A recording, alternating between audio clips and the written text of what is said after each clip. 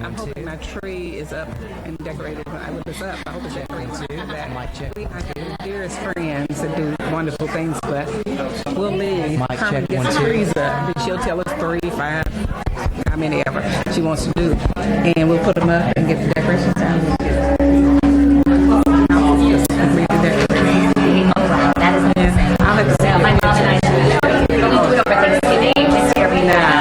My friend is, she does like 14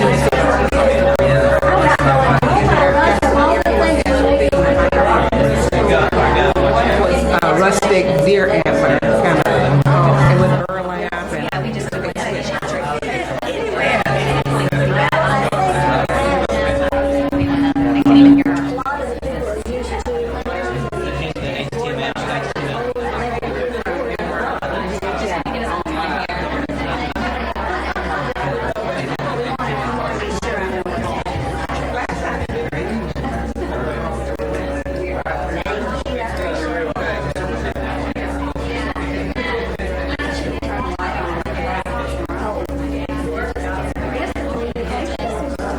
Test.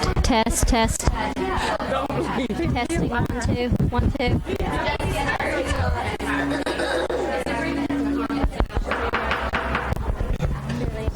Good morning. I'm going to call the meeting of Arkansas Department of Ed's Board of Directors meeting to order. We have a little echo. I guess you guys know that because you're working on it.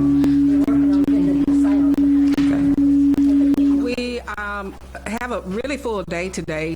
Listed first on our agenda are the work sessions. We'll be leaving at approximately 11:45 to have lunch with the School Board Association.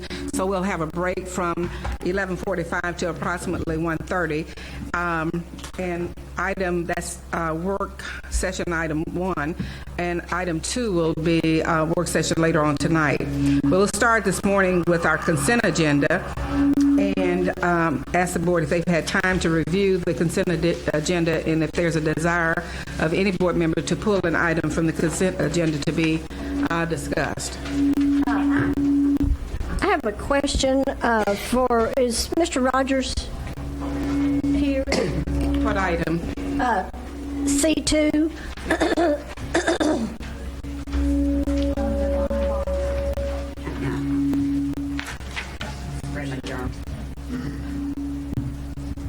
Yes, ma'am. It's about the review of loan and bond applications. I don't think my microphone's working, but I'm pretty loud. What is an acceptable debt ratio, and how is it determined? It depends on the school district, depends on different factors. It depends on their wealth index. It depends on how much that they already do have, debt they do have, their ability to pay that debt, and their historical ability to pay that debt. So the committee the people that look at each individual school district on their own. So it's kind of a moving target. So if it appears on our consent agenda, you've already worked with them and you feel comfortable with what's being presented? Yes, ma'am. Okay, thank you. Okay. Any other questions about anything on the consent agenda? If not, I'll ask for a motion for approval. So moved. Moved by Ms. Savers, Second. second by Dr. Barth. All in favor? Aye. Any opposed? Then the consent agenda passes. Next, we'll start with the action agenda. And the first item, A1, Commissioner Key.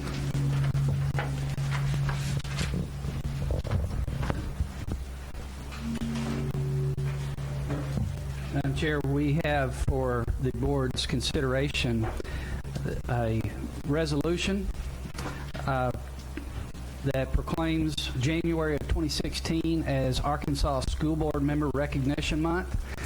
As you all can imagine, school board service is very difficult, and it is very underpaid and underappreciated. And we set aside the month of January as a time where we show our appreciation, and we certainly, in our attendance today at lunch with the School Board Association meeting, that we do appreciate their work. We completely understand the strains and the challenges that they face, and they are different all over the state. So if I may, Madam Chair, read quickly this resolution so that you all have a copy, I think, but for the purpose of the folks out there in the audience and those who might be viewing this, whereas more than 470,000 students attend public and charter schools in Arkansas, and whereas the Arkansas State Board of Education acknowledges the importance of public education and its impact on our communities today and in the future, and whereas the Arkansas State Board of Education recognizes the vital role of more than 1,470 elected local school board members who establish the mission and direction for their local districts and approve policies to guide their school systems, and whereas school board members contribute countless hours of their time fulfilling their state-mandated roles and responsibilities, and whereas school board members must make key decisions regarding the curriculum, instruction, finance, and facilities of our public schools, and whereas school board members employ and evaluate the superintendent who has the daily responsibility for the operation of the school district, and whereas school board members must participate in professional development every year in order to enhance their knowledge and skills related to their responsibilities, now therefore be it resolved that the Arkansas State Board of Education recognizes and salutes the members of local boards of education by proclaiming the month of January 2016 as Arkansas School Board Member Recognition Month. It is a recommendation that you vote affirmatively on this resolution. Okay, you've heard the resolution. Is there a motion? Move for approval. Move for approval by Ms. Wright, the second. Second. Second by Ms. Dean. All in favor? Aye. Any opposed? And the motion passes unanimously. Thank you, Commissioner Key. The second item, A2, consideration of the Arkansas Better Chance Enhancement Grant. Ms. Mary McKinney. Thank you. Before I get into the A2, the last time we were here, or the last time I was here, Ms. Zook, had a question about our longitudinal outcomes. And I did bring a one-pager that I would like to give to the board to share.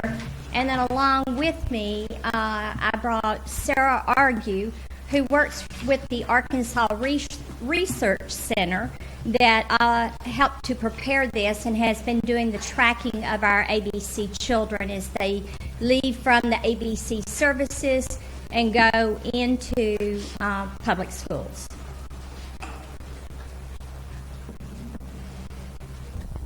Thank you for being responsive. Certainly. And I'll let that go around so that if you look at it and you have any questions, then Sarah would be available to respond and to follow up.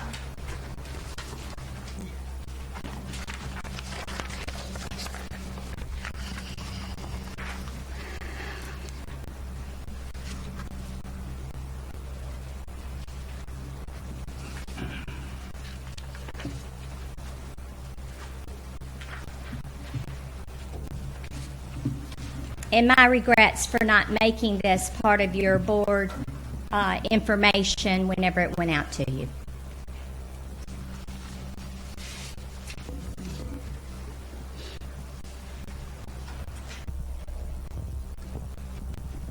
Madam Chair. Yes, I don't know about all the areas, but it's in my the area in the first congressional district. We have some where if the child doesn't qualify and all the slots aren't taken, the parents can pay and use the service. And do we have any breakdown of the percent of kids on this progress, which is significant and helpful? Do we know if some of the children who may not, for which the ABC program wasn't designed, influences that outcome? I'm going to let Sarah respond to that. We do have designations, and we're able to tell if a student is a paid recipient of ABC or not.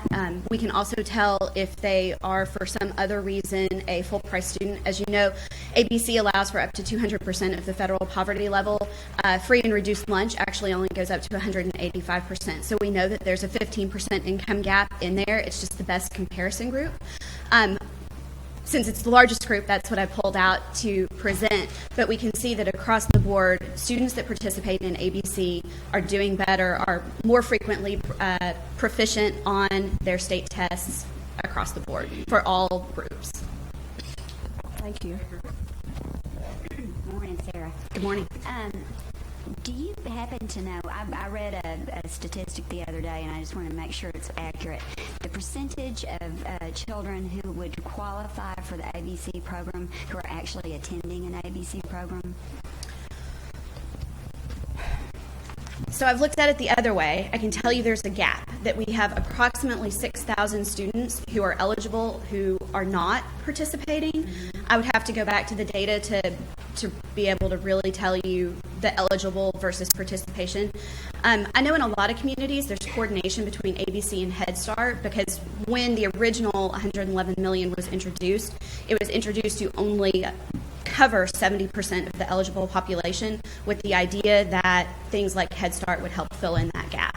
So I would have to go back and look at it the other direction. I would really like to know the number of economically disadvantaged children who are of preschool age who have access to a quality preschool in our state. Absolutely. Absolutely. Okay, great. Thank you. Any other questions for Ms. McKinney? Dr. Barr? So just a question on, so this data is through 2012. Yes, sir. And that would be, I guess for this cohort, would that be into third grade? Yes, Was sir. So that, this does capture that third grade reading. Yes. But I do know from looking at data in the past that it does begin to fade a bit in years later. Are we going to be able to track that kind of moving forward? We have requested an update to the system from the Department of Ed. Should we be allowed to have that update to the system, we would be able to continue students tracking all the way through their workforce outcomes. So, but at present, because of some changes in data availability, is that the reason for some issues there? Yes, sir. We have presented through the data that we have. Okay, any other questions? Ms. Wright? Just as a follow-up to that, what would need to happen for you to have access to that data?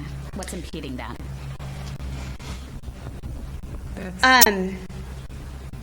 We have submitted the request. We submitted that request in July. We heard back in October, and we're asked to request it in a different process, and we've done that. And so we are waiting to hear from ADE regarding that update. Thank you. Yes, Commissioner. Well, Dr. Saunders and Mr. Sarkar are evaluating. We just have to make sure that the data we have is protected. A lot of the data concerns that have grown over the last few years. So we're trying to be very diligent and deliberate in making sure that we protect and adhere to the requirements that we feel are important and necessary under FERPA and any other statutory frameworks that we have. So they are in the process of reviewing that and determining if the best way to move forward. Any further questions? If not, do we have a motion relative to action item 2?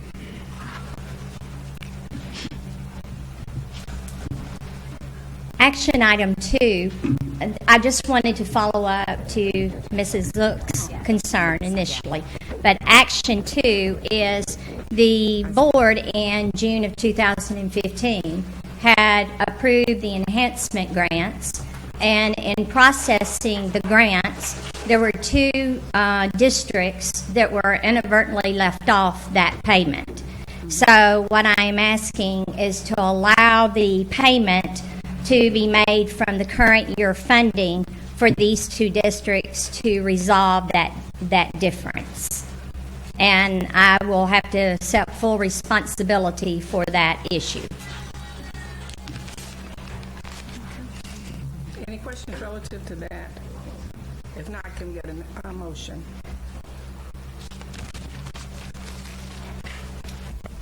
So moved.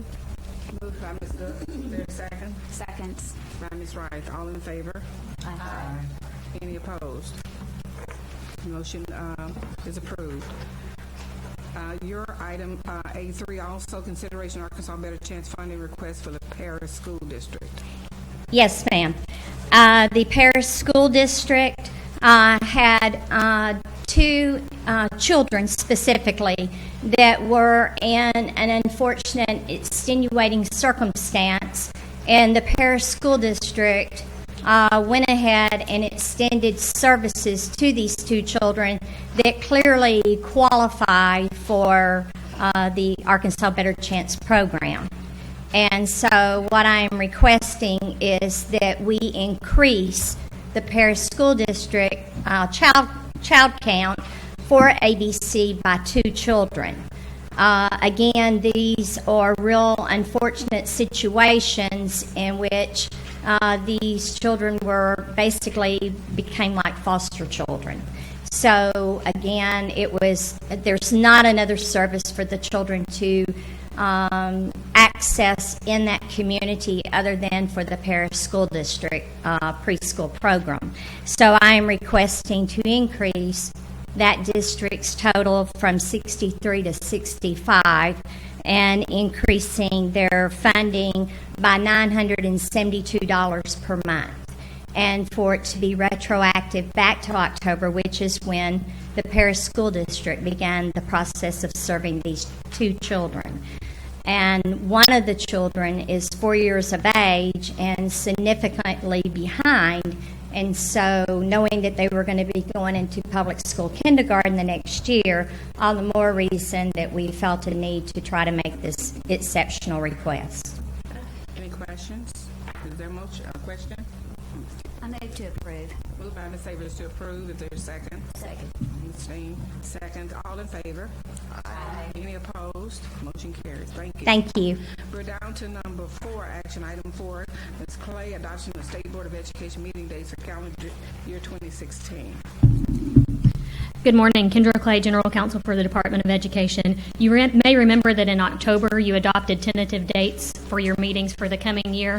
The law requires that you officially adopt those dates at your December meeting, so I'm asking you to adopt the same calendar that you already adopted in October today. If you have any questions, I'll be happy to answer them. Any questions? I move that we adopt the calendar as presented on the agenda. Moved by Ms. Zook. Is there a second? I'll second it, but if I could just ask a question in regards to November, why there's no Friday meeting? I believe it's because that Friday is a holiday for state employees, Veterans So we'll Day. be covering both on the same. Okay, thank you for that. Okay. All in favor? Aye. Any opposed? Motion carries. Thank you, Ms. Gray. We're moving now to A5, Little Rock School District Report, Mr. Curtis, but there is also someone that has signed up for comment, but I can't read the name. If you will identify yourself. There's one individual that has signed up to speak, and they may be outside. We'll give them just a second or two to get inside to identify themselves. While Ms. Friedman is... I'm not going to touch it. It's a signature as opposed to somebody writing their name. I can't read it. Okay, Mr. Curris, would you come forward?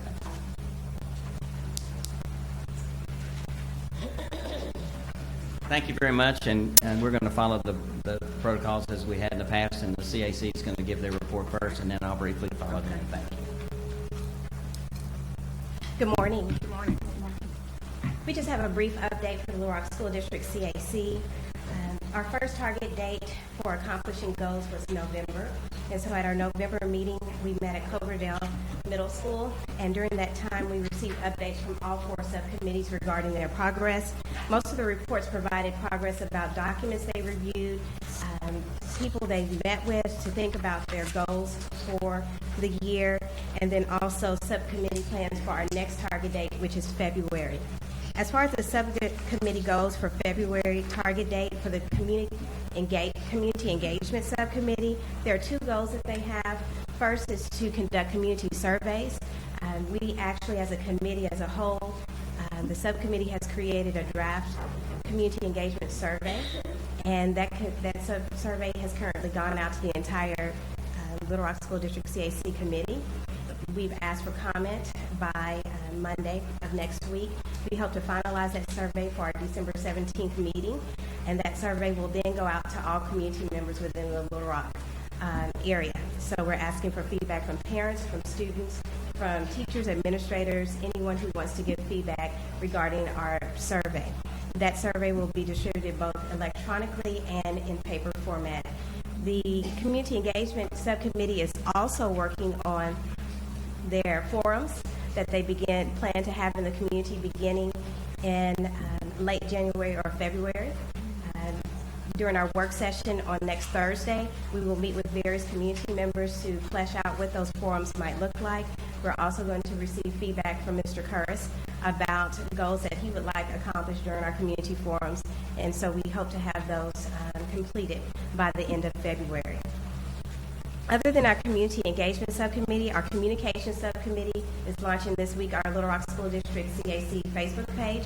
That page will be used to make community members aware of our meetings and the work that we're doing as a subcommittee. The inbox will be used to get feedback or to address questions. Greg and I will both administer that Facebook page. The Little Rock School District Communications Committee has created a logo for us that will be used as a part of that Facebook page. The community engagement piece of that also with the app. The Little Rock School District has an app that we're hoping that we will also utilize to distribute information about our committee and the work that we're doing. And then that subcommittee will also assist us with informing people of our forums and how they can engage in those forums in the near future.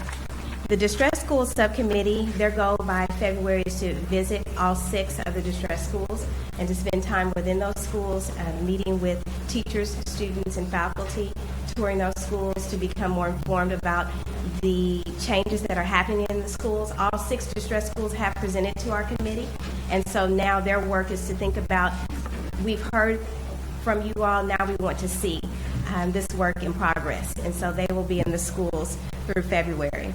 And then lastly, our Facilities Committee is working through the documents that have been provided to them by Mr. Curris, thinking about the charge that he's given them and thinking about if there's a need for the number of schools that we have, and if not, what type of process we could go through, and thinking about the need for any school closures if necessary. Yeah. Okay. Yes, sir. Okay, we're going to start here. Ms. Chambers, any questions? And just go around. I don't know. I'm not sure whether to direct them to the 2 of you or to Mr. Curris. We've received, I think, collectively, quite a few emails from parents in the district about block schedule, which I hadn't seen any information on. Could you speak to that, please, in terms of what's changing? Ms. Chambers, I think that's a Mr. Curris question. Mr. Curris You will are address correct. Okay. Black. Mr. Williamson, Ms. Savers, Ms. Wright. Thank you so much for that exciting report, and very excited to hear about the developments with the survey and with the community forums. If I could just ask about, I know, a pending question that we had talked about in the fall. I had understood that you all had successfully recruited somebody from the Latino community to be officially involved in the group, and then maybe that participation didn't come to full fruition. I guess I was just, and again, just acknowledging with our distressed schools and such, just wanting to know about participation of the Latino community. Mr. Curtis wants to answer that. Okay. Yes. Okay. We've been in communication about that just this past week, about that is something that we had asked for and discussed that had not been accomplished, and we're hoping to have that accomplished by our December meeting. Because it's overdue and we need to have it Most accomplished. definitely. And in lieu of that, for the moment, as you all look forward to the community forums and such, just some respectful food for thought that maybe some of those forums could be in Spanish, or working with different groups in the community. The City Council hosts a wonderful group called the Working Together Group down in Southwest Arkansas that brings together all of the Latino nonprofits that are supporting the community, and that there may be, while you all are working toward that goal of inclusion in your group, using some of these other mechanisms that you all have created, some opportunities. And with the survey as well, maybe a respectful suggestion of translating that into Spanish. It will be. Wonderful. In both I love Spanish and hearing that. English. As soon as you said that, I thought about that. And we have brought up the fact that we do need a translator for our community forums, so we will be working on that too. Thank you for those suggestions. Perfect. And please don't hesitate to contact Jenna. Thank you. That's it. Dr. Barr? No, thank you. Dean? Okay. Thank you. Thank for your you. report. Thank you.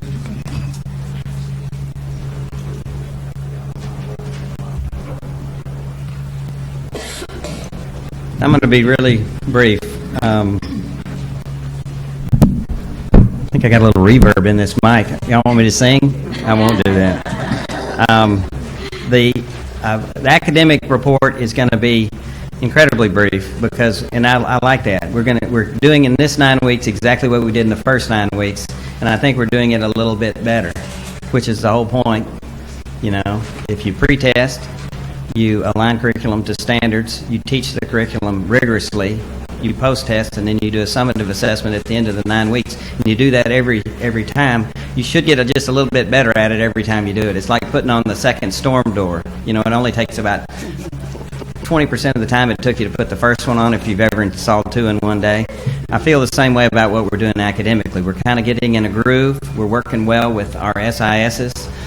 There's a little creative tension from time to time, which I'm encouraging, actually. We're finding some teachers in their collaborative meetings are asserting that we all need to do better, which that's good.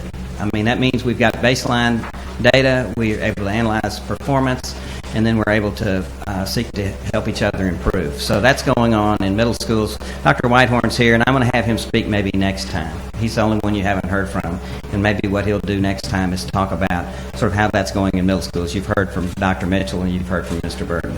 So the academics are proceeding in that manner. And I think the success that we found was primarily in the lower grades after the first 9 weeks, and we see more challenges in middle schools and high schools. I think elementary teachers are more quick to maybe engage. I don't know, but we're working on all of that, and I can answer questions if you'd like to talk about that. I want to tell you a little bit about the West Little Rock School and the Southwest Little Rock School very quickly. I've got the preliminary schematic drawings. These are not architecturally designed drawings, but they're concept drawings for the space in West Little Rock to renovate, with the idea that if we can renovate space in the existing office building, we could open the 6th grade next year. And of course, I met with the Roberts parents. It was a really neat meeting. And we're working on attendance zones, all the nuts and bolts that you have to actually go through. Because if you commit to renovate that space for next year for a 6th grade, what you've really committed to do is to build a middle school all the way through. We can't open a middle school or 6th grade next year and then tell everybody, gosh, dog, it's just not going to work out to renovate the warehouse and all that. We can't do that. So we have to make all the prudent judgments we can in advance before we commit to do that. And I want to make that commitment before the holiday break. and we're well on our way to do that. We've got an architectural firm engaged for the renovation of the space, which we can do without a competitive bidding process. I've got a committee I'll name today that is going to select architects for both the Southwest Little Rock School and for the West Little Rock renovation of the big warehouse space. That's a 170,000 square foot warehouse out there that will turn into a middle school. And I feel really, so far it's a go, but we're not going to commit until we can say yes with confidence that we can take this project all the way. It's like a moonshot. You know, you don't lift off the launch pad and then scratch your head and say, gosh, I wonder how we're going to get to the moon. You've got to plan every single aspect of it, including the reentry, before you ever do anything. And that's what we're trying to do. It's very difficult from a financial point of view. And that's going to lead up to some of this discussion about block schedules, which I'd like to talk about. The Southwest Little Rock School is the same way. I've been out in Southwest. I met with Southwest United for Progress the other evening. Very productive meeting, I thought. Spent an hour and a half with some really good people trying to explain what our mission goals are out there. And I described it simply as to say that we want a world-class 21st century education center in Southwest. We have 2,600 students, slightly more than that, in the Fair and McClellan zones. 2,600 students reside in those two school zones. Of those almost 2,700 students, only about 1,600 of them attend Fair and McClellan. What does that tell you? It tells you something. And you go to those buildings, they're neat and clean. You've been in them. But they're not what I'm looking for. Our students, every student in every single square inch of the city deserves a world-class 21st century building. And that's the goal long term, is to work our way through the whole district and ultimately have the best of the best for our kids, just like they have in other communities our size. And it's quite a challenge. The budget for those two projects is going to be substantial, say something in the order of $75 million. But it just costs a lot of money to go first class. But that's the only way we're going to go. We're not going to build something that's not worthwhile, and we're not going to step into this unless we can step all the way through it and complete it. And we've got a pretty good plan for the money. I won't get all the way through it unless y'all want to hear about it.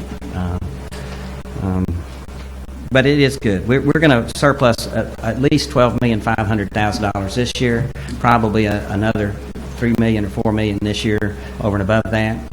We've already got about $12 million in the kitty.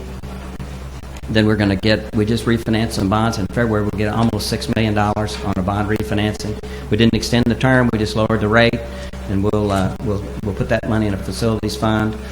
Then we'll get $37 million plus from the state. And when you add all that up together, I've kind of got about $75 million in mind to at least get started.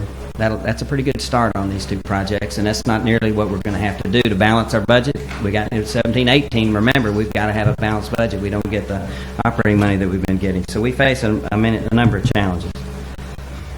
I've done some interesting things, speaking about community stuff. I've been to meetings where the meetings were in Spanish, which that's very interesting.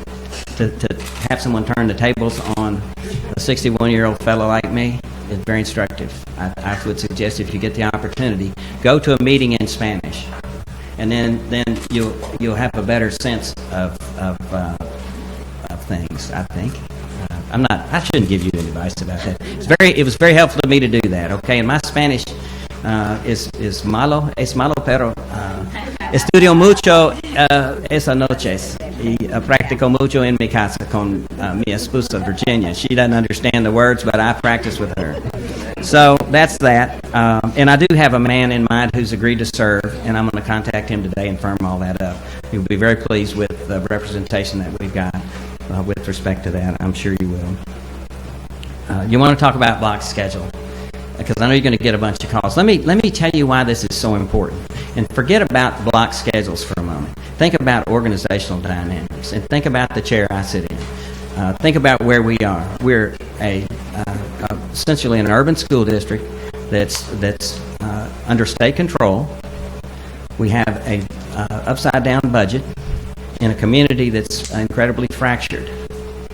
Then, through the good work of the ADE and the hard work of the people that are on the team that I'm heading up right now, I think people think, gosh, things are going well. And frankly, they are. But that doesn't mean things won't change, okay? And it doesn't mean that we're going to somehow magically burst out of the clouds and music starts and everything's wonderful. It's not going to end that way unless we really do everything right. And it's a shared sacrifice in that. So I have not announced and never have said that next year we're going to change the schedule at Central or Parkview, okay? That's never come from my mouth. I've said I'm looking into that. I never said there was a time frame to look into that, but we teach 5 out of 7 periods in our high schools, Fair Hall and McClellan. We teach a block schedule in Parkview and Central. We teach 3 blocks out of every 4 every day. So, and I don't really know how much to get into this, but the state law sets up a framework for a school day which encourages and requires at least 200 minutes of planning and collaboration time per week, excuse me. So divide that's 40 minutes a day. Well, at Central we have 90 minutes, and in our other schools we have 510 minutes a week or 102 minutes a day. So we have somewhere between 250 and 275% of the state requirement for planning and collaboration time, which is great. We love that stuff. But how do we do that when, if you look at the matrix, the funding matrix, and the rest of the stuff that's in the state law sets up 60 minutes per week of duty time, uninterrupted lunch of 30 minutes, and 6 hours of instructional time. We're all on that same schedule, except we built into our schedule at all of our schools 510 minutes a week in 3 high schools and 450 minutes of planning and collaboration time in 2 others. Then you look at the funding matrix and you see that we're funded on a model that assumes there are 25 kids in 6 classes or 150 students, and that's what the funding matrix shows. And I don't have to tell you all that's the maximum number of students a teacher can teach. But you look at all that from where I'm sitting and say, how do we balance this budget when we're essentially buying this much planning time? It's not that we don't want to, but how do we afford it? And so when that discussion sort of percolates through this organization, the first thing a lot of people have done is send frantic emails about what's going to happen to me, what's going to happen to me, my school, my kid. Nobody says, what about the school district? What can I do to help you? I'm waiting to get the first email where somebody says, gosh, I see your problem. We love the block. Here's what we might be able to do. I don't think we're going to change the block schedule next year. But if we're broke and we can't afford it, there are going to be a lot of changes, okay? And there's got to be a reality check every once in a while. So I'm sorry you're getting the emails. This is an exercise not only in block scheduling, it's a reality check and an exercise in collaboration, cooperation, and communication. I've been roundly criticized as late as 9:30 this morning for not communicating well on this. Well, the point of the matter is I don't have anything to say. I'm sharing with you the fact that I'm analyzing our school district from a financial point of view. We're going to make a prudent decision on what we can do that's sustainable and in the best interests of our students. And if you went to Bryant year before last, you had a block schedule. But if you're there this year, you don't. And the reason you don't is they didn't pass a millage and they couldn't afford it. And that's the kind of analysis I'm doing. And I could go on and on and on with more of that analysis, but it's become boring. And but we're on top of the issue. I'll meet with principals tomorrow, talk about it. But in the meantime, it's interesting to me to see when one person sneezes, everybody gets a cold. Anything else y'all want to talk about, or can I help you with, or answer questions? I'd be pleased. I really appreciate it. You may be getting some emails yourself where people are wanting to help with ideas. That's the only thing I worry about for you. But I do think even being able to address what you're thinking about in this kind of an arena, this forum, will be useful, and I very much appreciate the explanation. Well, I will, and I'm gonna probably call off the dogs for next. I never said we were going to change for next year. We're being sued over it already, so I don't have to worry about that. I'm teasing a little bit, but it's just thank you, and I will. I need to do better communicating, but I also need people to understand. And I have in private business, what I told people was that we had a very attractive company, and people wanted to buy it all the time. And I told all the employees once, and once only, I'm going to talk to anybody who calls. So when you hear rumors that you're talking to people who want to buy the company, probably true.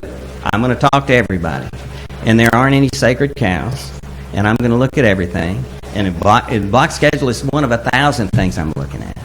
I can give you all sorts of analysis of where we are and what we've got to do to change to balance our budget. It's one of many. And then it becomes the tallest tree in the woods all of a sudden, and everybody's lightning, and I get all the emails, and I appreciate them. I read them. I respond to every one of them. It's part of an analysis, and I think it's critical that everyone understand things will change. Maybe not block schedule. It may be the same for years, but on the other hand, what if we have to change? What if we decide it's the best thing to do? Okay, thank you. Mr. Back, you got any questions? Mr. Williamson? Ms. Savers? Just a clarification, Baker, on the Southwest Little Rock schools. So, do you know what the population is at Fair and McClellan each? Is it about 800 or? Well, there are 907 kids enrolled at Fair, and I can't tell you how many are enrolled at McClellan, but the last time I was there, I talked to the attendance secretary, and 763 people were in the building. We lost 90 students from enrollees at McClellan last year, between 13, 14, and 14. I mean, from 14, 15 to 15, 16 this year. We had 90 fewer students enrolled at McClellan than we did the year before. So your plan tentatively is to replace each building? What I want to look at, and what we have, it's 58.5 acres purchased in Southwest Little Rock. I've been all over the property. It's beautiful, and it really holds a lot of promise. But the future of this school district, in my opinion, is not going to be 700 or 800 student high schools. Right. This is not the future anywhere. And the reason is that if you want to have modern computer connectivity, you want to have rooms for counselors, you want to have really incredibly spacious facilities for music and art and performing arts, and even a good cafeteria with all the bells and whistles and plenty of room. You can't afford to do that in these little pieces. You have to hit economies of scale.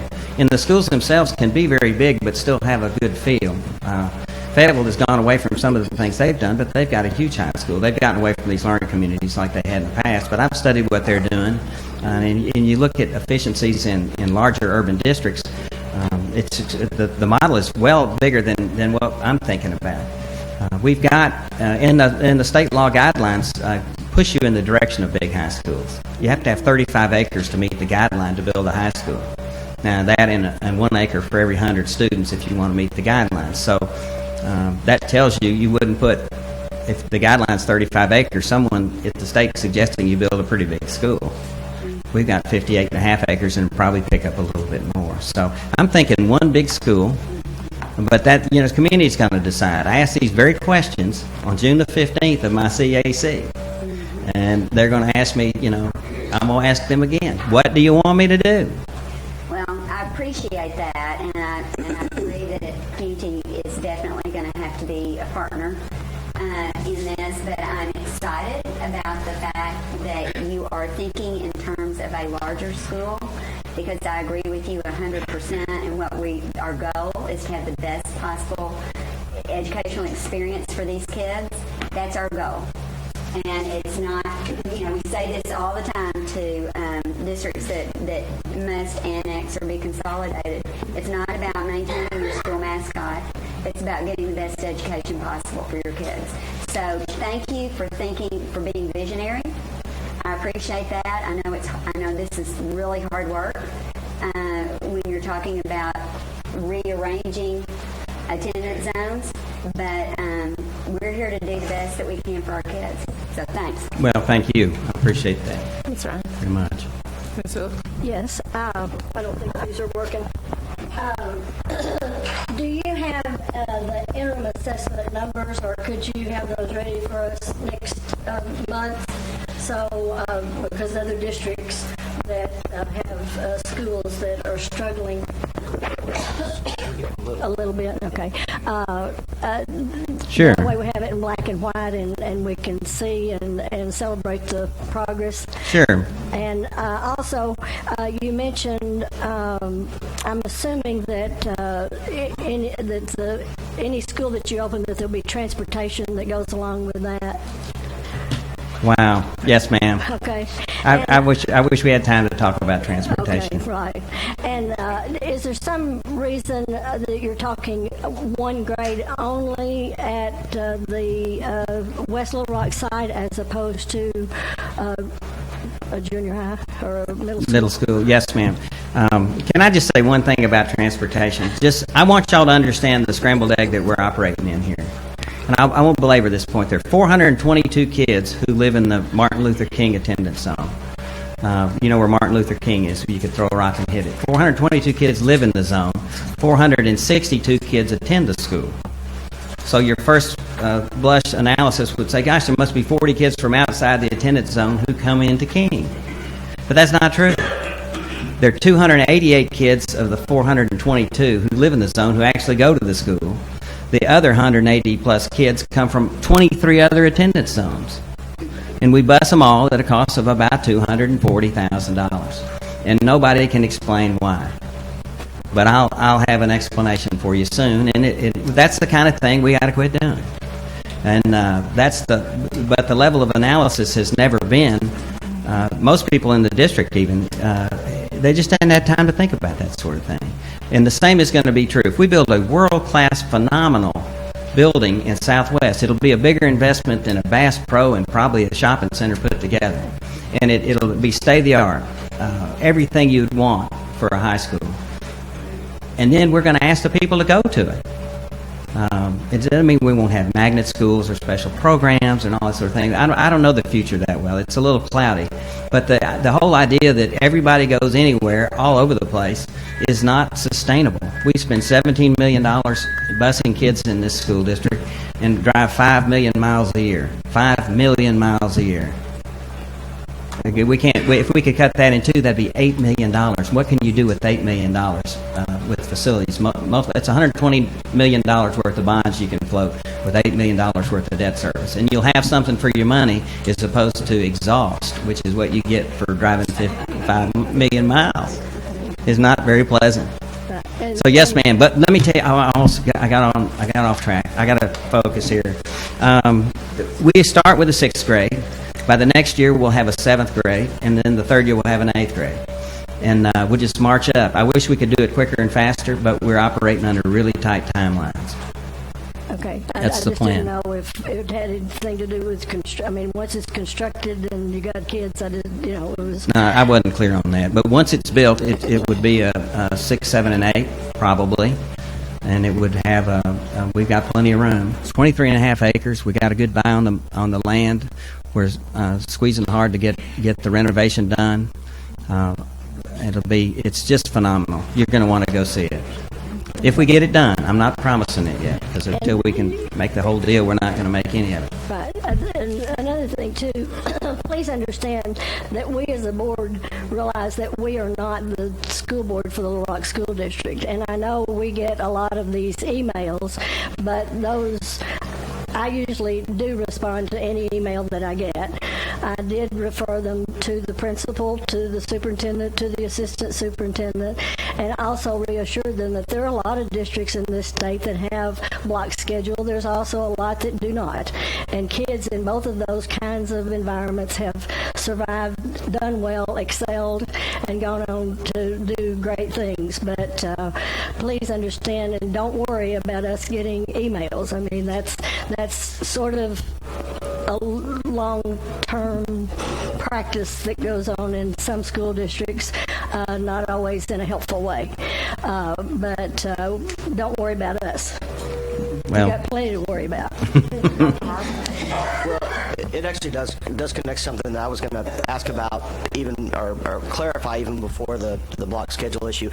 And when there are policy changes in the district, whether it's student handbook issues or personnel policies that are outside of the contract or scheduling issues, we know what would have happened in the past. That would have happened at a traditional school board meeting, and the media would have been there, and that would have been the communication stream.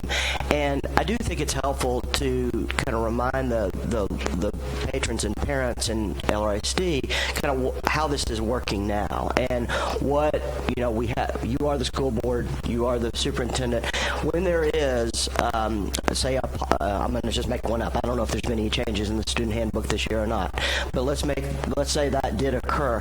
What would be that process, just so that everybody's clear on exactly what would happen? Because I think we need better communication about processes so that folks really do understand what's going on in this period.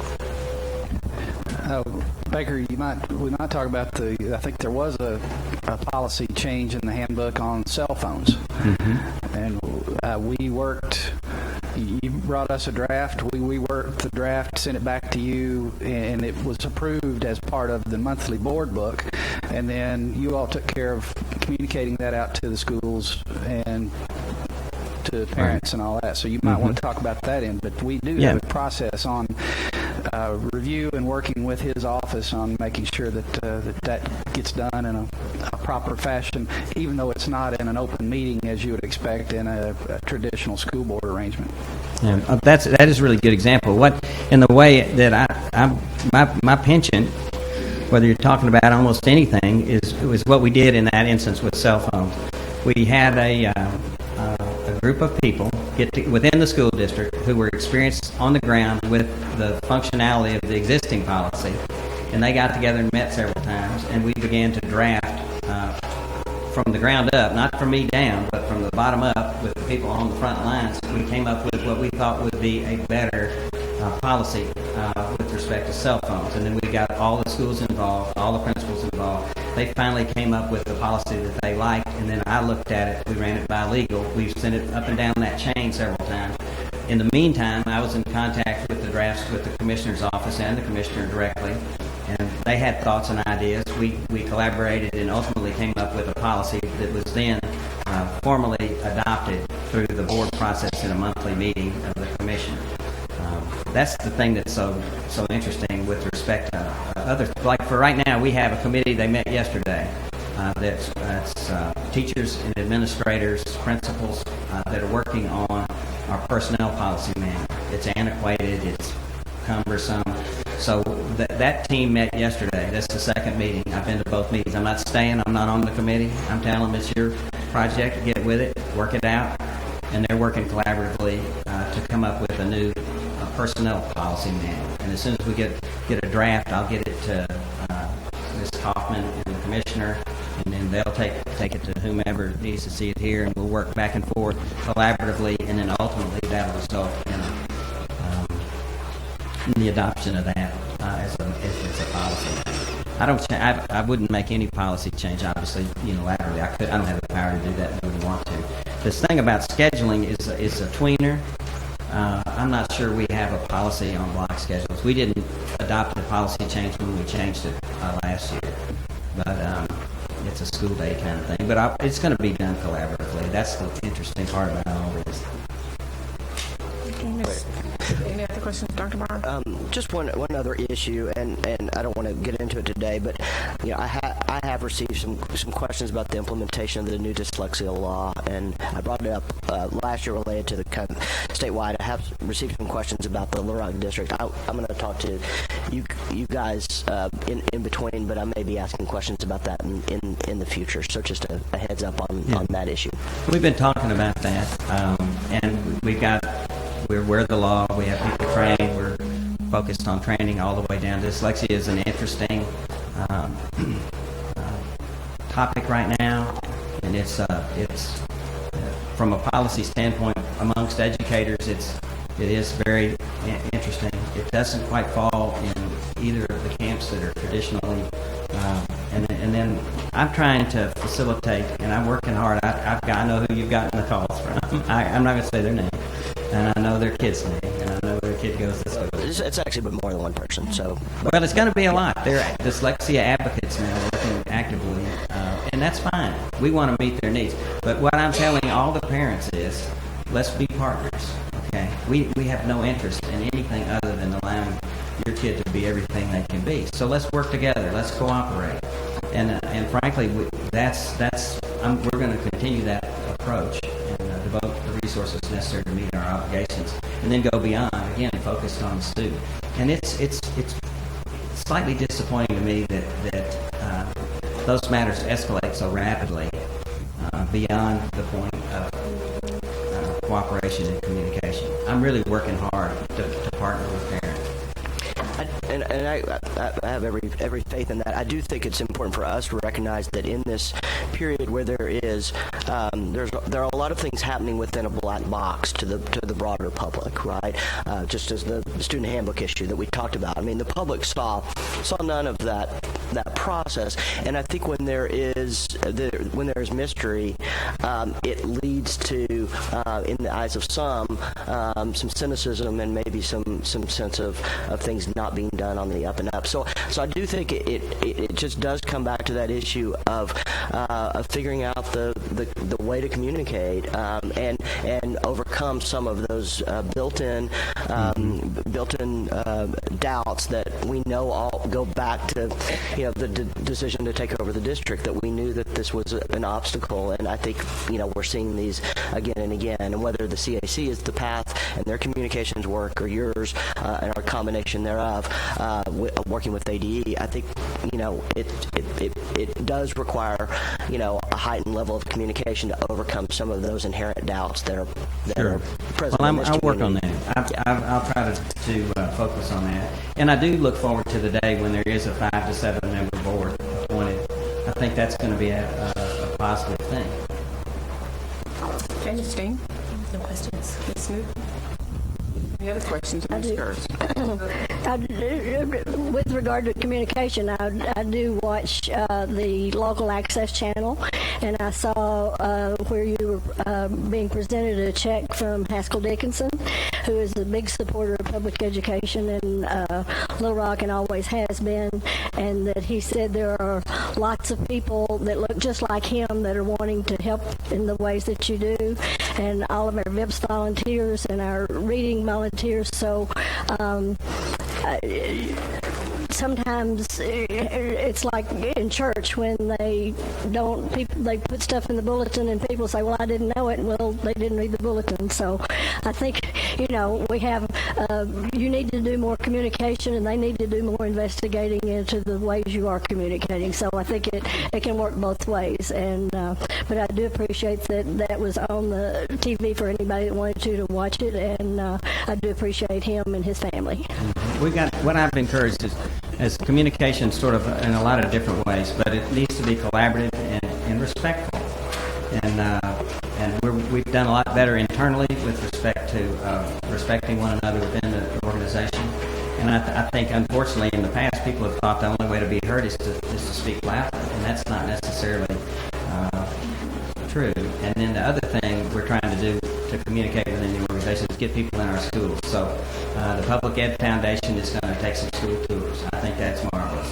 The CAC is going to be in different schools. Next meeting is in Washington, and we invite people in our schools. And we've got some wonderful people who are really working hard, and I think communication is always a challenge, but we'll work on it. Okay. Any other questions? We're going to ask for a motion, but before we do that, again, there was one person that signed up for comment. We want to make sure that if that person is here, they have an opportunity. Okay.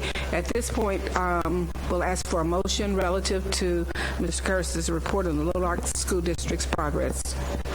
I move to accept the report. Moved by Ms. Savers to accept. Second. Second by Mr. Williamson. Any questions? All in favor? Aye. Any opposed? Motion carries. Okay, the next 9 items on the agenda are charter authorizing panels. Madam Chair, if I may, just before you go to the next items, it's my understanding that we are getting a little bit of sound from up here on our live stream, but it's not very loud. So we just ask members to speak very directly into the microphone. You may not, we don't hear it up here, but if we don't speak very directly, then those on live stream won't hear anything from us. The podium mic is working, and that sound is okay, but please speak directly, get close to the mic, and that will at least help those on the live stream hear a little bit of what we're saying up here. Thank you. Thank you. It's just a reminder that these items are on the agenda for us to decide whether to review or not to review the charter authorizing panel's decision. So just for sake of time, if you understand that if we choose to review, we'll have an opportunity to ask extensive questions. So we don't want to stifle questioning, but at the same time, we don't want to go into things that can be answered better in a full-fledged review. So we're on A6. I understand we have someone calling in. We have Mr. Wimberly and Mr. Shack. Mr. Wimberly and Mr. Shack on the phone. Charter authorizing panel action on open enrollment public charter school amendment request for Quest Middle School of Pine Bluff. Alexandra Boyd. Ms. Boyd. Thank you, Madam Chair. On November 18, 2015, representatives from Quest Middle School Pine Bluff appeared before the panel requesting amendments to the charter. By unanimous vote, the panel denied the request. No requests for the State Board of Education to review the decision made by the panel were submitted. The State Board may exercise a right of review of a determination made by the charter authorizing panel to be conducted at a later meeting. Okay. So, Ms. Savers. A motion. Okay. Could you just give us a reminder on how long the initial charter was on the school? This is within the first 5 years. They're still within their first 5 years, so each charter that's granted is granted for 5 years. Well, not necessarily. I think this one was a 5-year. They're all initially granted 5 years. When they come for application and they're approved, they have a 5-year charter. Okay. Okay. Before Ms. Savers' question, it may be appropriate to let the folks on the phone respond. What do you think? They're here only if you have questions. Only if we have questions. Yes, Ms. ma'am. Savers. I move to approve the charter panel's decision. So you're moving to not review? Not review. Yeah. Second. Moved by Ms. Savers to not review the panel's recommendation of review, and seconded by Dr. Barth. Question? All in favor? Aye. Any opposed? Okay, the motion carries. Moving on now to item A7, and this charter authorizing panel's action on district conversion public charter school amendment request, Washington Academy, Texarkana. We're also going to have someone on the phone for that. Mr. Terry Taylor should be calling in soon. On November 17, 2000... Someone's music. Somebody's playing Christmas music. Is that... It's music on hold till he gets online. Go ahead. Okay. Okay, sorry about that. Go ahead. On November 17, 2015, representatives from Washington Academy appeared before the charter authorizing panel requesting an amendment to the charter. By unanimous vote, the panel approved the request. No requests for the State Board of Education to review the decision were made. By the panel was submitted. The State Board may exercise the right to review at a later meeting. Okay, just a second. Okay. Are there any questions? Is there a motion on A7? I'd like to, but I want to make sure I get the wording right. So I move to not review. Right. Okay. Move to not review by Ms. Chambers, second by Dr. Barth. All in favor? Aye. Any opposed? Motion carries. Action item A8. All right, A8 is charter authorizing panel action on open enrollment public charter school amendment request for Academics Plus Charter School. On November 17, 2015, representatives from Academics Plus Charter School appeared before the charter authorizing panel requesting an amendment to their charter to license a new campus. By a 4-2 vote with one abstention, the panel approved the request. No request for the State Board of Education to review this decision was submitted. The State Board may exercise the right of review at a later meeting. I move to accept the panel's decision to not review. Moved by Ms. Zook. Second. second by Ms. Dean. Any questions? Well, I actually have a comment.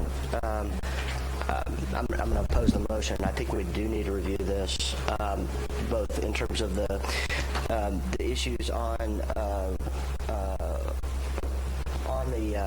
DSEG, which go back when the Pulaski County, the committee of this board on Pulaski County boundaries met and issued our report. I think we were warned about how careful to tread in terms of any alterations in the dynamics of the Pulaski County district during the period until Pulaski County is deemed unitary. There were questions about that by the panel, and I want to be very confident personally that we are not doing anything that is disruptive to the progress towards unitary status. I also do have some concerns in this proposal related to the innovative elements, which are about agriculture, as I read them. And I do have some concerns that this is, while it is portrayed as an amendment to the original charter, that this is really a very different kind of delivery of education than Academics Plus has delivered at their Maumelle school. And so in some ways, this feels like it really should be a new charter rather than an amendment to this charter, because I'm not convinced from the material that that Academics Plus is really prepared to do that kind of innovation that they portray in this location. I'm very, very, very, very, very sensitive to the Scott community, as occurred during the committee conversation about their interest in having a community school. But I'm very worried about this, so I'm gonna vote against the motion. Okay. Any other questions, Ms. Savers? Ms. Boyd, can you address the desegregation issue, or has Ms. I'll Clay? defer to Kendra Clay for that.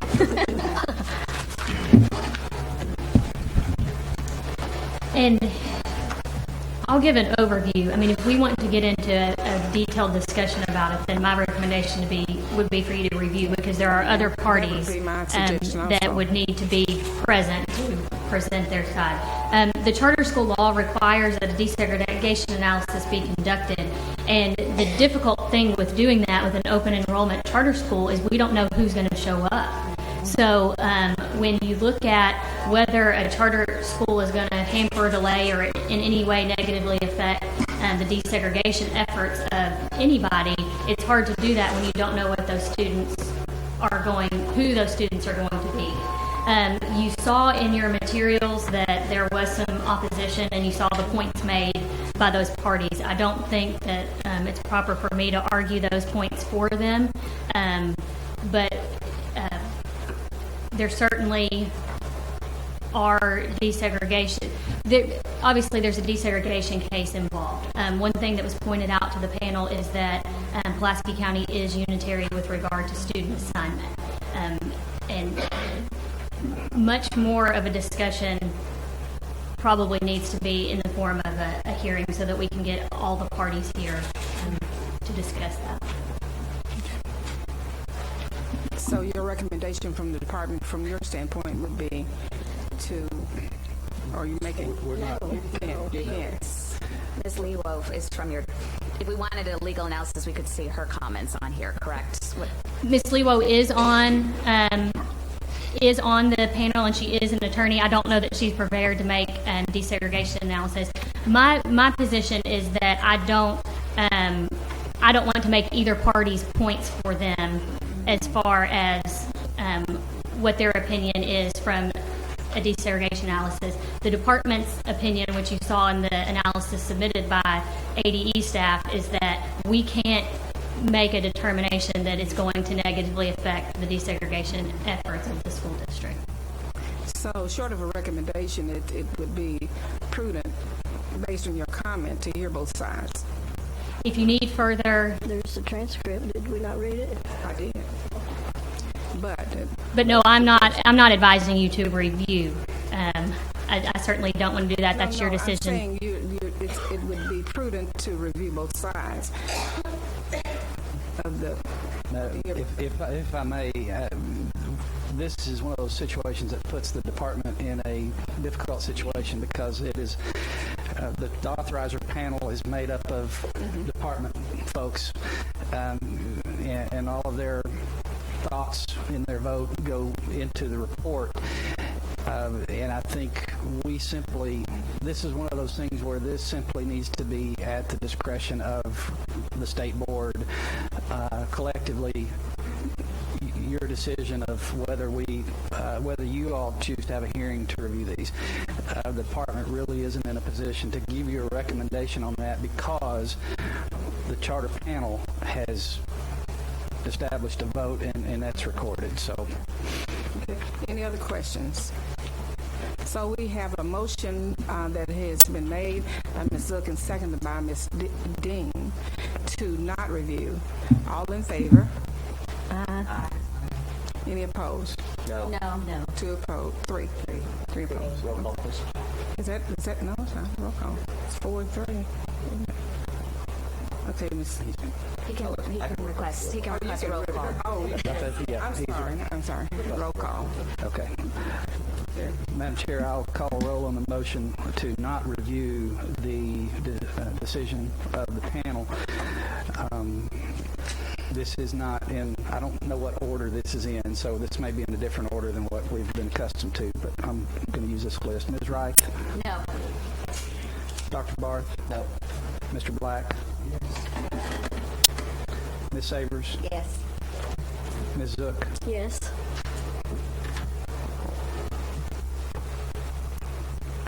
The motion is to not review. Not review. Okay. I just want to make sure. My apologies, Ms. Zook. That's perfectly fine. Ms. Chambers? No. Ms. Dean? Yes. Mr. Williamson? Yes. And 4 votes yes. 1, 2, 3, 4, 5 votes yes, 3 votes no, and motion passes. Motion carries. Okay.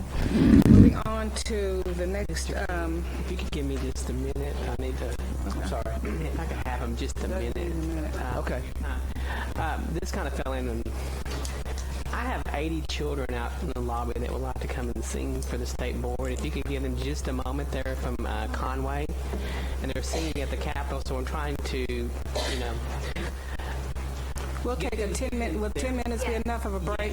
We could take a break and resume it at 6 minutes after. Yeah, we would normally go have them in here, but there's 80 children out there. I just don't think the fire marshal would let me bring 80 kids in. So they would like to sing for you this morning. Oh, we'd love for them to. We're adjourned until 6.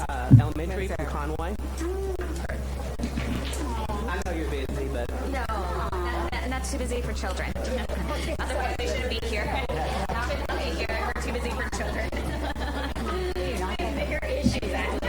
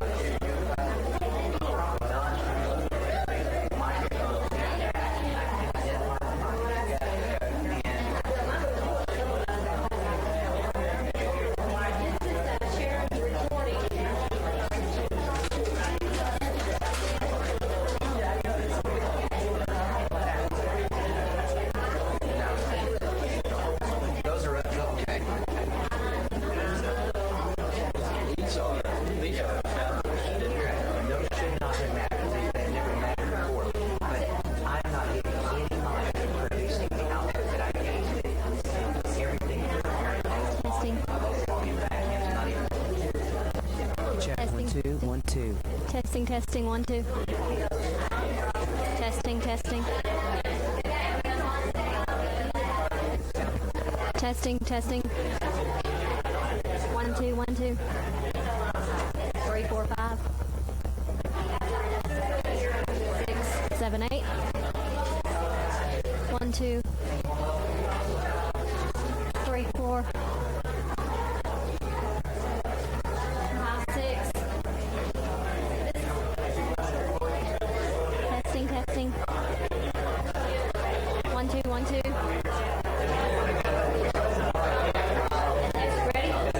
Testing, testing. 1, 2, 1, 2. Testing, testing. 1, 2. Testing, testing. 1, 2, 3. Testing, test. Testing, testing. 1, 2, 1, 2. Testing.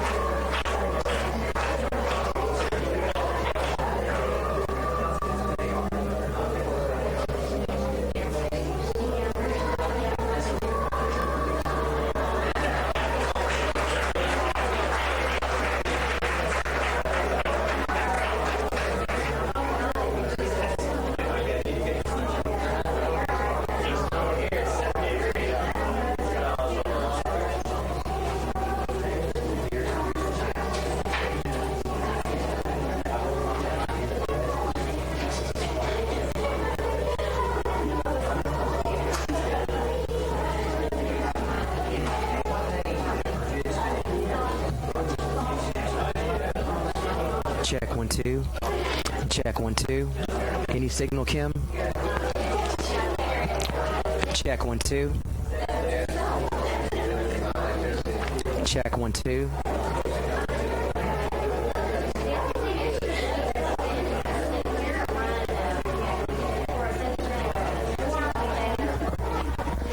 Check 1, 2. Check 1, 2. Check 1, 2.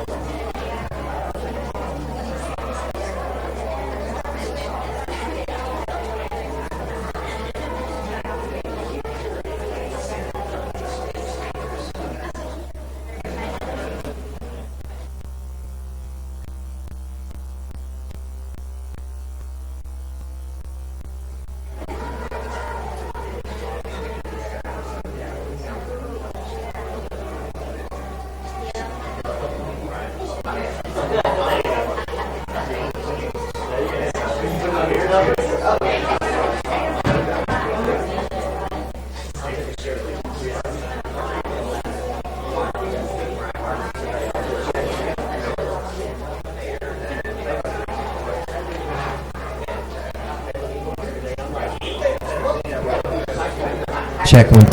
Check 1, 2.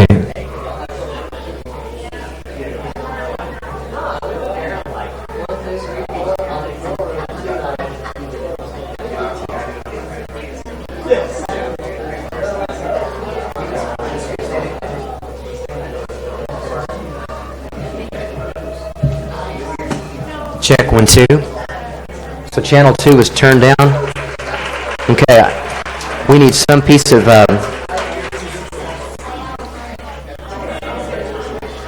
1-2.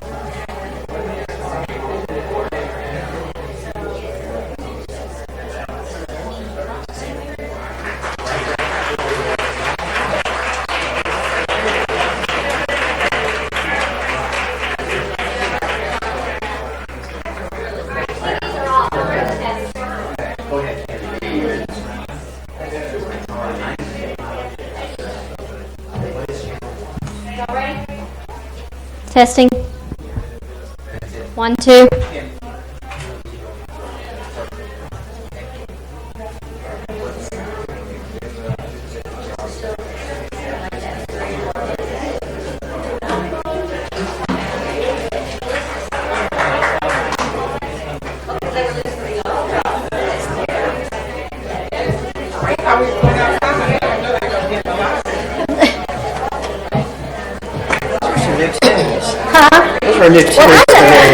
Sharice and I didn't get the second one. I looked at Sharice and I said, I don't get this song.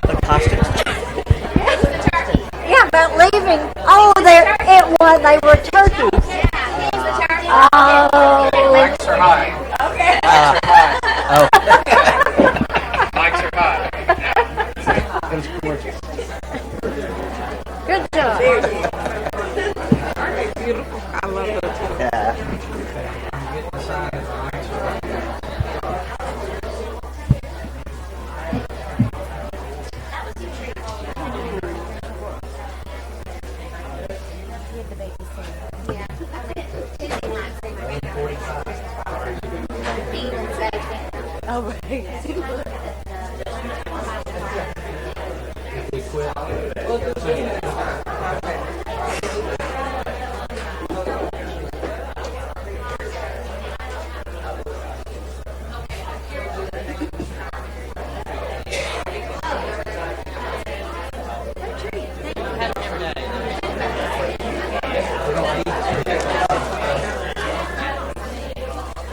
The reason I said that about the transcript the other day when I talked to Kendra, she had just gotten the transcript, so it wasn't initially included. That's the reason I said that.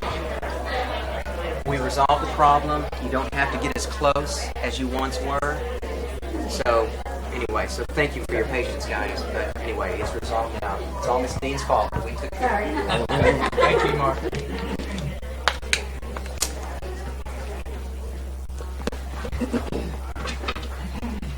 Whatever people.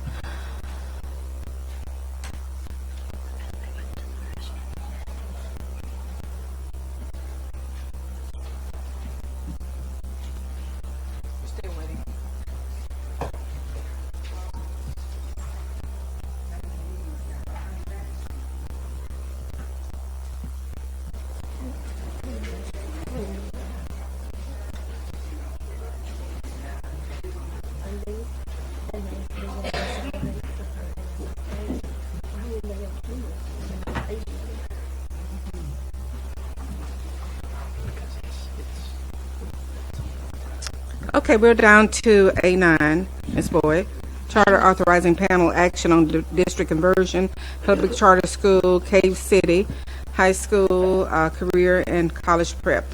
There's one person, Mr. Mark Wally, is down for public comment if necessary. So, go ahead.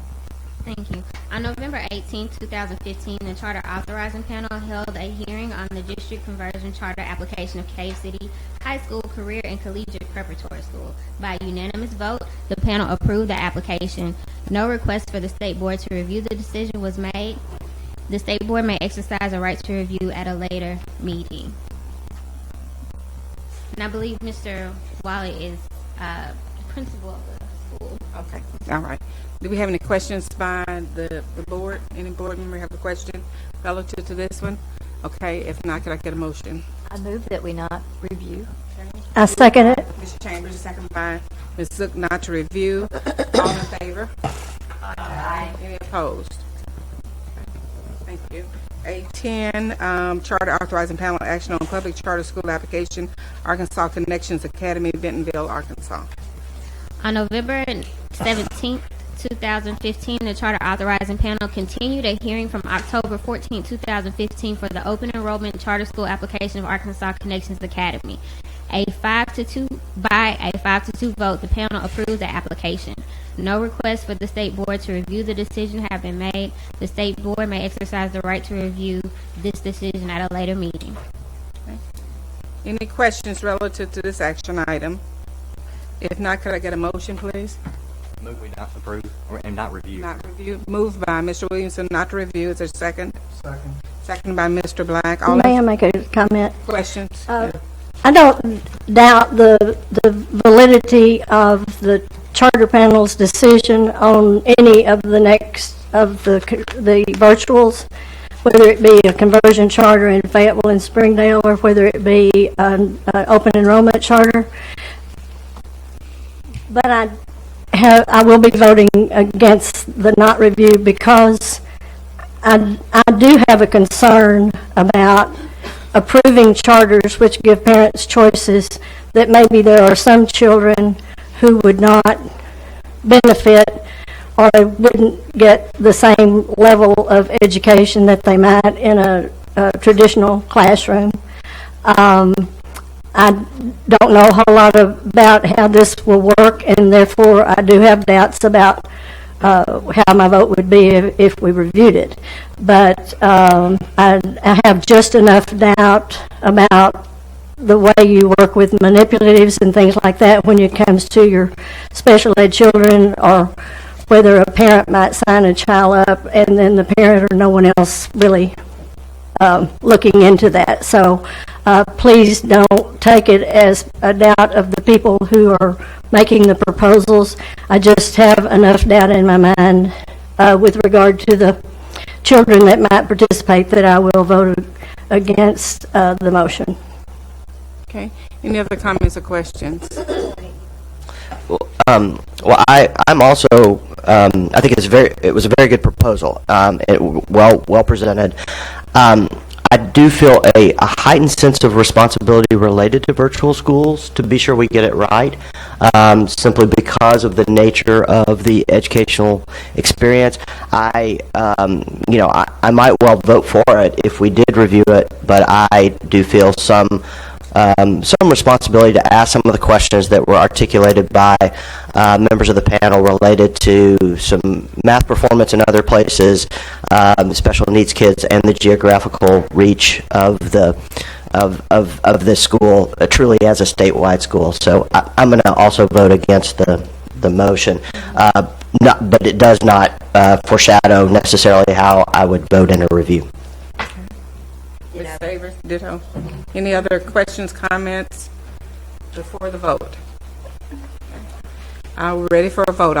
Should we do roll call? Okay, voting on the motion to not review, Ms. Reith? No.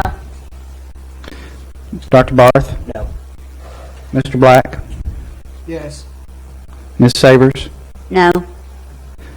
Ms. Zook? No. Ms. Chambers? No. Ms. Dean? No. Mr. Williamson? Yes. Vote on the motion is 2 in favor of the motion and 6 in opposition to the motion. Okay, so that we will review that term. Madam Chair, you would need an affirmative vote to review.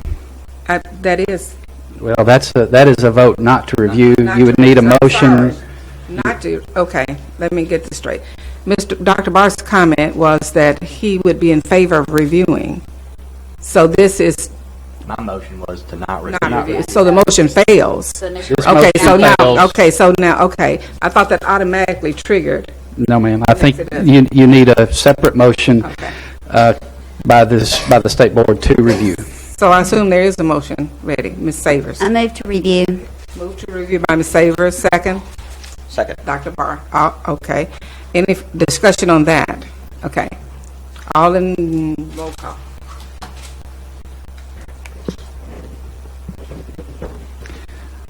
Ms. Reith? Yes. Dr. Barth? Yes.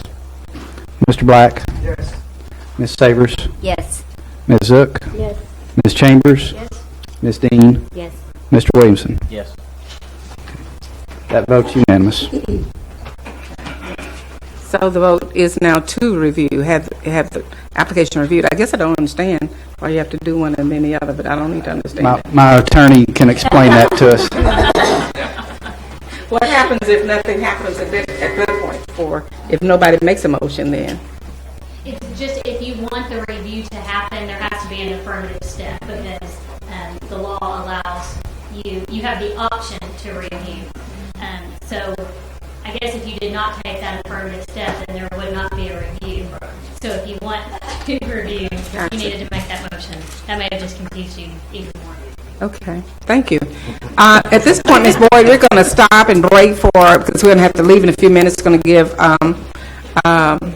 the members of the board the opportunity to get together and travel to get together. So we'll be taking a break and reconvening at 1:30.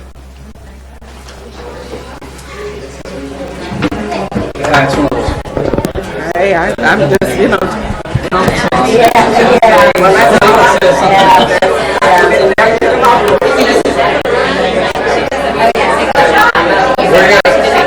Vehicles out front at 11:45. If you don't know who you're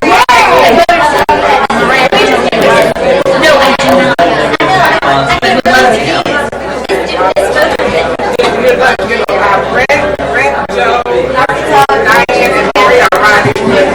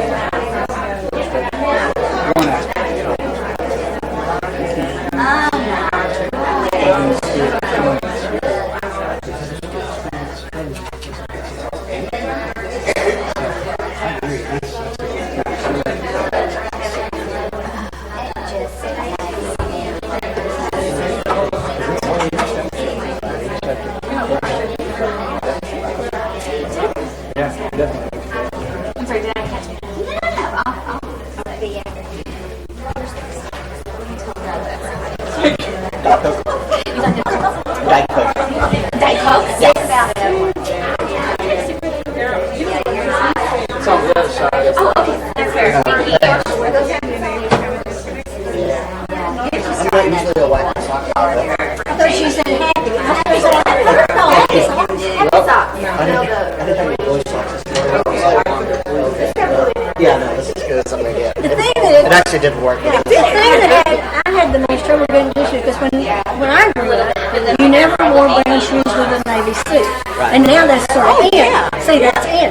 So, but I still notice it, you know. But I don't notice it in a bad way. I just notice it. Well, it was funny because I was at a wedding on Saturday. It was this big debate over whether I had black shoes on, but somebody had brown shoes on, and whether they were proper or not. Yeah, I don't think you wear brown shoes to a wedding. And I defended it because I thought it looked nice, but somebody else, a purist, was like, "No, this is ridiculous." Well, it's like now bridesmaids sometimes wear black. Yeah. And used to, you never wore black to a wedding. This wedding, they all had black on. So, and they look great. Yeah. I just figured you look tasty. Yeah, that's what this one was all black. Yeah, all the bridesmaids were black. Everything was black and white. Yeah. Although the mother of the bride, she said she had a bright green. She was like, "I am not wearing white dress to my daughter's wedding." I'm sort of with her. I think I'm a runaway. I love it. You should. I think I should too. Kim Davis always wore. You know that they would not stop it. I don't care. You know what? I haven't been working till June. I got a friend who works at college now. They work for me. We could Nobody would ever. I'm my new name. I want my new name to be something really specific. Vicky got ran herself one day she died, didn't she? Make sure that January.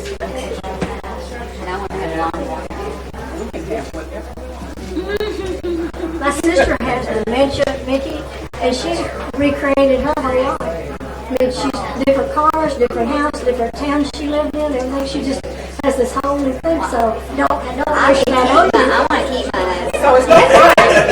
It's no fun if you got to stay with your art. The whole point.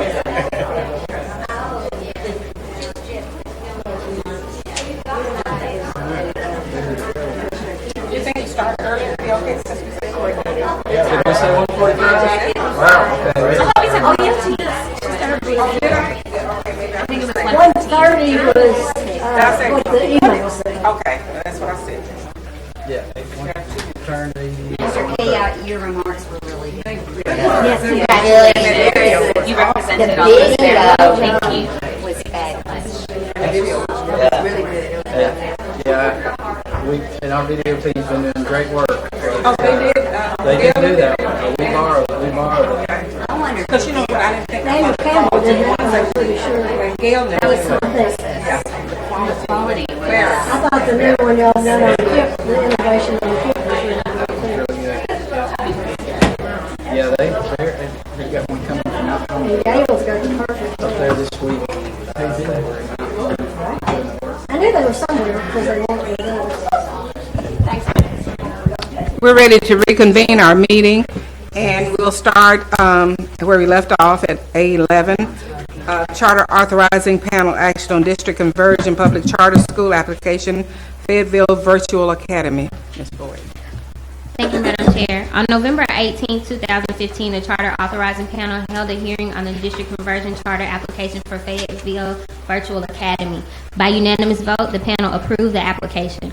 No request for the State Board to review this decision has been submitted. The State Board may exercise the right to review this decision at a later meeting. And just as a reminder, you are all voting to review or not review the panel's decision. Question, Dr. Barr? Yeah, I had a question on this one. We got some emails early on about the Fair Teacher Dismissal Act, but then in the paper it looked like that whole section had been removed as a waiver request, and I just wanted to get clear on on whether that was still in or whether that was out.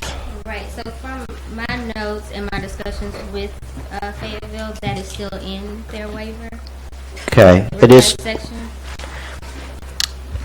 So you're saying the waiver to The waiver of the Teacher Fair Dismissal Act, yeah. So if they, so as it stands, if this is approved as it stands, then they will have a waiver from the Teacher Fair Dismissal Act for teachers that are employed within the virtual charter school. They have. If the teacher's teaching both in the regular school and the charter, will that be waived?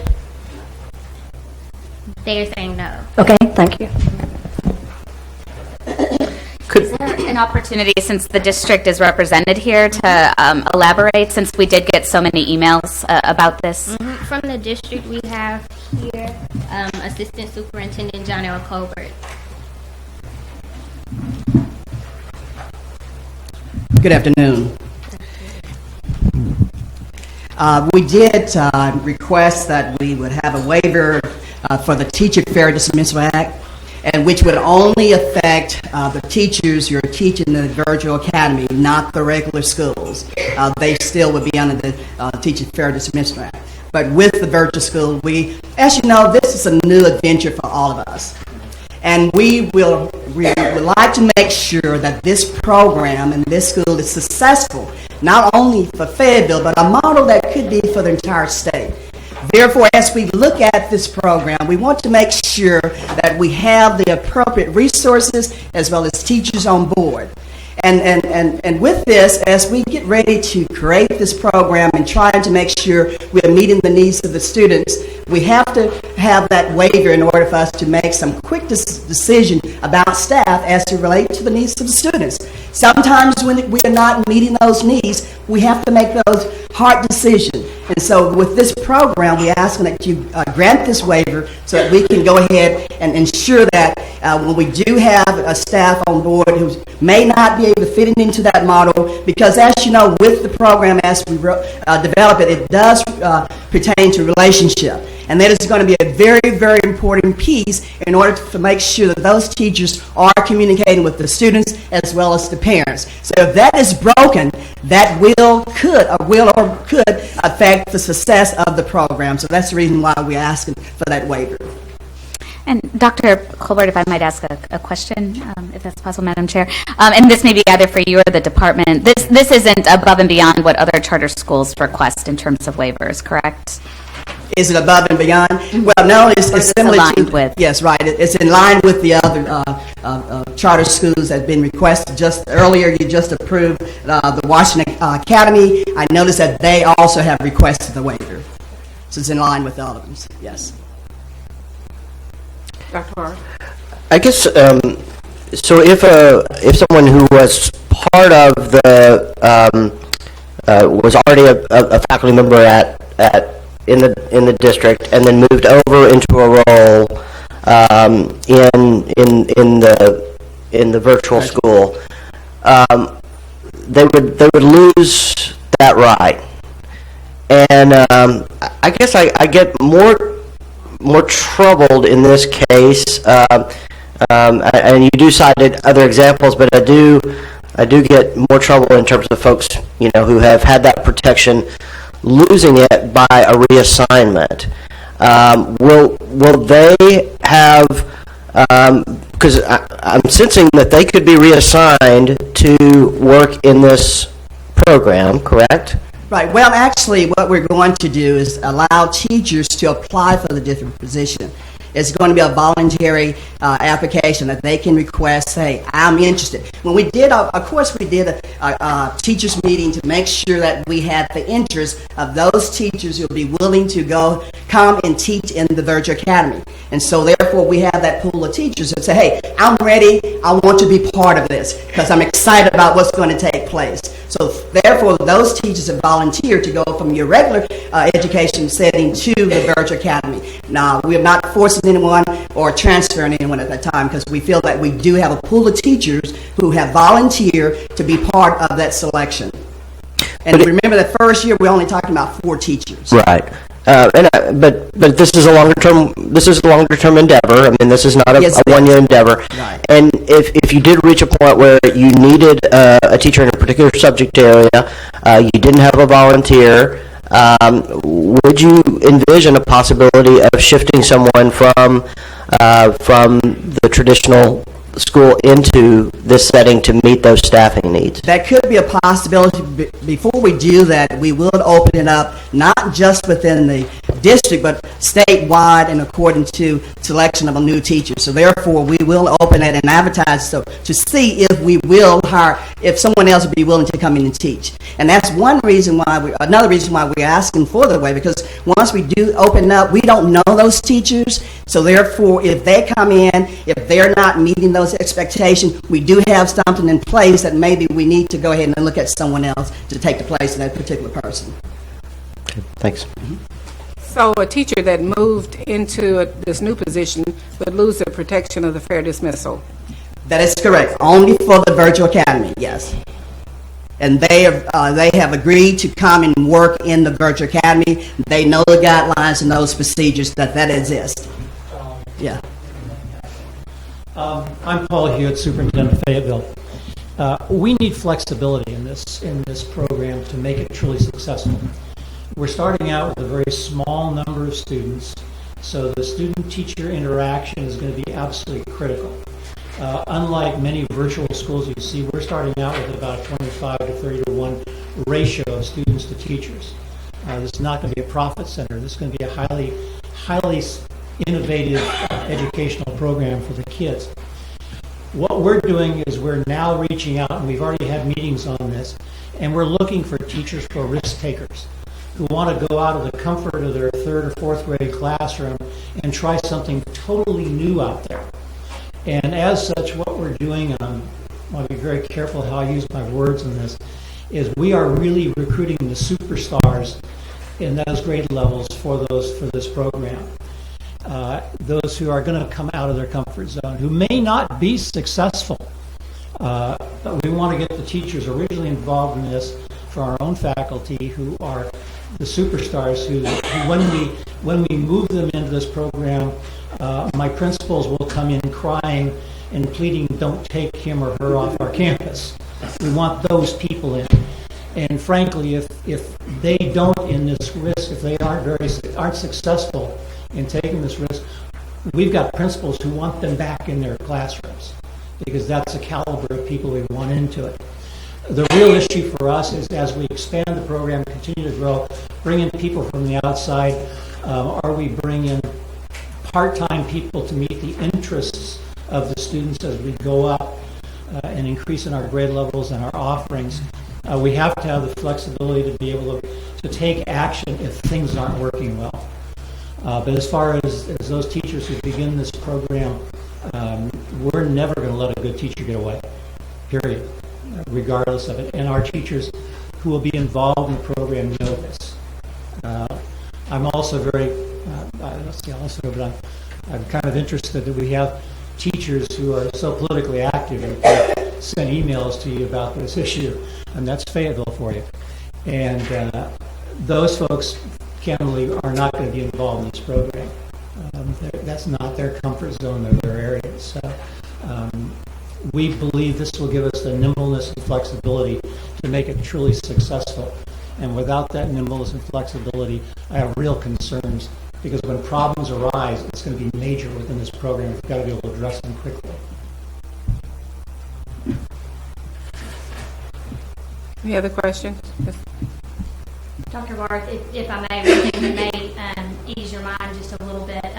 623-201, I'm looking at C1. It says that a licensed teacher employed by a public school in the school year immediately preceding the effective date of a charter cannot be transferred or employed in the conversion charter school against that licensed teacher's objection. And that includes using that as a basis for not continuing employment with the district. So it would be, if any current teachers were to go into the charter, it would have to be voluntary. Thank you. One of my concerns would be that one of your high caliber teachers might just not survive in a different environment, and it might not be, but they lose protection just simply because they didn't fit into the virtual world, would lose all protection. Not, it might be somebody you guys were singing the praises of. So that would be a concern, that you would, basically be vulnerable to dismissal based on the fact that you didn't connect with a group of students that are virtual. But as Dr. We don't want to set up two classes of employees where these are covered and these are not covered, because that would create too many issues and problems down the road. So we have to be consistent. But in that situation, as I just said, we want these to be our superstars, and we're not going to lose them just because they're in the wrong assignment. If we have a great teacher who transfers from 3rd grade to 6th grade and is struggling in 6th grade, we're not going to lose that great 3rd grade teacher. So I think the teachers who are involved in this would say to you that they're not concerned about it because their skills will more than carry them through. It's thank you, Madam Chair. I have a question along that line, because my thought was, okay, if it doesn't work in the virtual academy and they're dismissed, do they have an opportunity to go back to the school that they came from? For those teachers who are currently with us, as I said, the ones I'm trying to steal for this academy from underneath my principals who are kicking and screaming, absolutely, because those principals want them back. Exactly. Okay. We want the caliber of people in there that we don't want to lose under any circumstances. So it is not a case of protection. This gives us nimbleness down the road as we start adding part-time staff, from externally to it, to the program, especially when we get to the high school levels. And we're bringing in people all the time. Thank you. So this would only apply to part-time staff? No, because we might be adding some full-time staff in the future that would come from outside. We've already had applications from some really highly qualified people with extensive online experience to come in, but we don't know who they are. And the clientele we're dealing with, I'm going to go back, and I don't know how much I should be talking here, because I don't want to take up the whole afternoon for you. When we originally started this, the idea was I wanted to capture homeschoolers, because I was concerned about the quality of education they were getting, and I wanted to bring them back into the system. And oftentimes, homeschool parents, I know I'm making generalizations on this, can be a little bit school phobic. They're very uncomfortable coming into the school setting. They're very uncomfortable dealing with teachers. And the way we've set up our program, there is personal one-to-one interaction with the parents and the students and the teachers in meetings, because that's part of our system. This is not an online correspondence program. We have literally regular meetings with them. And so our concern was, in the future, we could find ourselves in a position where we have a teacher who doesn't relate well. Their affective skills may be wanting. And we don't want to have to go through a long documented procedure, that could take a year to 2 years and have our program deteriorate, while we're trying to make that. We have to have that ability to make changes, or we could easily see those people bolt out of our program. And so that's why we want to have that flexibleness to be nimble and be able to meet the needs of our students and not be constrained, in those areas. But again, we're not going to lose good teachers. That's a definite. Dr. Park, you look like you have a question. Just have a thought. You want to share it with No. us? Okay. Well, I guess I will. I do think that these protections are in place for a reason, I could see a scenario, and I'm not casting. You're not going to always be the leader of this district, and we expect if this is successful, it's going to be around for a while. This becomes a way to get rid of someone you don't want to go through the trouble of dealing with. I'm just saying that we are setting policy for a long term, and it would be the easiest thing in the world to shift someone into this situation where that teacher has no protection if the district really is trying to get rid of someone. You've convinced me that's not your strategy, But this is not about you. This is about a longer-term proposition. So I'm just very wary about that possibility. Is it a possibility? Anything is possible. But again, as we're looking at this, we're saying nobody is forced to go in the program. We don't want to make involuntary transfers in this program to play games like that. There'd be nothing more damaging. It would totally destroy the program if we did that. In fact, it would be instant death to the program. And so we've always got to encourage and deal with the very best we've got in this program because it's such a high demand situation. Totally, and it's not going to happen immediately. And Ms. Clay, her explanation says it can't happen immediately. But I'm just, I think we have to be forward thinking in terms of our analysis of the possibilities. So it is an area of concern. I otherwise think this is a very, very, very good proposal. It is by far the best virtual proposal we have seen. So kudos on that. It's just one little hiccup that I've got with this proposal. Okay. Ready for a motion if no further questions. I move to not review. Not review. The second? Second. Any questions? All in favor? A roll call. Let's do a roll call. Okay. On the motion to not review this proposal, Ms. Reith? Yes. Dr. Barth? Yes. Mr. Black? Yes. Ms. Savers? Yes. Ms. Zook? No. Ms. Chambers? Yes. Ms. Dean? Yes. Mr. Williamson? Yes. Motion passes. Okay, the motion passes not to review the proposal, action item 811. Moving on to... Madam Chair, if I may, just before the Fayetteville District leaves, if I, as I've never made a secret, being Fayetteville High School is my alma mater, I'd be remiss in just not congratulating the Fayetteville School District for another win in the football state championship. Go Purple Dogs. And for the record, could I also add girls volleyball, boys golf, and boys cross country? Thank you, and that'll go in public record. Thank you so much. I appreciate it. And I would be remiss if I didn't tell you that 3 of my grandchildren go to school in Fayetteville. Thank you, Madam Chair, for that indulgence. 812 is a charter authorizing panel action on district conversion, public charter school application, Gentry High School conversion charter. And we have some folks that I have one for comment if it's appropriate or if it's necessary. So, Ms. Boyd. On November 19, 2015, the Charter Authorizing Panel held a hearing on the District Conversion Charter application for Gentry High School Conversion Charter.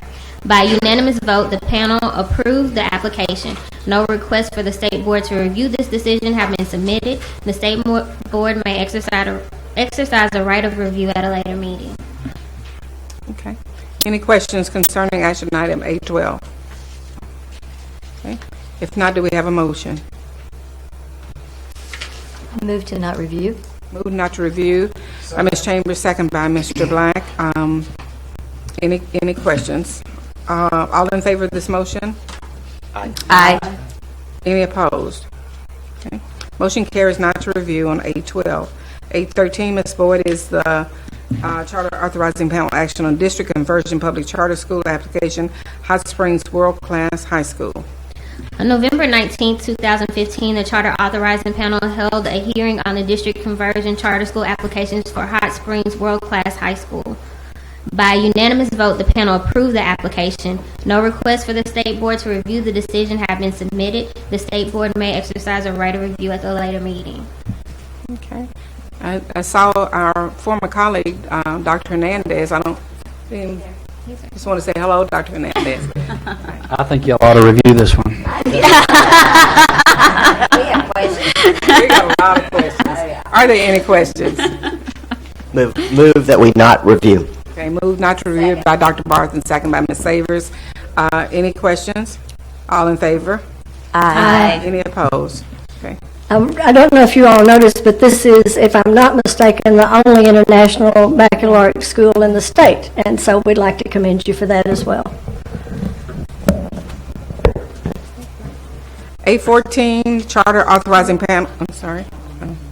Charter authorizing, we got a lot of discussion going on. I didn't know if they were talking to me or not.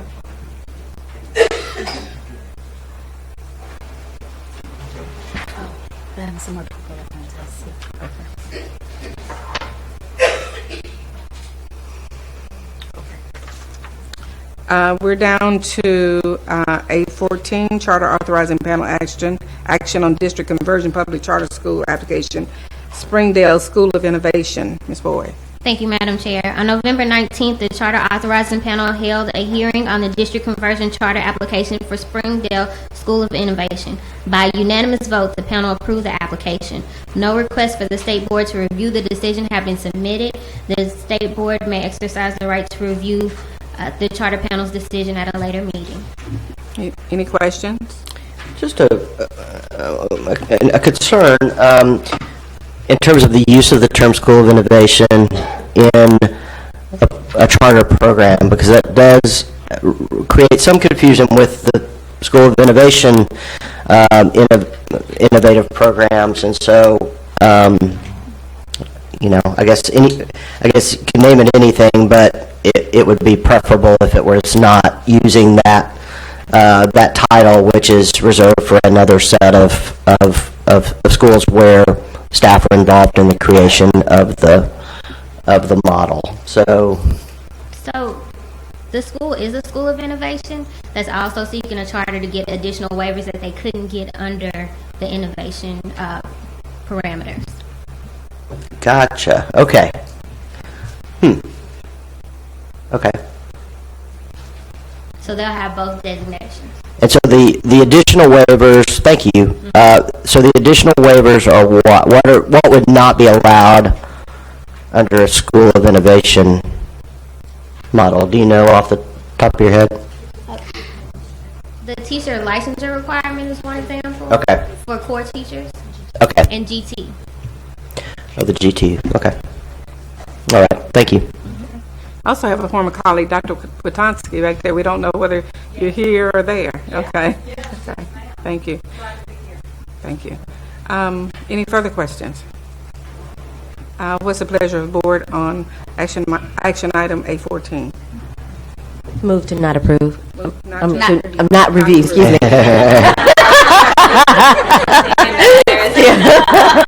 Move to not review.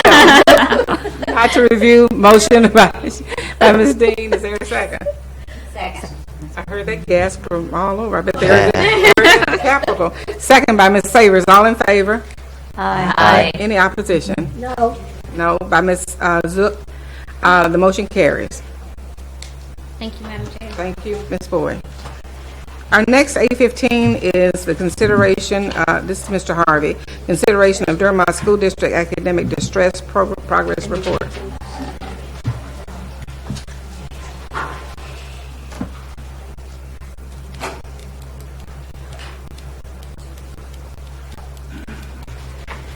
Good afternoon, Madam Chair, members of the board, Commissioner Key. We have Dermot up for review today. Dr. Wild is here to present. Our material has been supplied in the board packet. I hope you've had a chance to thoroughly review that. Now I'd like to turn over to Dr. Wild for his comments, and then I'll be available for any questions that you may have. Good afternoon. I'm Richard Wild, School Improvement Program Manager. And to give you background, Dermot School District was asked to come before the Special Committee for Academic Distress last summer following their identification as academic distress and then with standards violations. They also, you received reports from the School Improvement Unit that they were making minimal progress. The Special Subcommittee recommended to the full board that there be quarterly monitoring and reporting on the progress of Dermot as we go through this school year. And the State Board accepted those recommendations. The subcommittee had clearly communicated to the district leadership that there was an expectation for there to be a focus on school improvement and the improvement of student outcomes. Members of the Dermot District are here today, and they'll be reporting on the status of their progress. And you have the high school principal, the board chair, the curriculum director, the superintendent, and the school improvement specialist. The school improvement unit submitted a cursory report to you, and we have members of the school improvement unit, Mr. Harvey, myself here, to answer any questions that you might have following their presentation. But before we do that, what I'd like to do is to speak briefly to the turnaround process. And the turnaround process is change and support. And the idea there is that we would expect the school to identify a vision, and that would be the what. What are we going to do? That they would identify the plan, and that would be the how. And they would identify the roles of the people, and that would be the who. I said that's similar to a logic model where we talk about inputs and activities and outputs and outcomes. And as you think about it, the outputs would be, in our terminology, leading indicators. And leading indicators are data points, things that occur. Well, in truth, students are data points, teachers are data points, support staff are data points, principals are data points, and superintendents are data points. So for the people involved, as we go in to do a review of a school, we'll ask of teachers, do you understand the what and the how, and do you feel supported? We will ask the principal, can you explain the what, the how, and do you feel supported? And we will ask the superintendent, can you explain the what, the how, and do you feel supported? And we do that with across the spectrum. That said, when we've gone into Dermont, and we just did a review the middle of November, we asked those questions to those people. Can you tell us what you're trying to accomplish? Can you tell us how you're accomplishing it? And can you tell us the level of support? And by asking these simple questions, we can identify where there are breakdowns in communication and where there is need for more technical assistance. Well, for the most part, we hope that our report, our cursory report, communicated to you that across the spectrum, we have seen improvement this year in the Dermont School District, and that they are functioning more like a team, and that there is greater communication taking place between the teacher, the instructional facilitators, the school improvement specialist, and the principal, and everyone is reporting improved and increased support. So that said, I would turn it over to the superintendent from Dermont, Christy Ridgel, unless there is a specific question at this time. Savers has a question, Dr. Weil. Yes, Ms. Excuse me. Somebody else wants to go first. Okay. Thanks, Dr. Wild. Great report as usual. What do you attribute the improvement to? What do you contribute? There has been change in some staffing positions. There has been a clear message sent by the special committee, and there has been a maturation of the superintendent. And to a degree, by us providing technical assistance also in helping clarify roles, I would hope that they would say, if you ask them, that part of it has been the technical assistance that the school improvement unit has provided. Can I ask another couple? Did they have an external provider? I can't remember. Do you know? You did? They did. Do you know who it was? I'm about to find out. Ms. Gardner? Fetterman's. Okay. Thanks. Well, I just am so in awe of the work that your group is doing and the difference that it's made. We're seeing such a huge difference now in the reporting, not only the reporting, but the outcomes. in these districts, and you're just doing an amazing job. So. We appreciate that. Thank you. As Ms. Gathan comes forward, Dr. Wild, I'd like to acknowledge Mr. Tommy Robinson, who is the president of the board at Dermot. It may be that you guys come together and he may have something to add. But both come. Another thing, I don't know if it's unique, but I know that Mr. Talbot is your mentor. Is that correct? He is. So that may have something, likely has something to do with it also. Is that something we normally do?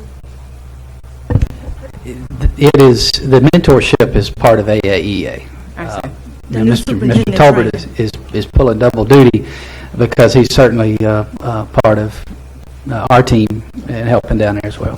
Okay, thank you. Ms. Gathan? Again, my name is Christy Riddle. I'm the superintendent. That's your maiden name. Yes, ma'am. Gathan Riddle. Again, my name is Christy Riddle. I'm the superintendent of Dermot School District. And I have my board president, Mr. Tommy Robinson. I have my high school principal, Mr. Mike Duncan. I have my curriculum coordinator, Ms. Arnice Garner. And I have my school improvement specialist, Ms. Heather Harden. Currently, I'm on the administrative licensure completion plan that will expire of May 2018. As of today, I have completed 9 hours of my specialist program that I'm enrolled. I will enroll in 6 hours in the spring. My expected completion date is May 2017. My current mentor for the new superintendent program is Mr. Andrew Talbot, and we have collaborated on many occasions on many topics. The Dermot School District works have included clarifying roles and responsibilities of team members at the district and building level. Roles and responsibilities were developed using expectations that align with tests, leads, as well as the rubric of turnaround principles. These were reviewed by the ADE School Improvement Unit with feedback and clarity provided. As a result of clarifying roles and responsible team members, we are functioning as an effective team more than in the past. This has built leadership capacity, and we have more of a sense of urgency from team members. Also, principals have taken on more of the role of an instructional leader. In addition to functioning more as a team, everyone is contributing more to improve student outcomes. This has included the instructional facilitators providing more direct support to teachers and students, principals more effective using the needs assessment to align resources and support to improve student achievement as well as professional growth. More data is being reviewed and used for decision making, and more staff are hands-on. For example, the school improvement specialist, curriculum coordinator, and instructional facilitators have modeled lessons and provided support to teachers as well as students. Highlights of our work include attending the School Improvement Conference, collaborating with the ADE School Improvement Unit, working with less intervention from the ADE because we are more proactive. And most importantly, interim assessments data has shown student achievement is higher than it was the time last year. The school improvement specialists have begun making monthly reports to the school board. Our school board is in full support of the decisions we make regarding school improvement. In conclusion, we are working to sustain effective practices and to continue monitoring our areas of concern. Thank you. Okay. Any questions for Ms. Ridgel? Sorry. And I believe it was that we had a discussion maybe last spring, and if it wasn't Dermot, maybe it was another district in your area, talking about the difficulty of hiring and recruiting and retaining high quality teachers, and the percentage of teachers that every year that you have to replace. It's hard to recruit and retain teachers, and I wanted to let my high school principal comment, tell his experience, what he's having going on down in his building. Well, I guess if I could ask Could the you board. state your name for the record, I'm please? sorry. My name's Mike Duncan. I'm the high school principal. One issue that we have is retention. For instance, my 9th grade son is under his 3rd English teacher. Well, actually, I guess it's 4th. English teacher in 3 years. It's hard to get. I was in the 9th grade classroom yesterday, and I spoke to them about trust, because for a student to want to learn, they have to trust that that instructor is going to be there for them. It's very hard sometimes for those students who have had a different instructor every year, and sometimes 2 in a year, to want to buy into what the instructor is asking them to do. So I spoke to them yesterday because our curriculum coordinator is now teaching one of those 9th grade classes. That shows our commitment, and I told those students, we're not quitting on you. So trust us. Give us your best. So I think that just kind of highlights what some of the difficulties that not only us but other smaller schools in the Delta face, is keeping those teachers and keeping them there so that they can form that connection with those students. And we also partner with UAM with that second-year intern, hire as a long-term sub, and then, till they complete their requirements. So we do collaborate with the university there on the summer. Any other questions? Okay. Well, our duty at this point is, I guess, to whether to accept the report or not accept the report of the progress of the Dermot District. So what's the pleasure of the board? Madam Chair, I think you have 2 separate action item agendas here. Can we do them both? And I think that's, we would need to take up action item A16 now. I'm looking at Ms. Clay to make sure we do this in the right order. You can certainly take the 2 items together. One thing I would ask is that the district give some agreement that they do not want a full hearing. The action item that is the next on the agenda, I don't have the number. 16. That actually calls for a hearing, where at the end of the hearing you would decide if there was any action to be taken under the academic distress statute.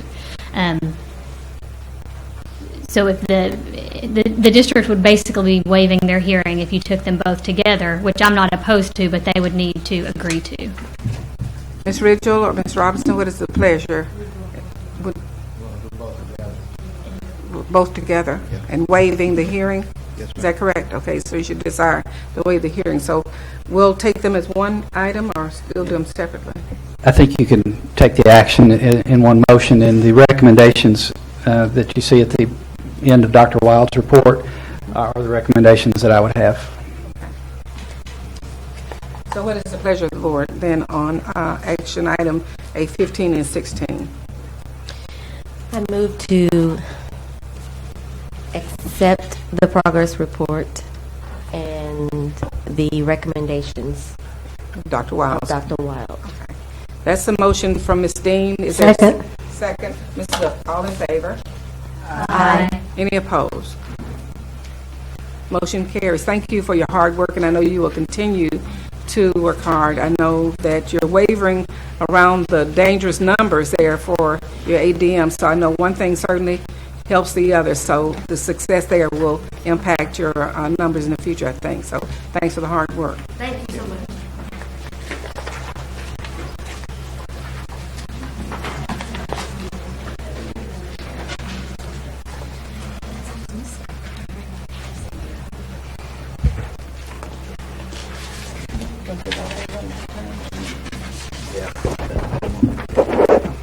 Now we're down to A17, and it is the consideration of Dalloway School District Academic Distress Report, and we also have several folks from Dalloway that might have an opportunity to speak on this action item or the next one.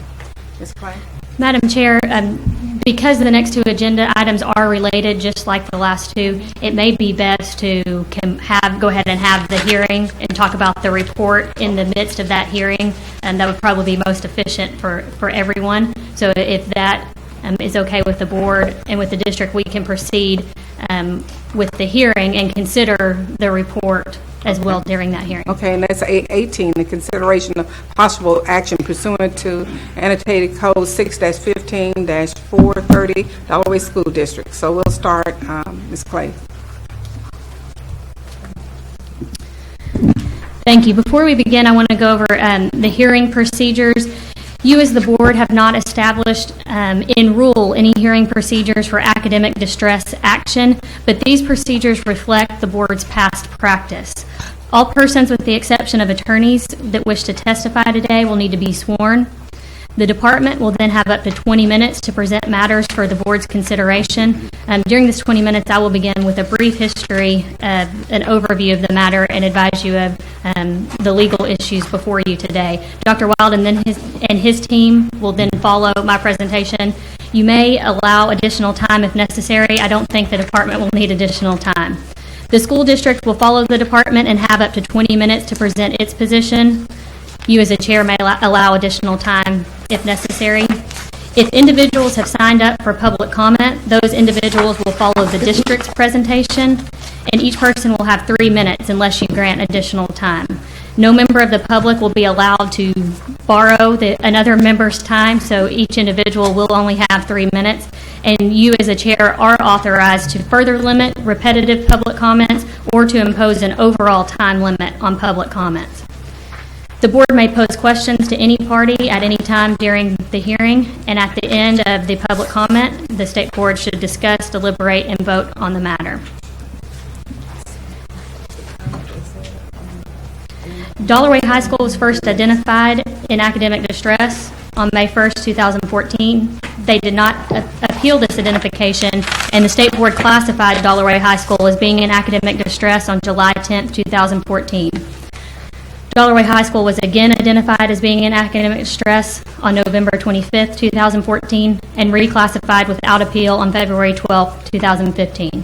When schools or districts are classified in academic distress, Arkansas Code annotated 615-430, which I believe Ms. Davis has passed out to you, gives the state board several options. You have a wide spectrum of actions that you can take. Those that would be from what most people term as state takeover to taking no action at all. You can require additional reporting. You really have broad authority there. We sent notice of today's hearing to the Dalloway School District Interim Superintendent and Board of Directors on November 17, 2015. That was also passed around and will be included in the record. And materials were provided that were uploaded with the agenda by both the district and ADE staff. Dr. Wild and his team will now address some materials that were presented and the work that his team has been doing. Do you have any questions about the procedures before I turn it over to Dr. Wild? Ms. Clay, does the swearing in need to take place now? That would be a good time for it. Okay. Well, all those that intend to offer testimony regarding the Dalloway School District, please, with the exception of any attorneys, please rise and raise your right hand to be sworn. Do you solemnly swear or affirm to tell the truth, the whole truth, and nothing but the truth? All right, thank you. You may be seated.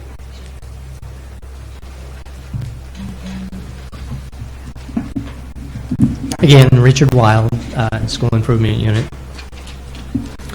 Similar to Durmont, Dalloway was requested to come before the Special Committee of the Academic Distress last summer.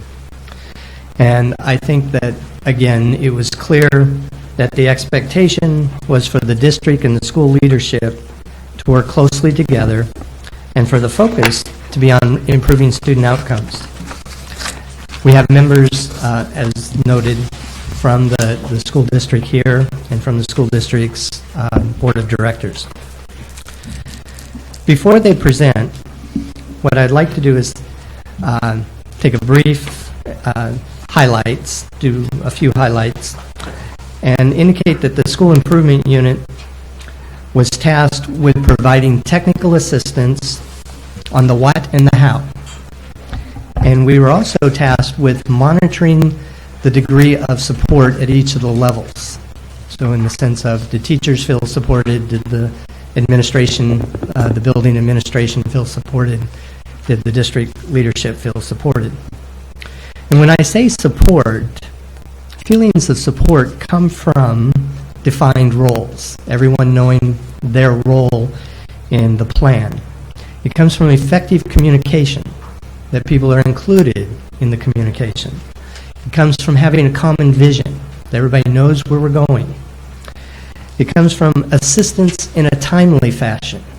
So as people identify a need, then in a timely manner, they receive support. That there is the methodical and shared leadership, that it is not reactionary management. And there is respect for the voice of others. The report that we've submitted, I think, gives clear conclusions and clear recommendations. My name is the only name on that report, and that is because of the sensitive nature of the report. However, Mr. Harvey, members of the School Improvement Unit, and I are all here in case the State Board has questions about the process. That is also so that you can confirm that the conclusion of the report is not the conclusions of a single individual. You have the report, and I believe that those conclusions and recommendations are clear. I would like to make sure that, for the most part, the board understands that what we're trying to convey is that what we have documented is that there are not feelings of support at the teacher level. There are not feelings of support at the principal level. And there are not feelings of support for the support staff. And there certainly was not feelings of support by the superintendent. And in truth, it looked almost from, as we went through the fall, that it became more competitive between the superintendent and the school board itself, or at least with some members of the school board. And that tension grew as we went through time. If there's no immediate questions, we have Tammy Dockett-Wilson here from the school district, and she's the interim superintendent, and she is prepared to present to the State Board.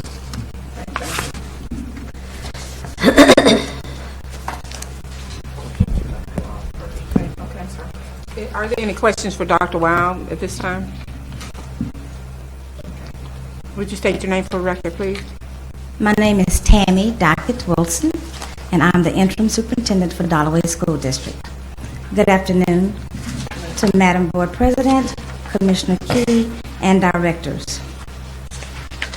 Ensuring all students are given the opportunity to learn, thrive, and be prepared for life as a productive citizen through college and or career is the charge we as educators are given. When reflecting on the current situation of Dollaway School District, we know there is much work that lies ahead that must be done in order for the above statement to be fulfilled. As we began our new day at Dollaway, the understanding of the critical pieces required to be a viable district that would retain, recruit, and reflect the students, parents, and educational staff, which includes teachers, support staff, administrators, and volunteers, were realized. The critical pieces about school culture and climate, educational prowess, parental community involvement, and being a servant, which should work in tandem and yield student success, were realized. District school culture and climate, working to remove the reputation that being late or completing a task for compliance sake was identified and dealt with head on. Since being appointed the interim superintendent, the following have occurred. Set the tone that students are the reason for our existence. Acknowledge that all people matter. Cohesiveness among staff to achieve the best for all students. The expectation that completing required tasks on time with minimal corrections needed will be the norm. Secured the Provisional 2 lunch program status. Began planning next steps for the needed facilities repairs. Organizational systems are being put in place. In reference to educational prowess, making certain that every teacher is provided the necessary support needed to become or maintain the highly qualified status is not optional.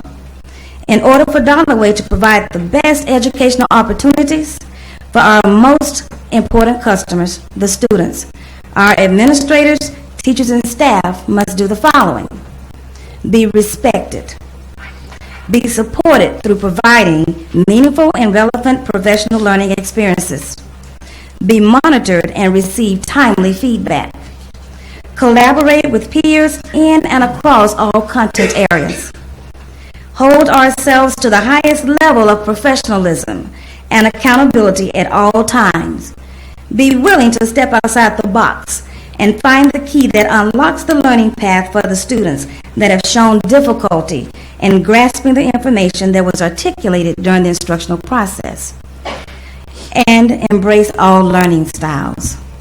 Central office personnel is not exempt from the expectation of continued growth. Therefore, they will be expected to attend professional learning sessions that will sharpen and strengthen their skill set, which in turn will support the district and school systems and its day-to-day operations. As the interim superintendent, I acknowledge the need for personal support in areas that will foster a solid foundation and the role of being a strategic and well-informed superintendent. For that reason, I will continue to work closely with Dr. Melvin Bryant, an individual I am honored to obtain wisdom from on a daily basis as we work as a cohesive unit.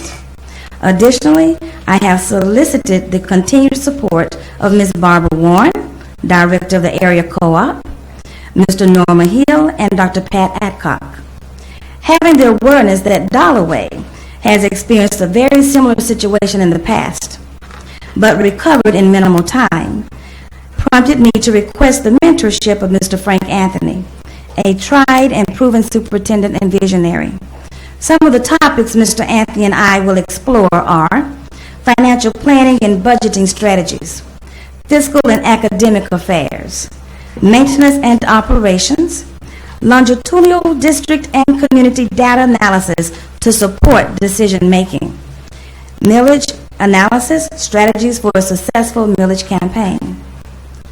Concerning parental and community involvement, it is a known fact that the first teacher is the parent or caregiver.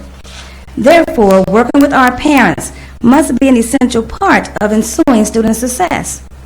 Being aware that several parents have memories that are less than positive of their experiences with the school setting makes it extremely important that we approach each situation with a sincere, caring, and welcoming standpoint.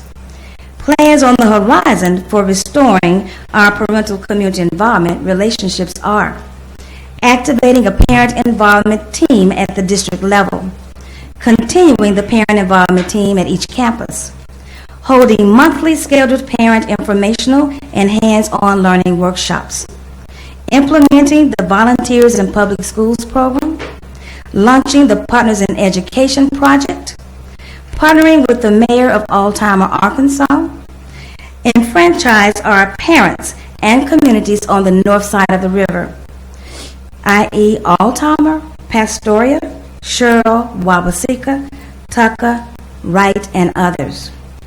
Collaborating with ministers and pastors of the various churches where our parents and students worship. Uniting with Trinity on the 21st Century Grant, partnering with the University of Arkansas at Pine Bluff and the STEM Stars Grant led by Dr. Mary Benjamin, working collaboratively with Dr. Cortez Henderson and the UAPB Trio Talent Grant, which will allow us to have access to 4 new science math teachers.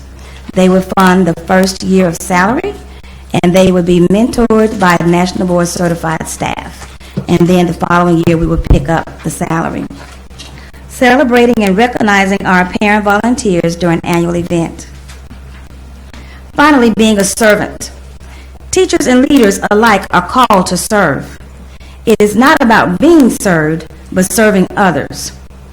Desiring the heart of a servant regulates the level of sincerity and fortitude of an individual. All students matriculating in the Dollarway School District deserve and will interact with professionals, which encompasses all positions in the district, that emulate the characteristics of being there to serve, support, and educate. The parents and community would be the recipients of the same caliber of conduct. Developing and preserving the mindset that all the stakeholders, such as students, parents, teachers, administrators, staff, and community, are critical to the success of the child, student, will propel us to become active listeners. I'm sorry. That's correct. Are critical to the success of the students and will propel us to become active listeners. Being an active listener will equip us with the necessary information to offer suggestions and make decisions that would benefit all involved. Keeping the vision of working in a harmonious partnership that fosters growth, both academically and personally, at the forefront of all discussions will strengthen the students' prospects for college and or career ready. With this belief in place, we are embracing the new day at Dalloway with the reset in motion that has begun. Thank you. Okay. Thank you, Ms. Dockett Wilson. Are there any questions for Ms. Dockett Wilson, the interim superintendent? Ms. Savers? Thank you, Ms. Dockett Wilson. And these are questions just about the kind of the state of the district. Is this the appropriate time to do that? I don't think so. Okay. There was concern with teacher absenteeism. Yes, ma'am. Can you talk a little bit about that? Yes, ma'am.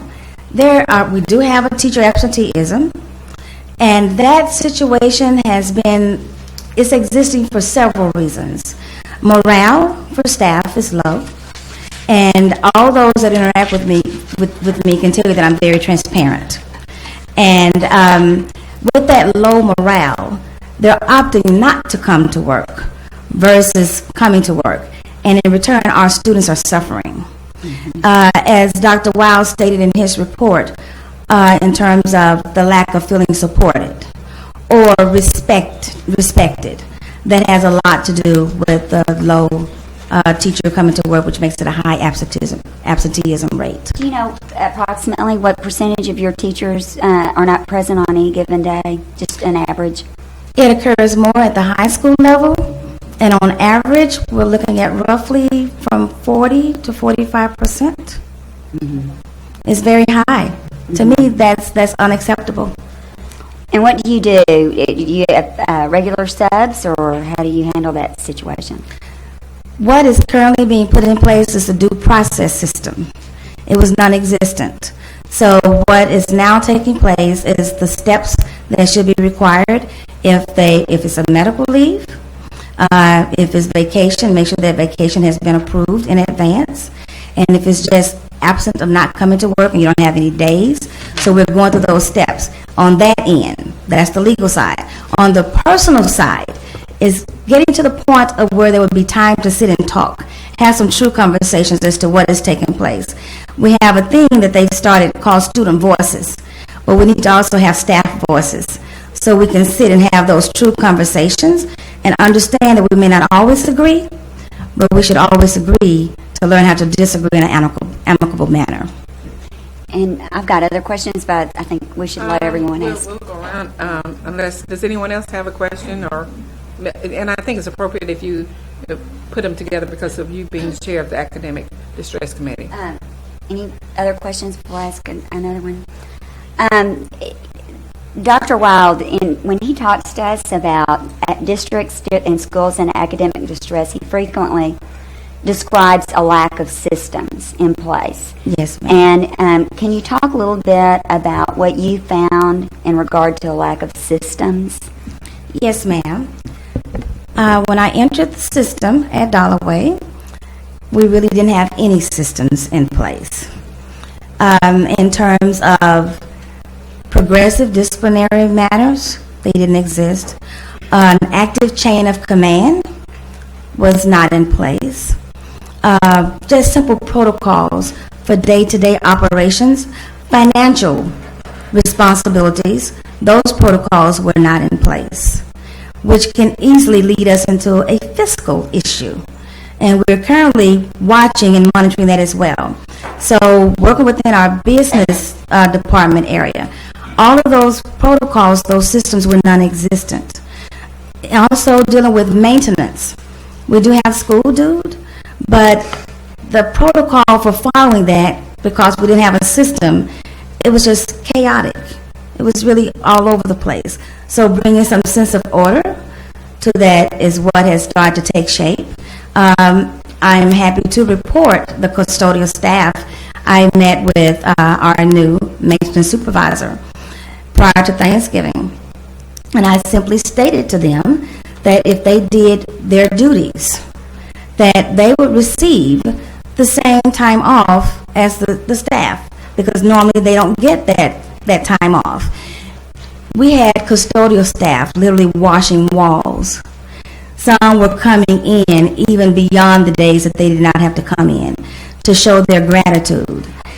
They actually came to my office to report that anything asked of them would be done, not worried about how much time it would take it to be done, because they felt valued for the first time. And they literally came and signed a card and gave it to me, and it's sitting on my shelf in the office. Well, and then one last thing. In our information, we received your TLI scores Yes, for the ma'am. last 3 years. And I'm assuming you gave a pre-test and a post-test. Yes, ma'am. Post-test so far this. And we don't have those scores. Are they along the same lines as the? Yes, ma'am. When we look at the educational system, everything right now is reactive. I stated when I first entered the district as their school improvement specialist that I wanted to put in some proactive behaviors. So if we work from the bottom foundation, that reactive behavior should become minimal. So therefore, what has happened is at the elementary level, we have a curriculum in place dealing with foundational reading. They're using the DIBELS, but the program that they will use aligned with the DIBELS assessment to be able to monitor and make that progress. With our high school, I put in place a universal screener because we didn't have a screener to tell us exactly where our students are across the district on their reading levels or their math levels. So we implemented SRI, and that assessment was given to all 9th through 12th graders just this past week. The math assessment would be given as well. That result will come back in quantiles, where the reading comes back in lexiles. Then we will be doing progress monitoring every quarter to see where they are and also track what's happening in the classroom. In terms of their TLI scores, I saw a slight increase occur. But the increase to me, if it's less than that 10%, you really can't count it as really making movement forward. And do you have any idea the majority? We've received reports, and I can't remember what Dollarway's report was regarding the number of grades below grade level. The majority of your students. Do you have that information? Yes, I do.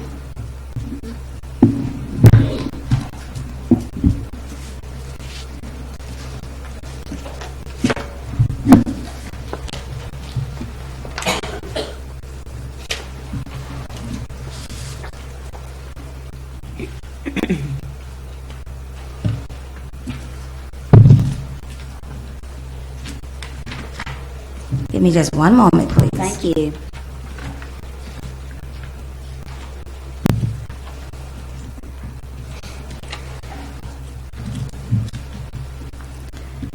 Okay, in terms of the high school, for literacy, they did not have a screener, so they didn't have the information. But I can tell you, after the screener that we just implemented, I have over 70, 80% of my students basic and below basic on their grade level for reading. And remind us what that means. So when it comes to basic and below basic, you know, you have your ratings: basic, below basic, basic, proficient, advanced. So when they're even basic, they're still below the grade level. Proficient is grade level. Advanced is functioning above the grade level.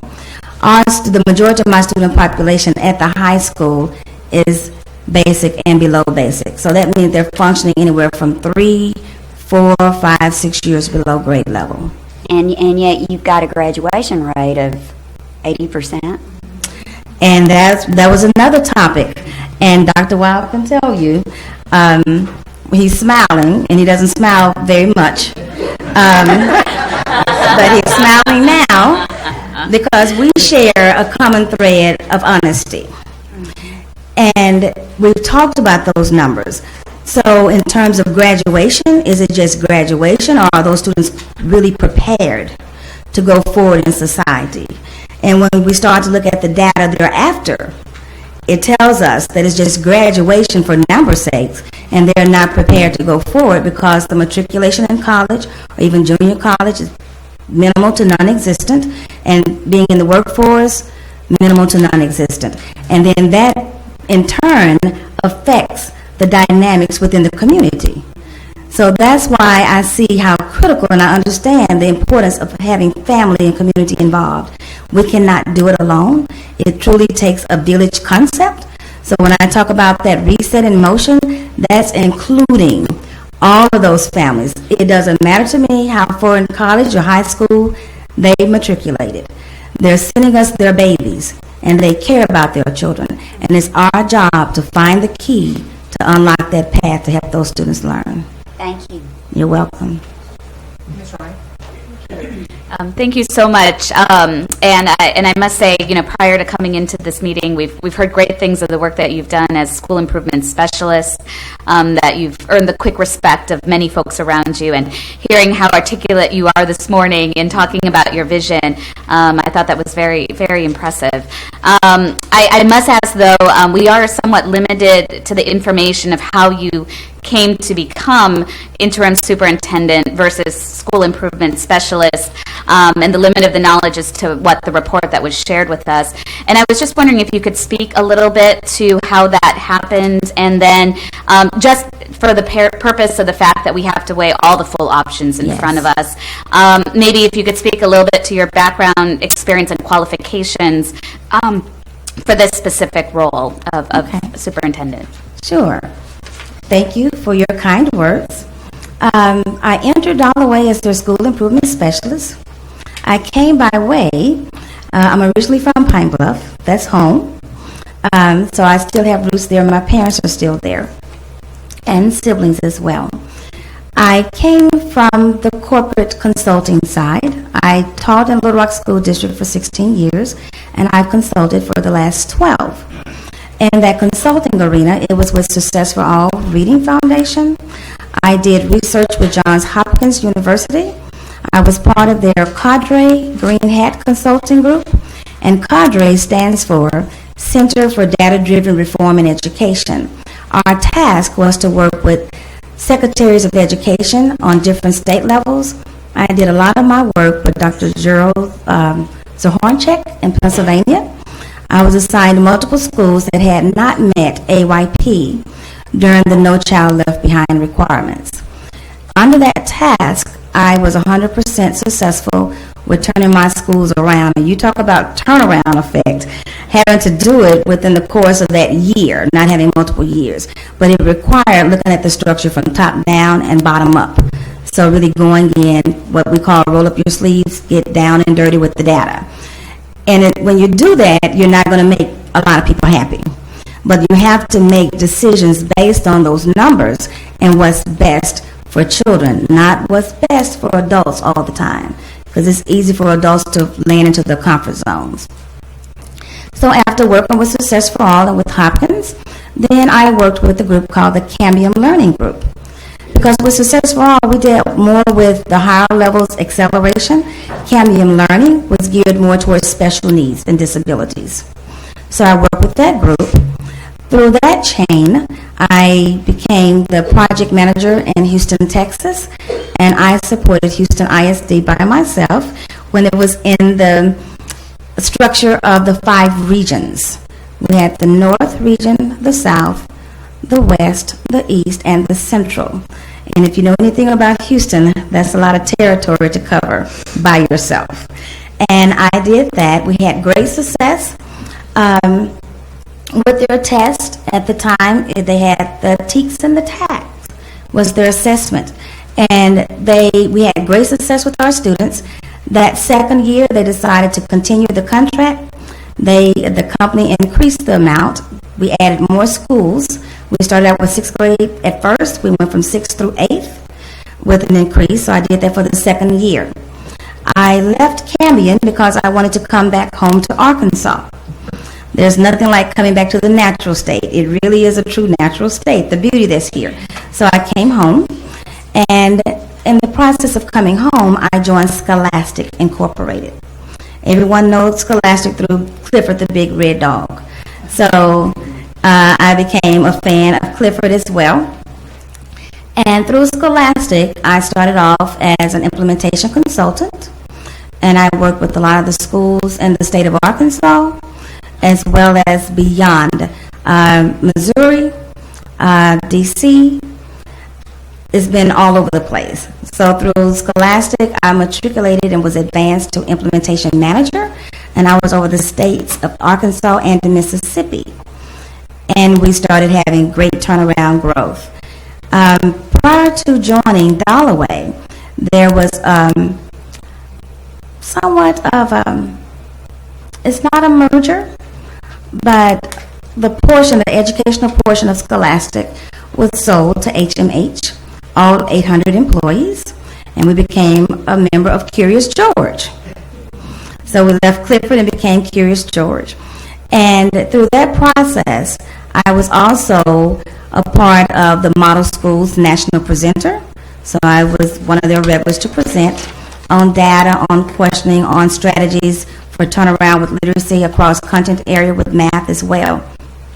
So during that process, I saw the need at home. And when I interviewed, I told them that duty called.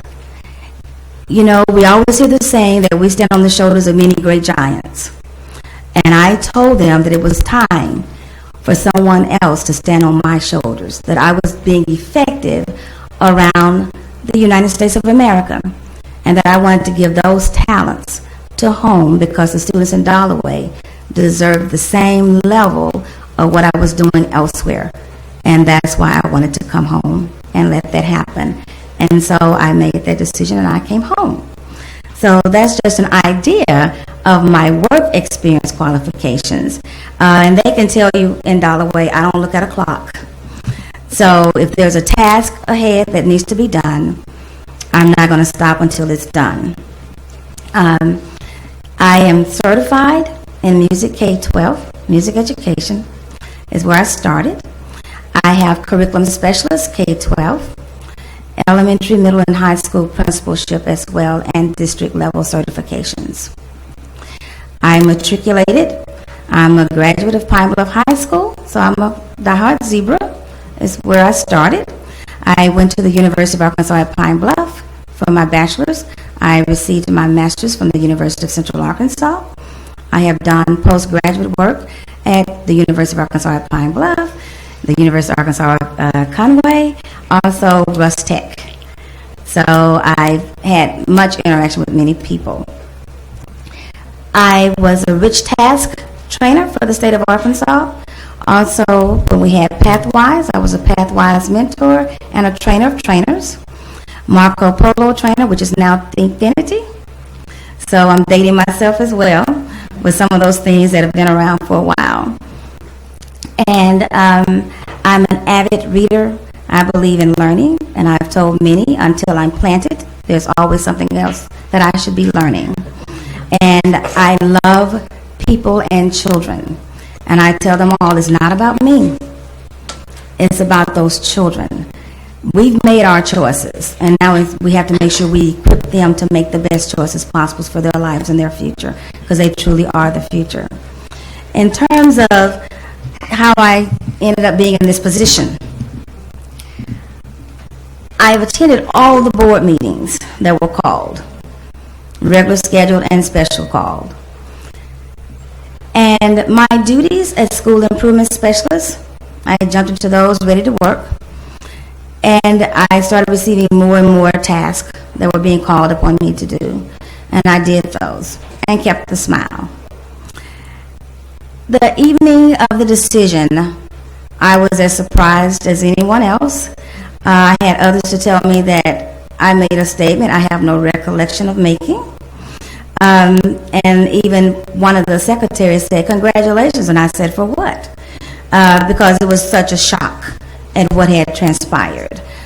Because I'm the type, I'm going to do my work, and what concerns me, I address. What is not for me to address, I allow those individuals to address. So that's exactly how I went from SIS to the interim superintendent. And since then, I've had to hit the ground running. And we had to work. And I've worked tirelessly with the ADE Child Nutrition Division. And there were some wonderful women from Ms. Donna Ratliff to Ms. Nancy Deal, even Ms. Suzanne Davidson gave me a call, and we talked to make sure that our Provisional 2 lunch program was saved. We were at the cusp of losing that service. My babies have to eat. So therefore, you have to forgive me, because that's important to me. If they're not fed, they can't learn.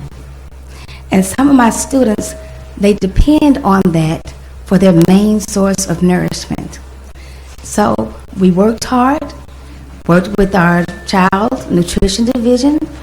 We worked with other external people. When you talk about how the team has really pulled together, oh, I'm fine. I tell them all I'm not a crybaby. But there are two things that would make me tear right away. You talk about my children, and you talk about my Savior. Okay? So when we continue to work, other people that were not even involved in child nutrition started helping. So when I talk about the cohesiveness, the changes that I've seen take place with the staff, they came together from the tech support, from our e-school person, a secretary over in maintenance. They all, what can we do to help? We got those numbers straight. We cleared our Cycle 2.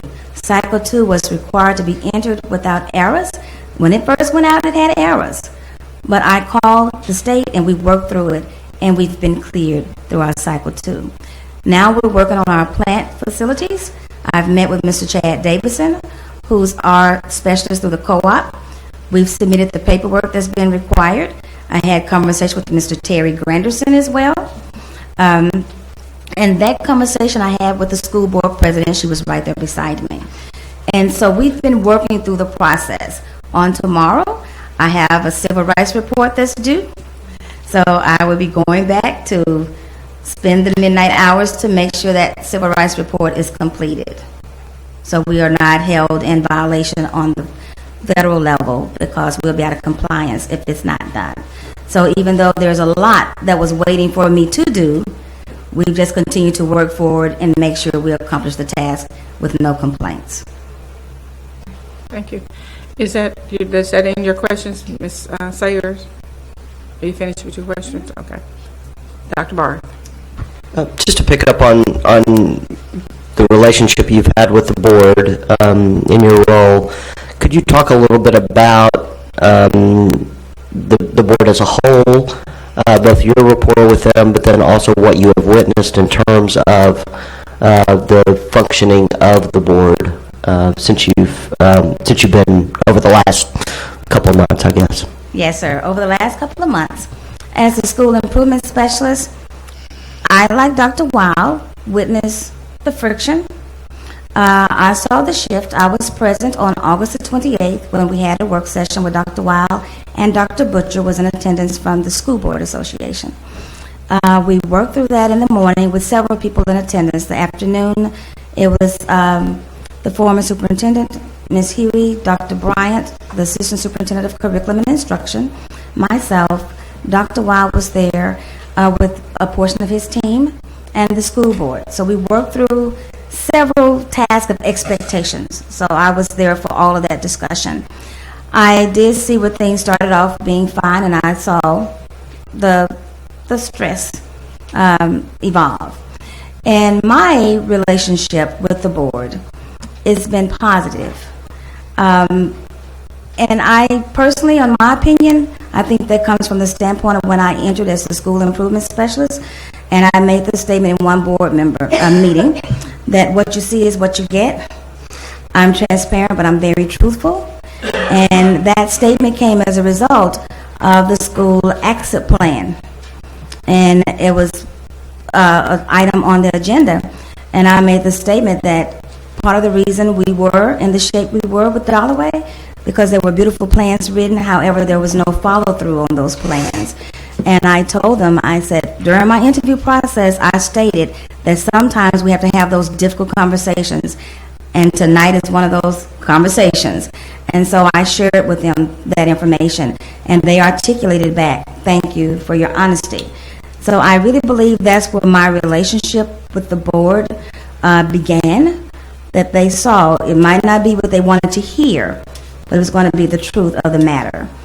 Since I've been in the interim seat, in a conversation I had with board members, I simply made a simple statement: allow me to do my job.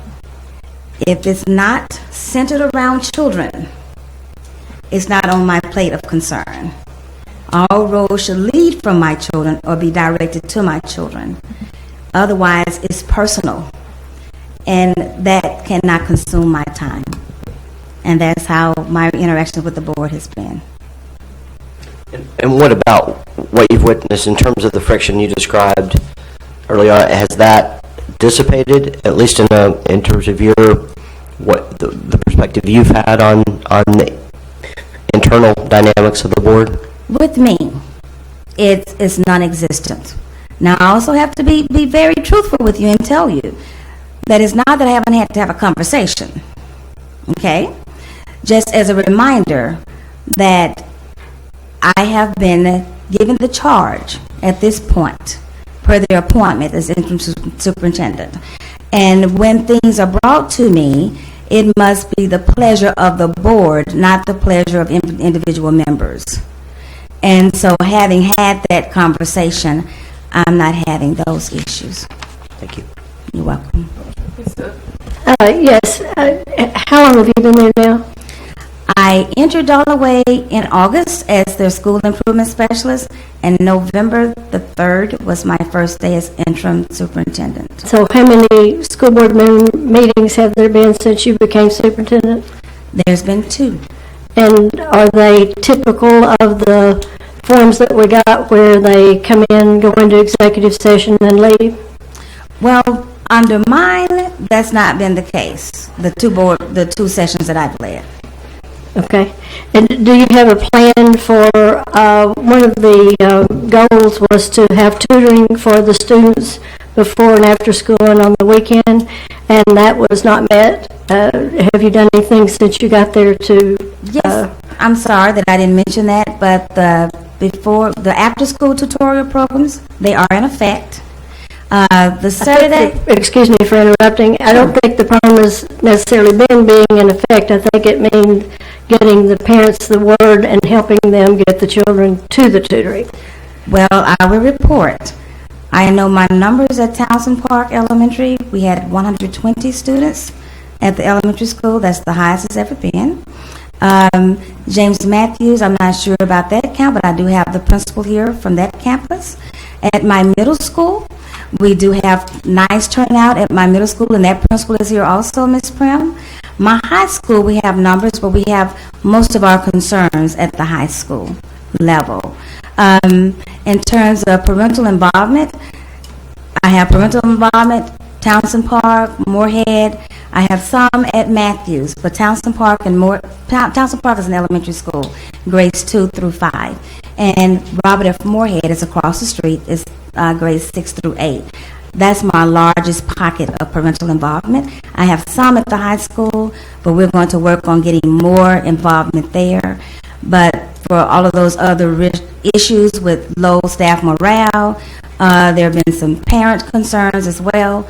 So I have to have the time to work through that with the building principal as well. Well, I understand you haven't been there very long. Yes, your district has opted out of school choice in the past. Yes, ma'am. And I know that's not totally up to the superintendent, but I know superintendents often have a lot of influence on that. Do you have a feeling, ideology, one way or the other about school choice? My feeling is I think it should be the option of the parent. However, I do know, being a realist, that if many of my babies leave, our numbers are just going to completely dwindle. My plan and my hope is to turn Dollaway into a flagship. So the students that we have lost will return.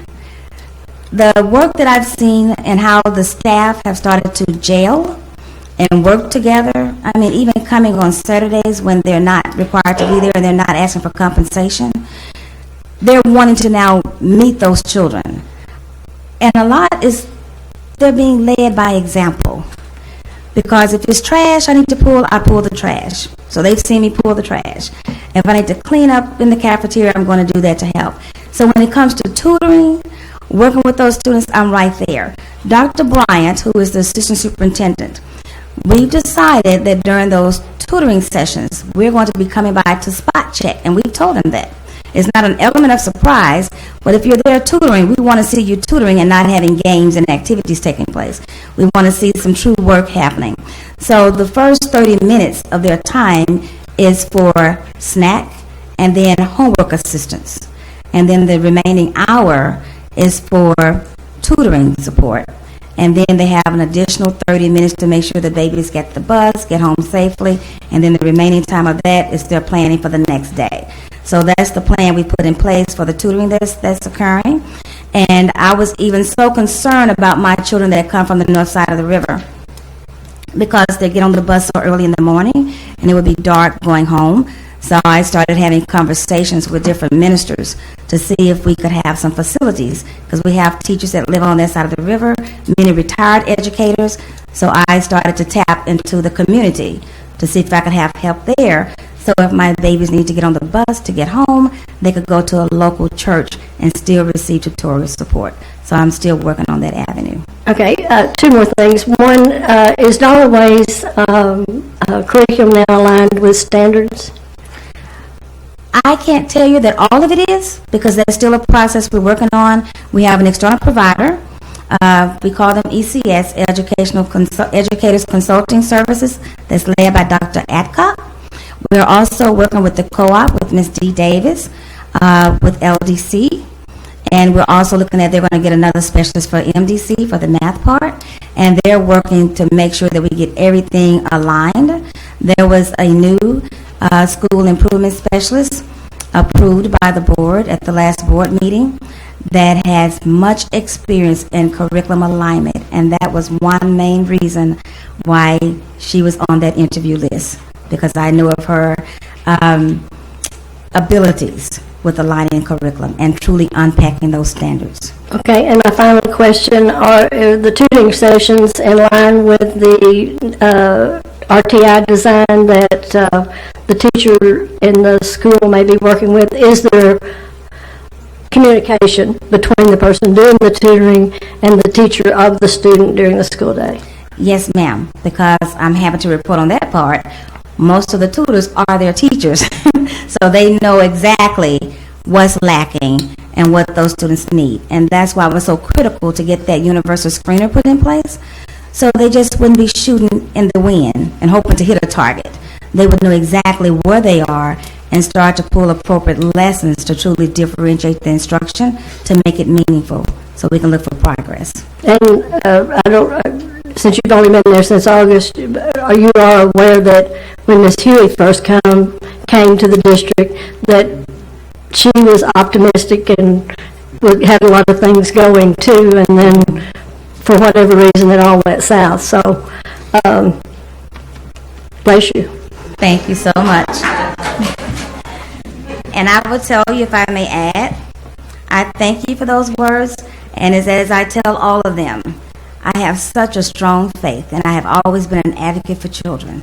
And I know as long as I stand on that land for children, we're going to have some success. I'm a believer in that. Thank you. Any other questions, Ms. Dr. Wilson? Okay, thank you. I'm sorry, Ms. Price? No, not for Ms. Wilson, but for somebody from Dr. Wild's team on the opportunities. Okay. Thank you. Thank you so much.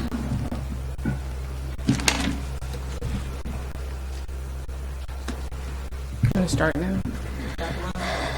Ms. Wright has a question, Dr. Wild.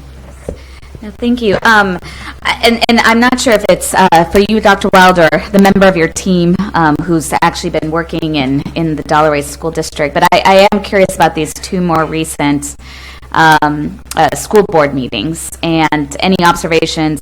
Am I correct that members of your team do attend those meetings? That would be me. Okay, so that would be, okay, wonderful. So Dr. Wild, then this is definitely directed to you.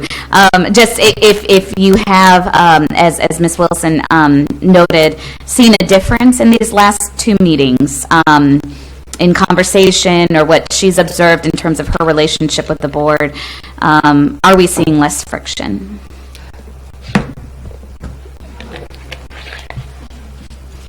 That is difficult to assess.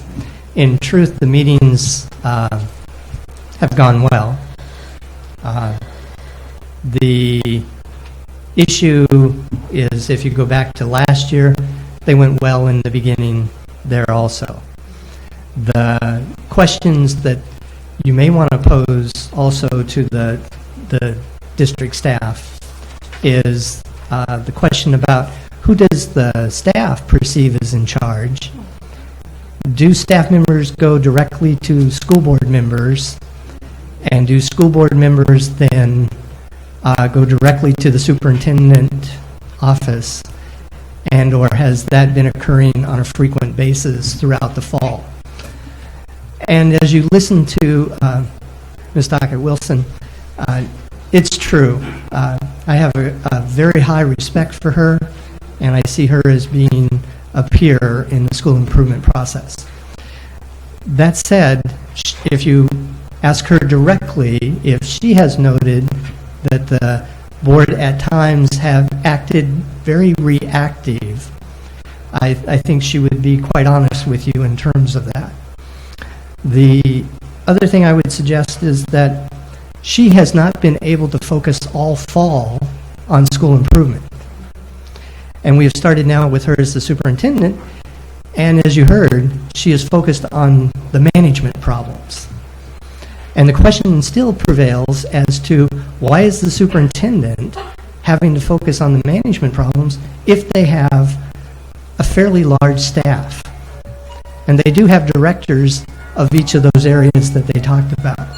So I think there's a lot of question in terms of not the school administrators, but in terms of what's distracting from the school improvement work and who is distracting from that work.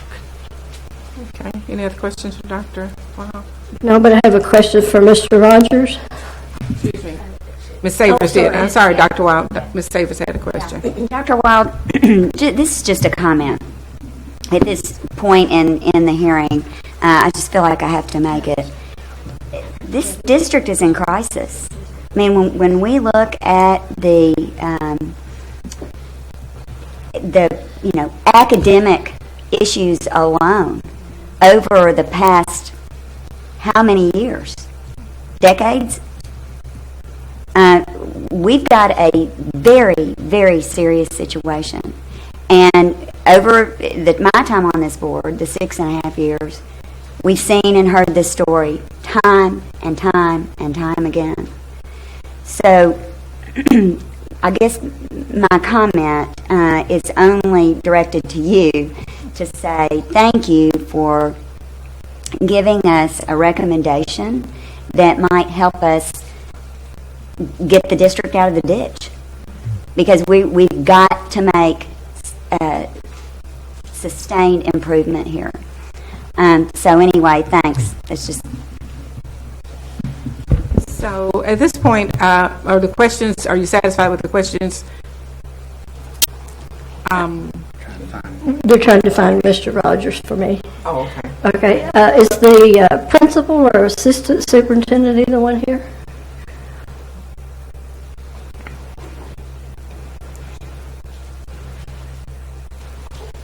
Good evening. Melvin Bryant, Assistant Superintendent Dalloway. Good afternoon or good evening. I know you work there, and I want you to continue to if you want to. So,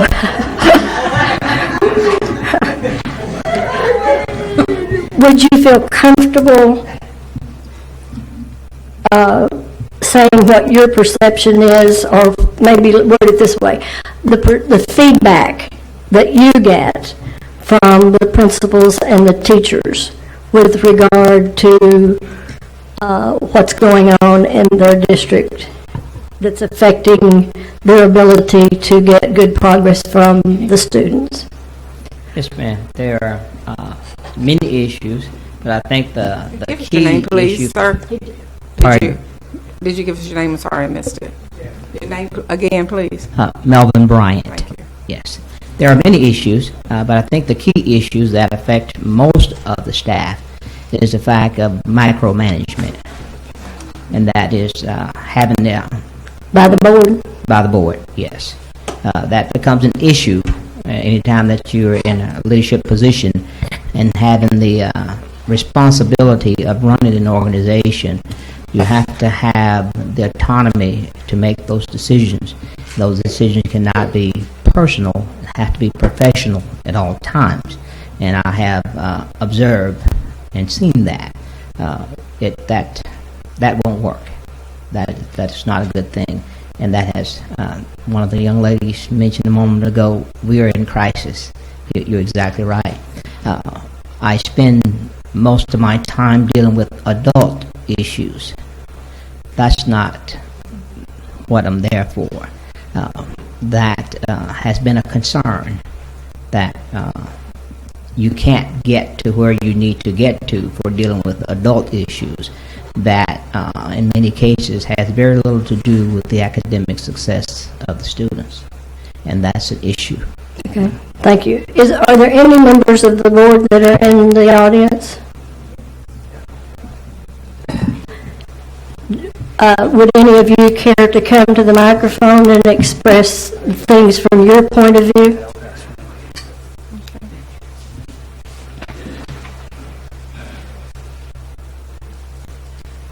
Good evening. Good evening. What is your name? My name is Billy Sanders Langford. I'm sorry. Billy Sanders Langford. Okay, Ms. Langford, were you sworn earlier? No, ma'am. Would you please raise your right hand? Do you solemnly swear or affirm that the testimony you're about to give is the truth, the whole truth, and nothing but the truth? Yes, ma'am. Thank you. You have 3 minutes. Okay. I've been writing, but I'm okay. I stand before you as the current school board president. Well, And- actually, a little bit more time, if you need it. Okay. Okay. Oh, I'm not going to stand all day. My leg is not going to let me.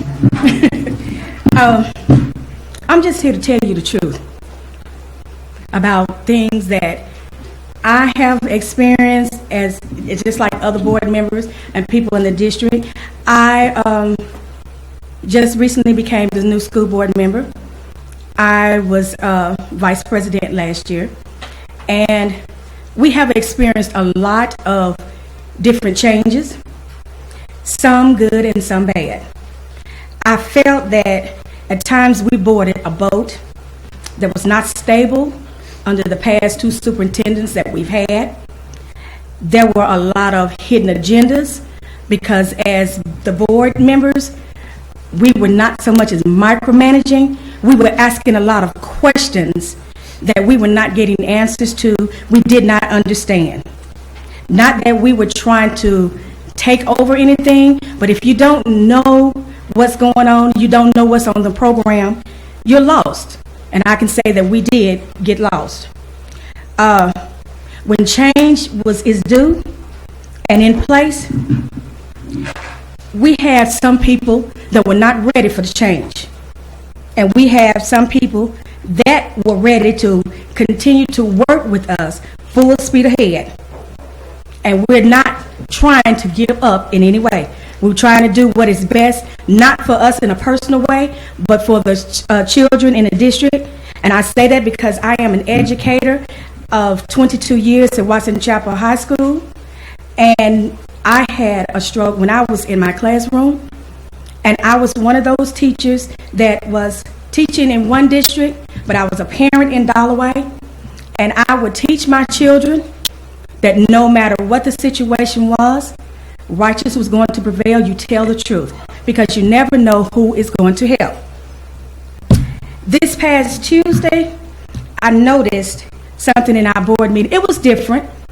Things have changed. It's actually turned around in the last month or so since Ms. Dockett Wilson has been there. We have been through situations where decisions were made in haste. Decisions were made that we actually had to think about, because under the leadership of our last two superintendents, we were not ever given information that we felt needed to be shared with us. There was a lot of hidden agendas.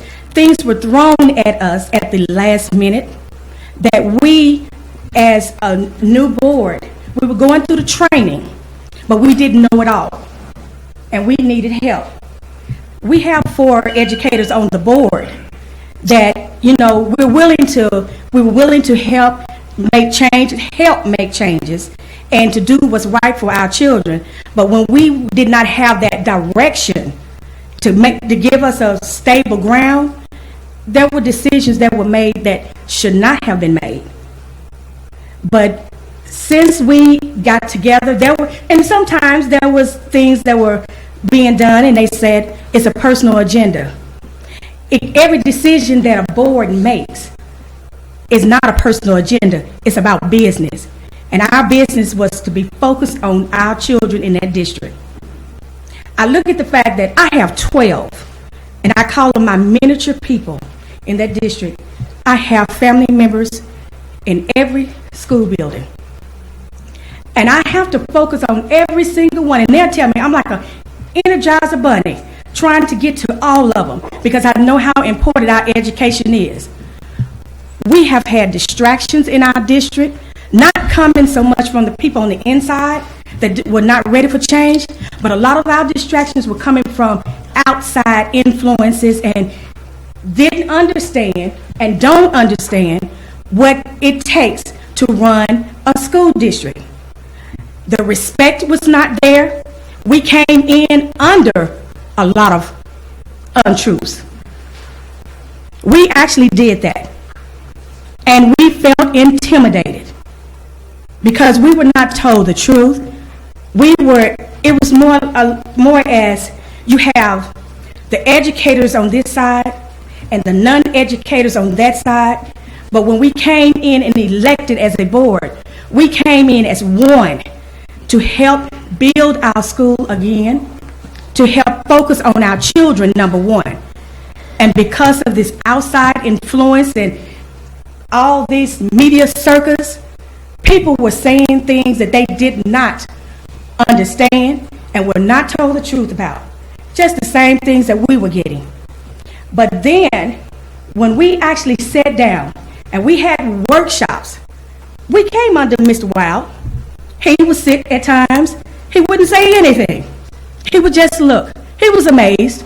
And he can just imagine how we were feeling coming into a new house and you didn't know the floor plan.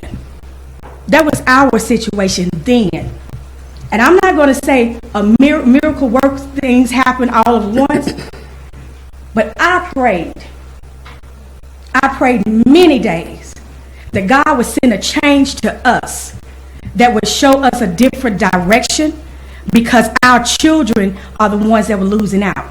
I've had my time, but I do not want my children, and they're not my 12. Okay, give you a summary in 2 minutes, please. Okay, I have one grandchild, but the rest of them are my nieces and nephews. And I felt the other night when I saw one of my teachers that has been in that district 45 years, still up, working with our babies now. That foundation has had a crack. But we are in place. We are working to help fix that crack. I'm not saying just patch up, but fix. And I'm here today because I am asking that you please help us, give us more help to save what our foundation is all about, because it's about our children. Okay, thank you. There was another member of the school board. If it's something not redundant to what Mrs. Langford has said, we'd like to hear from you, but if it's a repetition, we want to move forward. Any questions for Ms. Langford from the state board? Okay. I know we have some parents here that have signed up. I recognize Ms. Bryant. If you want to come and have a comment. And there are some others, again, and we're asking you, if you choose to speak, if someone touches on a thought or a feeling or a passion that you have, that you not be repetitive. Also, after Ms. Bryant, if necessary, Martin Golden, Michael Coates, Stephen Mays, and Patsy Huey. Ms. Bryant. Give you 3 minutes, Ms. Bryant, please. Good afternoon. My name is Annie You were Bryant. sworn, weren't you, earlier? Didn't you stand to be sworn? You did not. Do you solemnly swear or affirm that the testimony you're about to give is the truth, the whole truth, and nothing but the truth? Yes. Thank you. Go ahead. First of all, what I'd like to do is I'd like to thank the board for actually listening to the voices of the parents in the Dollaway School District and taking action to rectify a situation that has gotten totally out of control. When I came to the board back in June, I was very passionate about what was going on in Dollaway, and I still feel that way. And at this point right now, what I'd like to honestly say to you is that please don't be fooled by the faces that you see and the things that you hear. What you have to understand is that Dollaway has a systemic problem. And the problem is that it does not want to change. And as long as you keep the same people in the leadership positions that they're in right now, student achievement is not going to occur in the Dollaway School District. People are used to doing things the way that they want to do things, how they feel like it, when they feel like it, and not being held accountable for what they do and what they do not do. And I'm here to say, on behalf of all these children that are in the Dollaway School District, the ones that are getting ready to graduate, who are reading below reading level, the ones that are in class right now in first and second grade and don't know their ABCs and can't write their last names, that what you have to do is you have to look past this and you have to really think about what your job and your duty is, and you have to do what is right for these children. I'm not here to make friends with anybody. I'm not here to make enemies. I have nothing personal against anyone. All I want is for the kids in the Dollaway School District to get the best damn education possible. Thank you. Thank you, Mr. Bryant. Is there another one, a parent or a community person that'd like to speak? If not,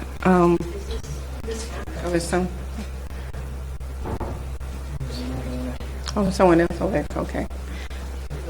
Come on, sir. Have you been previously sworn? No, ma'am. Would you raise your right hand? Do you solemnly swear or affirm that the testimony you're about to give is the truth, Yes, the ma'am. whole truth, and nothing but the truth? Yes, ma'am, I do. Go ahead. What is your name, please? My name is Martin, M-A-R-T-I-N, Golden, G-O-L-D-E-N. Mr. Golden, you have 3 minutes. Go Thank ahead. you. I probably only need one. So I appreciate you all allowing us to be here today. I am here in support of the Dollaway School District. Basically, a quick thing about my background. I was part of the former Altheimer Unified School District that annexed with Dollaway.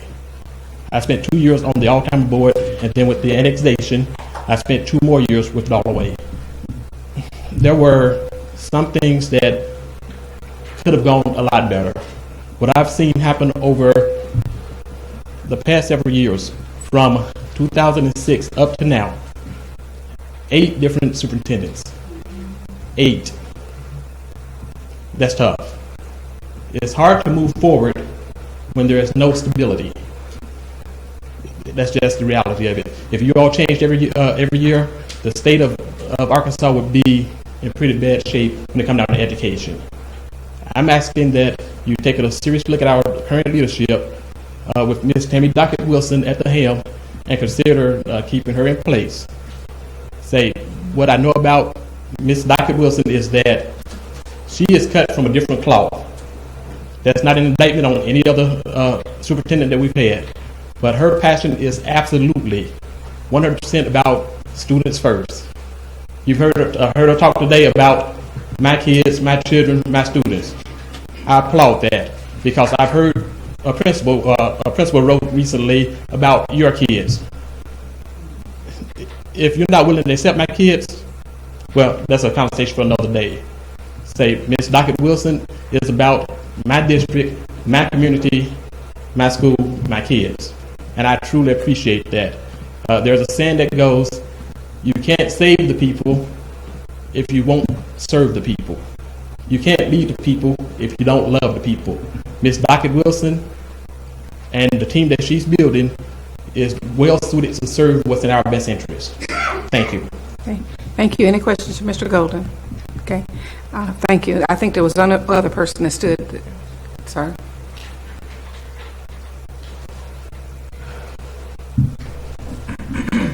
Were you sworn earlier? Yes, ma'am, I was. Give your name, please. My name is Michael Coates, C-O-A-T-E-S. Coach, you have 3 minutes. Thank you, ma'am. To Madam Chairperson and all of the board, it is an honor to stand before you and to give witness to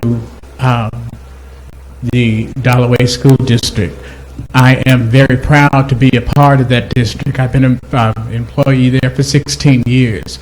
I've seen many come and many go, and I've seen some of the problems build along the way. For the first time in a long time, I am encouraged. My spirit is encouraged about working in Dalloway. I believe without a doubt that we are capable of overcoming this obstacle. We have overcome great obstacles in the past, and I have no doubt in my heart that we can overcome this. I only ask that you take into account our faults and our mistakes, and then give us the mercy of correcting them. They didn't happen overnight, but we are certainly focused on trying to change them and make things better because we love our children. We love our babies. We really do. And so we ask so that with Ms. Dockett's direction and the direction of our board, and please take in consideration that this board is a new board, a totally new entity. They were all brought together, so they're all learning at one time. It's not like we had half that were there for 5 years and we just got 2 more on. Everybody's learning together. So let's give them a little more time, and let's give Ms. Wilson some time to show you some changes, because we're going to do that. Thank you. Okay, thank you. There's a question, Mr. Coates, if you're willing to take from Mrs. Zook. Yes. What is your job with the district? Well, I am the in-school suspension coordinator for the high school. I am also chairman of the Classified Personnel Policy Committee. So you're not part of the tutoring program? No, ma'am, I'm not at the present time, but I would certainly like to be a part of it. I have in the past. And what is your attendance rate? I go to work. Okay. Thank you. I go to work. Okay, any other questions for Mr. Coates? Okay, thank you. Thank you. Okay, is there any category that we have not spoken from, heard from? Yeah. Excuse me. Yeah. Ms. Huey? Okay. Good evening to everyone. Ms. Huey, were you sworn? Yes, I was. Okay, and would you've given your name, Ms. Huey? Go ahead. Have 3 Patsy minutes. Huey. Patsy Huey, former superintendent, Dalloway School District. And thank you for allowing me this opportunity to speak.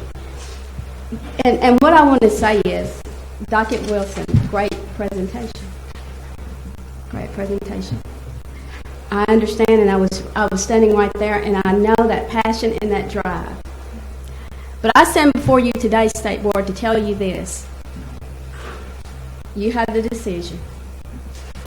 But if you look at the history of Dalloway, And I can go back to 2006, when Dalloway and Altimer annexed together, consolidated together.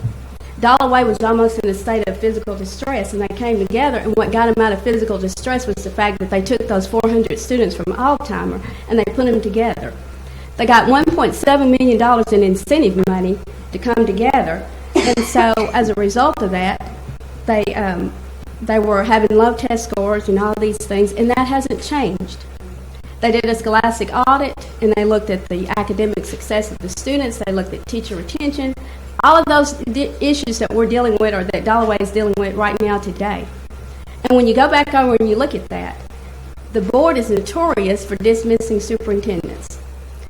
They dismissed one, and he's no longer there. In 2009, put him on administrative leave. He was off for a couple of months, and they extended it and extended it to 4 months. They had another superintendent, I believe her name was Dr. Betty Wright. She was dismissed. They were put in state takeover. Frank Anthony came in for a little bit, and he served as superintendent. Mr. Bobby Ackland was appointed when the state took him over, and he served there not his full time. I walked in as interim in May. They made me the superintendent, and then 5 months later, I was dismissed. The board does not have the best interests of those students in the district at heart. There was a millage. We went for a millage in September. The board didn't want me to have anything to do with the millage. I couldn't talk about the millage. I couldn't say anything about the millage. But what I did do was every weekend, I left my church every weekend, and I went out to the churches in Pine Bluff and Dalloway School District. And I talked about that millage, and I talked about what that millage would do for that district. We lost that millage by 46 votes. That's how close we were. But the message was getting sent out there. So when it came time to put it back on the ballot again, which you know, if you only lose by 46 votes, the probability of it passing the next time was probably going to happen. They didn't want that. Those buildings in Dalloway are dilapidated. They're old. They're not state of the art. And yes, they're losing enrollment, but most of that part is because of the facilities. A lot of that is the facilities. A lot of it is the academics. You look at the personnel. You look at the teachers. And by the way, thank you, Dalloway, for being here, but who's taking care of the district there?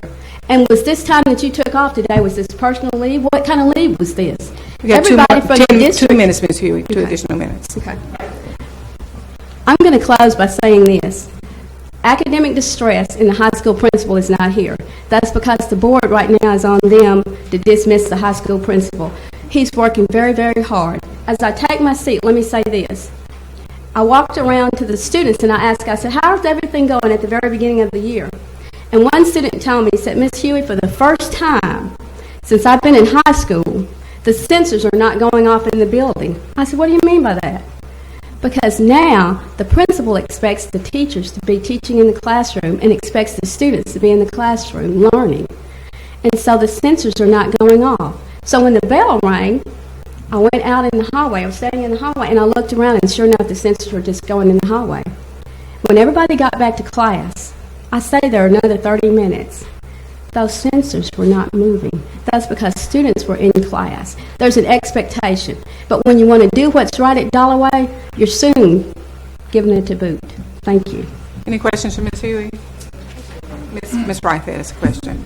Thank you, Ms. Huey. I was wondering if you could, again, we're limited in the information that we were given around the transition from your time as superintendent to Ms. Dockett Wilson. If you might elucidate us a little bit about your understanding of why you were asked to step down as superintendent.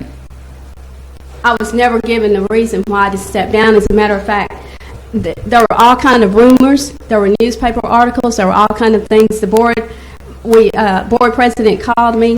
We went over an agenda for this particular special call meeting. I believe there were 4 or 5 items on the agenda. We came in. The board president was about 10 minutes late. She came in. She took a seat, and they said, let's go into executive session. And one of the board members said, we haven't called roll yet. So everybody got up and walked out. We went into to my office. I was asked to leave. at 10 minutes after 7. We came back out, and one of the board members said they'd make a recommendation for Patsy Huey to be terminated from her contract as the Dollar Way superintendent. And they voted on it, and the vote was 4-3. Okay. Any other questions? Thank you. Mr. Rogers, Ms. Zook has requested that you come up. He said that. Except, in the meantime, Dr. Park has a question for. Yeah, probably for Dr. Wilder, anyone, I'm just trying to retrace the history that Ms. Huey just reported. So the district was in academic distress, but was taken over for fiscal distress reasons. Is that actually, Mr. Harvey? I just need that. I need that history recounted. And it's probably in one of these documents, but I couldn't find it. It may be. The last takeover was for violation of standards for accreditation for 2 years in a row. That happened on June 11th, 2012, and the district was returned, I believe, in June of 2014. Those were issues related to transcripts and other issues, things. Not having enough credits on transcripts and not having appropriate seal designation for certain transcripts that's required by law. Great. Thank you. Mr. Rogers.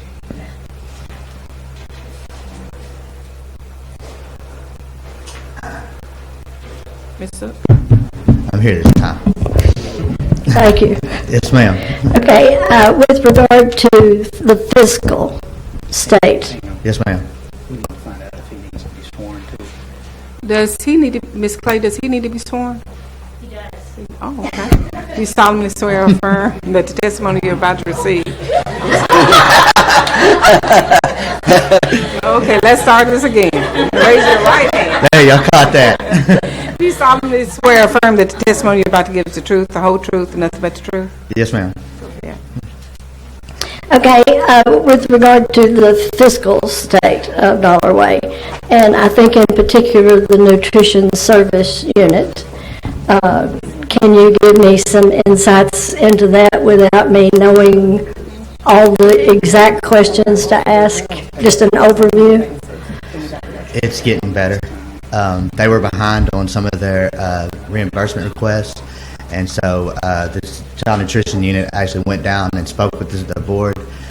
They've gotten better on it. They have till December, the end of December, to have their last reimbursements caught up, and then they'll be back on track for filing their claims. And has there been a recent audit of the district? You mean like the regular Yes. audit? Yes, ma'am. And they were? For the 2015, we don't have the results of it yet because I think that they've had their exit interview, and now it'll go before leg audit before it'll be for us to have a copy of it. Okay, thanks. We want to make sure that anyone that signed up has an opportunity to speak. So, again, before we end, if someone has a desire to comment or speak, and come forth. If not, then Dr. Wild can come back for any last questions from the board. Anyone that has any questions for Dr. Wild? Well, just, you mentioned in your report that the board was making management decisions. Can you discuss that just a little bit with our board to describe what that looks like? I provided an example in the report that we submitted, and it's evident in that example of the teacher that reported to a different building without any of the administration knowing that that teacher was being reassigned. From my perception, that is the kind of conversations that are occurring away from the open public meeting. And also, I would suggest to the board that, as Dr. Bryant said, micromanagement might not be the right term, but certainly there is a feeling by the staff that the board is in charge of personnel and not the superintendent. And so from that standpoint, that's kind of the feeling tone pervasive within the district. Thank you. Okay. If there are no further questions, if any one would like to start, we'll start. There's someone in the back raising your hand.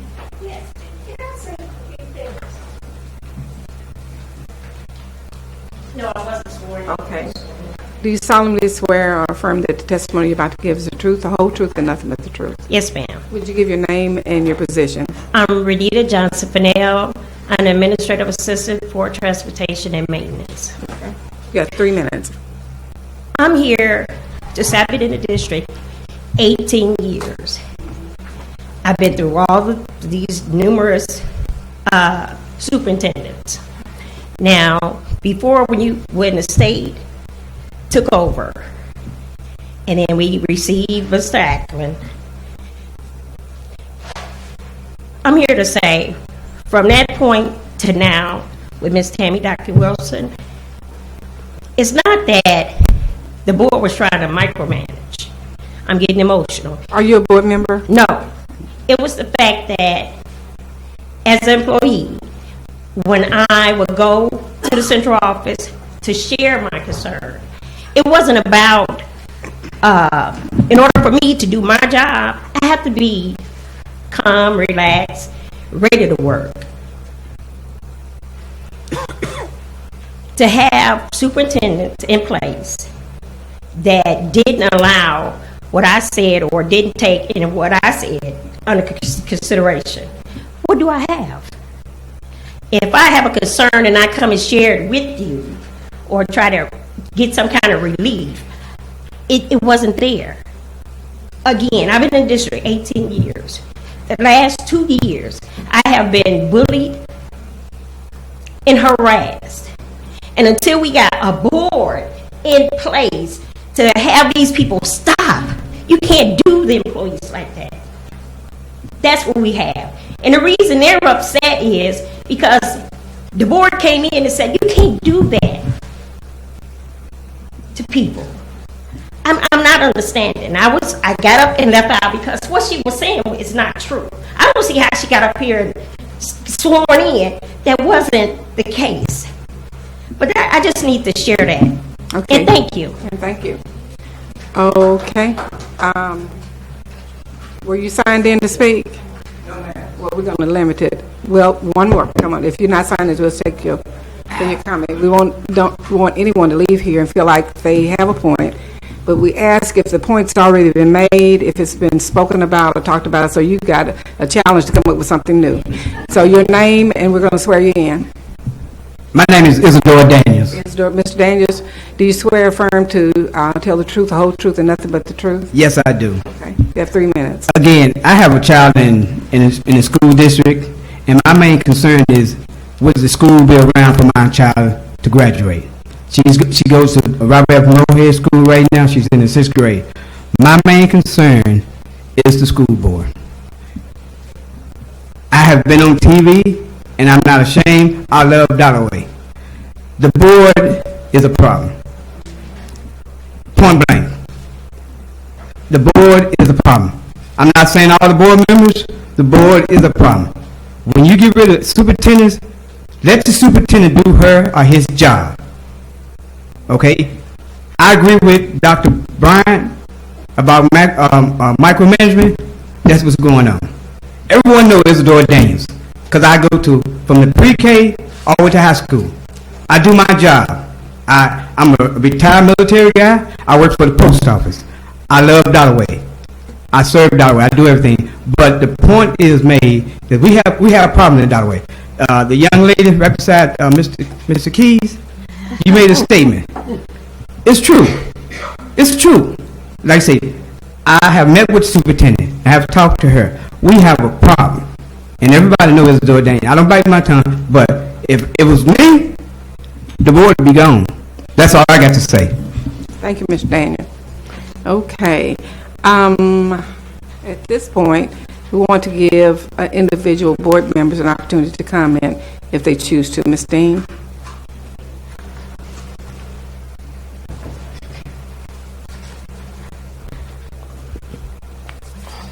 The report that the things that I've seen in the documents that we received,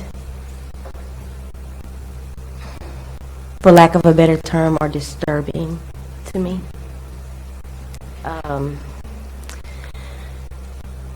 The fact that there have been 8 superintendents in the last however many years is disturbing to me as well.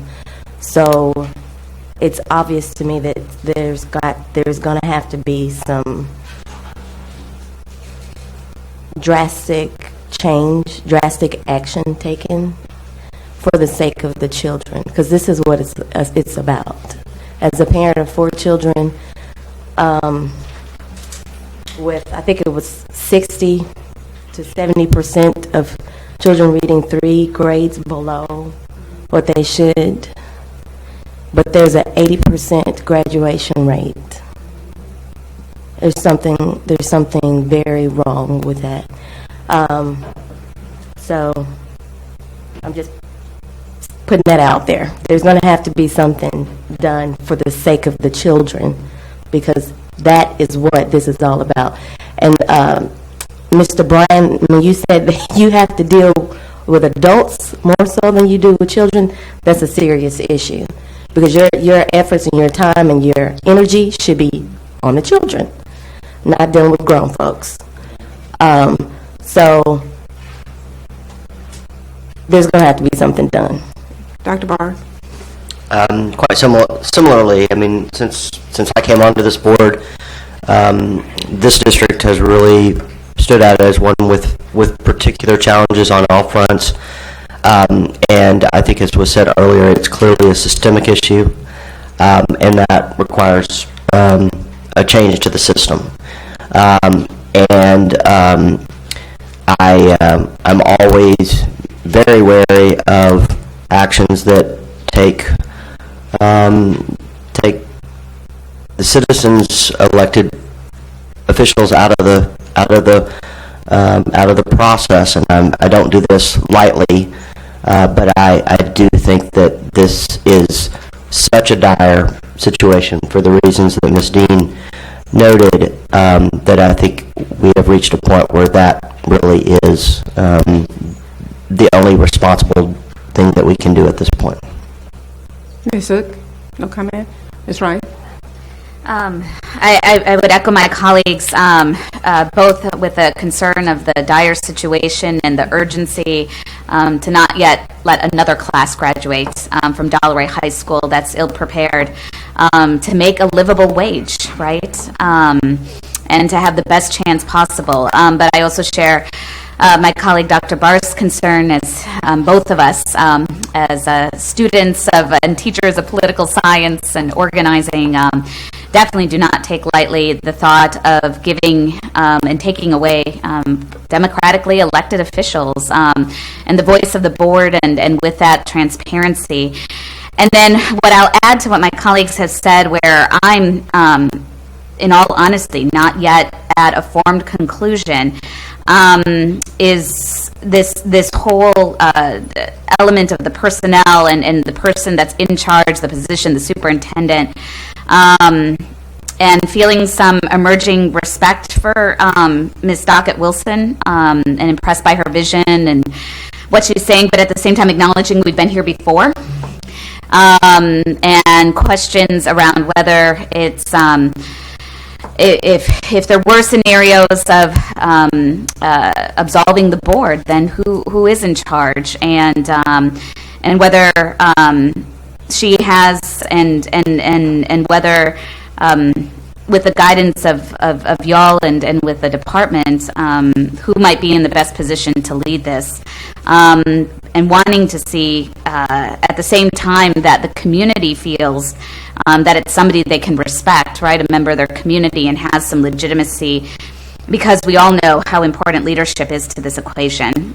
So I'm looking forward to hearing some additional comments from our colleagues, and maybe even some discussion on this element. I think I'm there with my other colleagues in the urgency, but not yet formed in maybe the specific action that we need to take. Ms. Savers? Yes, and just following up on Mireya's comments, Mr. Key, would you like to, I'm sure, well, maybe you have or maybe you haven't, given this some thought about who leadership might be? At the time that Madam Chair feels it's appropriate, I'll have some remarks on that. What my plan was to let board members comment and let finally the commissioner have his say. I have nothing additional to add. Mr. Black? Just that it's a mess. It really is. It's a mess. And something has to be done. Thank you. Ms. Chambers? My comments have been made. Okay. Commissioner Key? Thank you, Madam Chair. You know, this is always a grave decision to make, and when you get to the level of dealing with the students, you have to ask yourself, how long do the students and families have to wait before there's stability, before there is true improvement? And I think at this point we have to look beyond just simply improvement and transform what's been going on there. And so we have had a lot of discussions. Dr. Wild's report is one of a unattached and completely rational and observer based on the experience that he brings, that we ask him to assist us with and assist these districts. And I think his report really stands on its own as exhibiting the concerns and the issues that are going to continue to present challenges to success in the Dollaway School District. Also recognizing that Ms. Dockett Wilson has been voiced to me by Dr. Wild as someone who has great potential to help make a transition there, to create some transformation there that would be beneficial to the students. So given that, given the report from Dr. Wild, given the consideration and the discussions we've had in the department, it would be the recommendation of the department that the state board remove the current members of the Dollaway School District Board of Directors and allow the commissioner to assume all authority of the board of directors as may be necessary for the day-to-day governance of the school district. Also recommend that Ms. Tammy Dockett Wilson, who is currently acting as interim superintendent, be returned to her previous position as school improvement specialist for the Dollaway School District.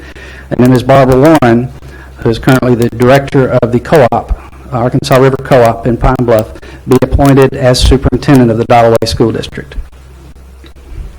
So that is the commissioner's recommendation based on volumes of reports, and more than that, a lengthy history that demonstrates the failure of the system to address educational to address appropriately the educational needs of the families and children in the Dollaway District.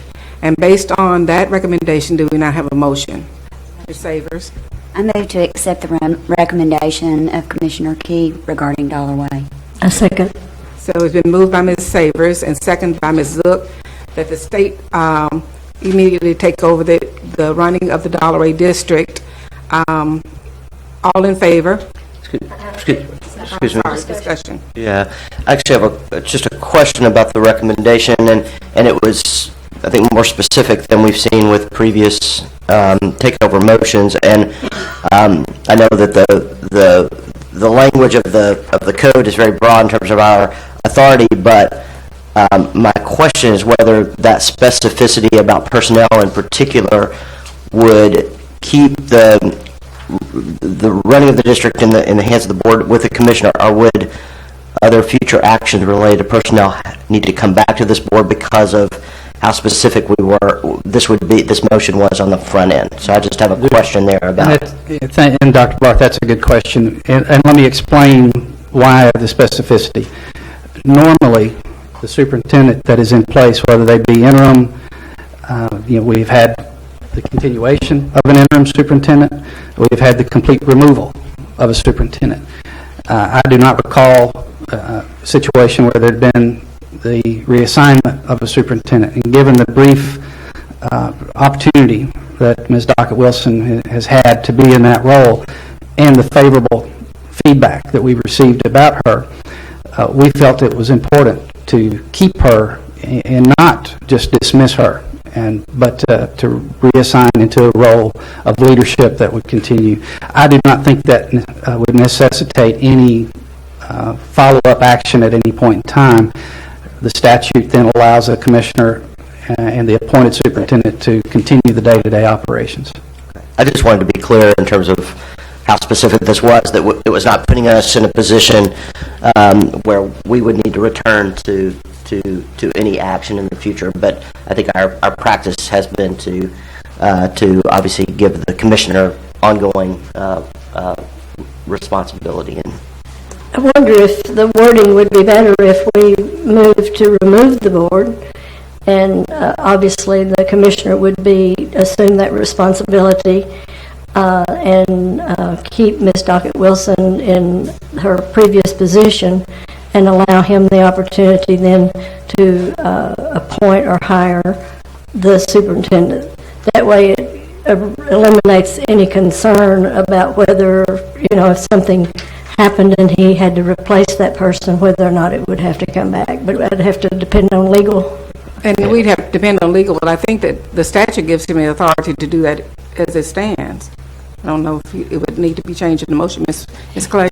Yeah, I think what you're getting at is whether this motion would then enable or require the state board to make any changes to the superintendent. And I don't think that's the case. Okay. After this motion, then Commissioner Key, acting as the board, would be the hiring official, if you will, for the district. Okay, thank you. Any further questions? I'll ask one question, probably to Dr. Wild. This motion, of course, relates to personnel, but doesn't necessarily begin to articulate the plan of action. And are you in a position to at least give the bullet points to what that plan of action would be if this motion were to pass? I mean, what are the key 2 or 3 steps that you envision happening in this district with new personnel to begin to turn the district around? My assumption would be that the commissioner would call us all together, and that there's evidence for that assumption. And we would then move forth with everybody having input that's relevant to the district. And so we don't have a pre-thought out about personnel, but certainly I concur wholeheartedly with the concept of keeping Ms. Dockett Wilson within the district, because she has shown a great deal of leadership there. And at the same time, there still needs to be some planning. So I acquiesce to the commissioner on that question. Yeah, and thank you for that. Tomorrow morning, first thing, if y'all choose to take this action, Mr. Talbert and Dr. Gocher will be in the district to help with that transition. And I think they have initial plans, immediate plans to do what it takes to calm the waters. Number one is we're going to have school. And if there's any doubt about that, I repeat, we're going to have school. This is not a time for folks to think, oh my goodness, this is a catastrophic situation. It's a change in which the department is going to step in, walk hand in hand with the leadership of this district under our direction with an intent of driving that improvement in student performance and student success. One of the first things that will have to be done is for the leadership to get together, working with Mr. Talbert and his team, with OI, Office of Intensive Support, and with Dr. Wild, as we did with Little Rock, sitting down around the table to assess what needs to happen. From that assessment, a more detailed plan, a more detailed strategy would be developed because the needs are going to be different. You know, we have the distress school is the high school. What are those needs? Noting that the principal of the high school is not here today, that needs to take place. The building leadership has to be at the table, and they will be if this transition is made. So more specifically, I can't tell you because that needs assessment would have to be first and foremost. Ms. Wright. I do have a follow-up question, and getting back to the leadership issue at place here, and being sensitive to the comments around 8 different superintendents, correct, in the last few years.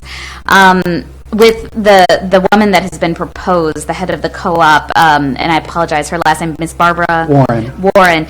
Has there been any conversation about whether this is a short-term sort of interim emergency role, or is there a longer-term commitment the way that Ms. Dockett Wilson has also indicated her commitment to her hometown? This is Ms. Warren's hometown. She is from Pine Bluff.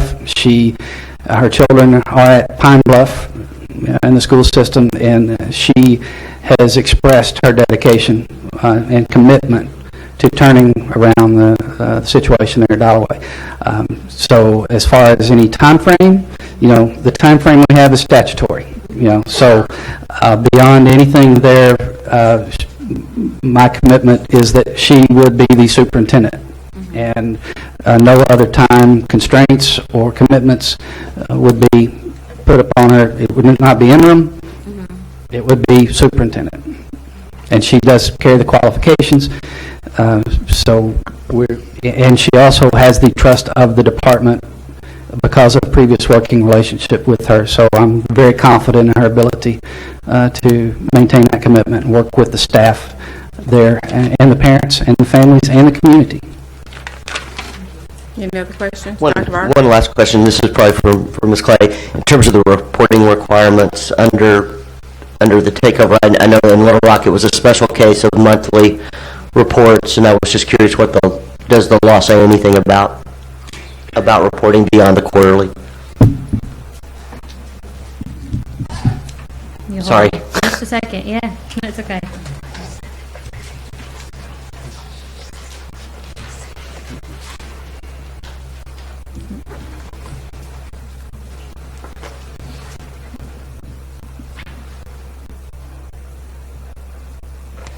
I don't believe so. If you would like to make that part as an addendum to the motion, then that would be appropriate.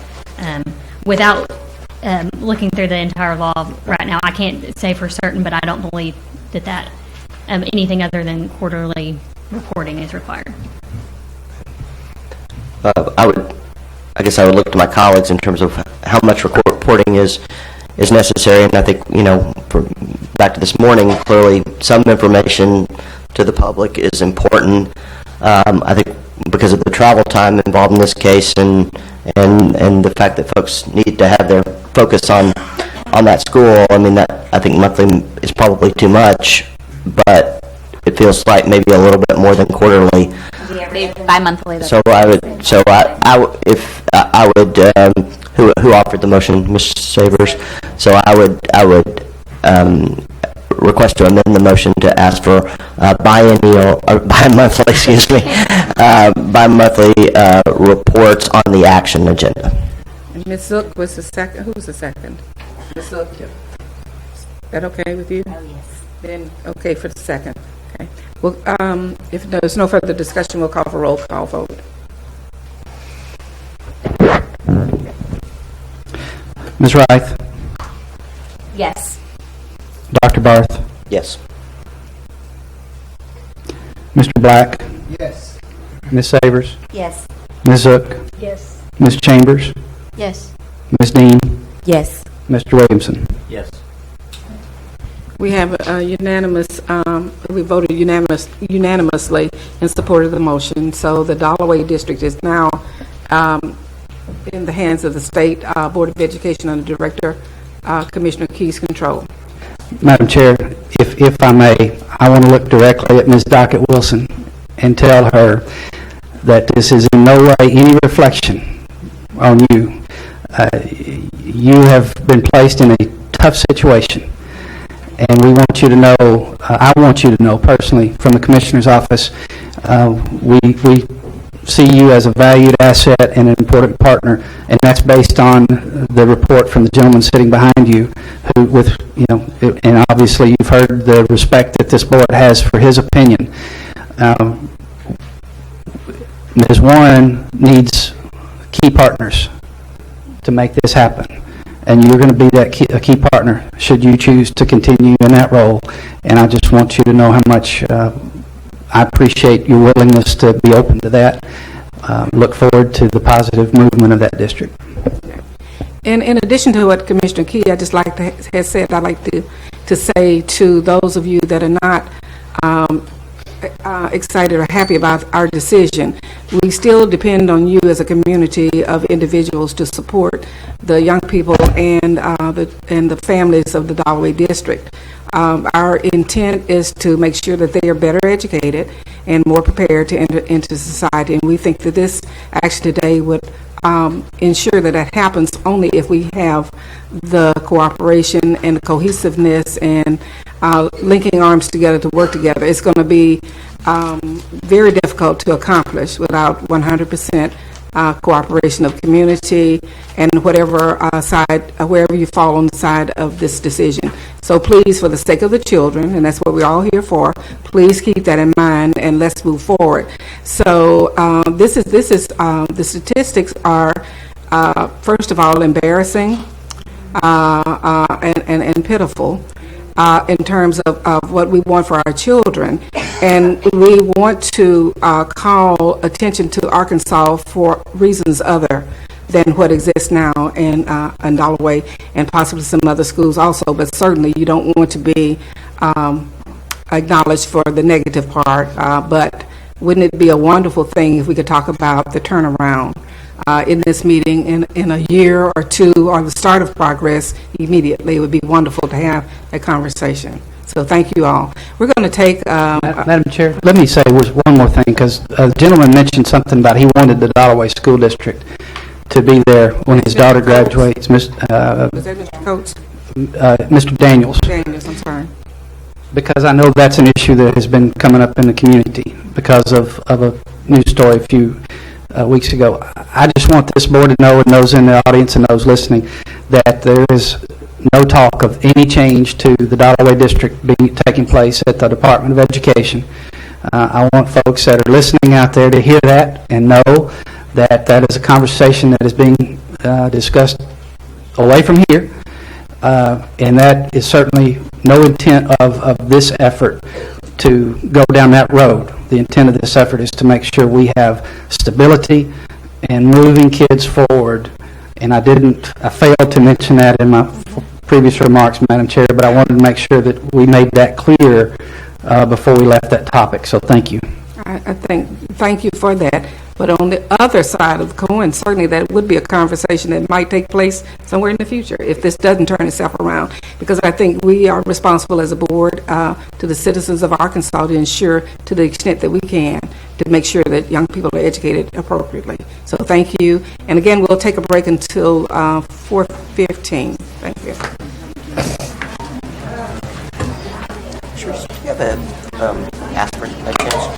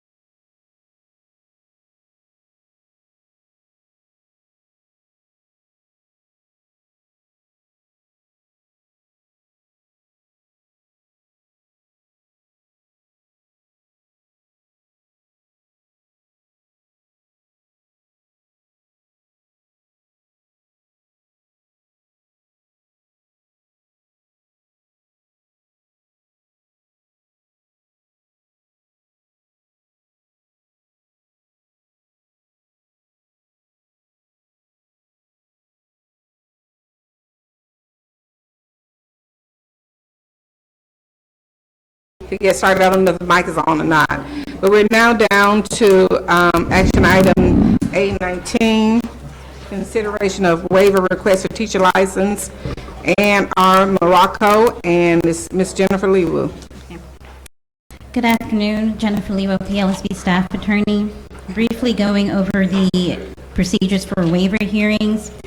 Each party will have the opportunity to present an opening statement for 5 minutes, beginning with the department. After that, each party will be given 20 minutes to present their cases, again, beginning with the department. Additional time may be granted for good cause. Every witness giving oral testimony must be sworn under oath. Okay. So who's here relevant to the Morocco case that needs to be sworn, that intends to give testimony? Okay. Would you raise your right hand, please? You solemnly swear or affirm the testimony you're about to give is the truth, the whole truth, and nothing but the truth? Yes. Thank you. Okay. Ms. Leewu. Ms. Morocco applied for a license for renewal and a lifetime teaching license. The department was notified that Ms. Morocco's name appeared on the child maltreatment registry list for abuse that occurred in 1987.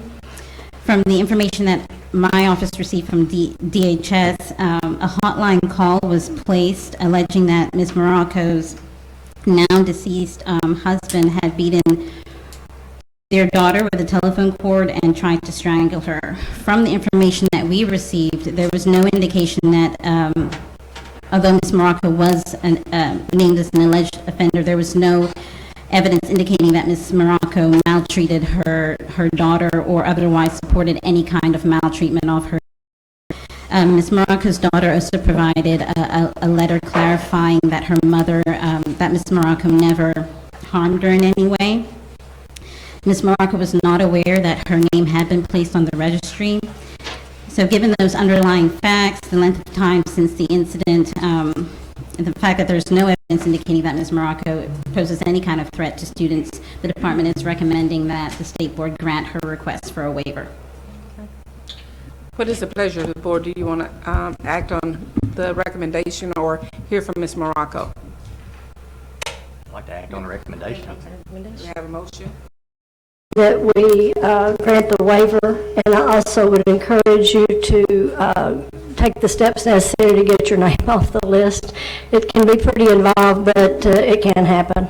Ms. Savers, I'm sorry, Ms. Zook has made the motion. Is there a second? Second. By Mr. Williamson. All in favor? Aye. Thank you. The next case is A20, consideration of waiver request for teaching license, Clarence Mumford. Yes, Cheryl Reinhardt for the Department of Education. Mr. Mumford did request a waiver hearing. However, he did not send any representative, and there's no one here to speak on his behalf at all. So under the rules and under the law, the board is tasked with the hearing, and just based on the preponderance of the evidence, you make your decision. And your recommendation is? Our recommendation is revocation of his license. This is Mr. Mumford is a name that some of you may recall. He is currently in prison, has been convicted of counts of mail fraud, wire fraud, and Social Security fraud, but that was all based on a cheating scandal, testing for teacher testing. And so he has been serving a sentence in that respect in Tennessee. We have each revoked his license as well. Okay. What is the pleasure of this board regarding Mr. Mumford? I move revocation of the teaching license of, in this case. Moved by Dr. Barker. There's a second? Second. Second by Ms. Savers. Any discussion? All in favor? Aye. Any opposed? Down to A21. Ms. Leewu, is Ms. Melton here? I know that she had an No, appointment. unfortunately, she did have to leave. She had a scheduled surgery. I did speak with her about the possibility of continuing to next month, and she requested that the board actually decide the matter today. Under our rules, the board can make a decision just on the briefs that have been submitted without any oral argument.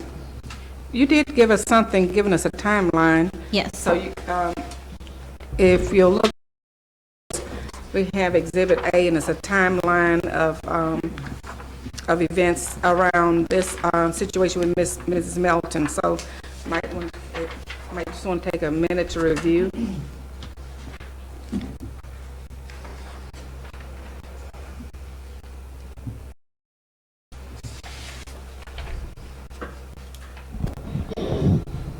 May I ask a question? Has she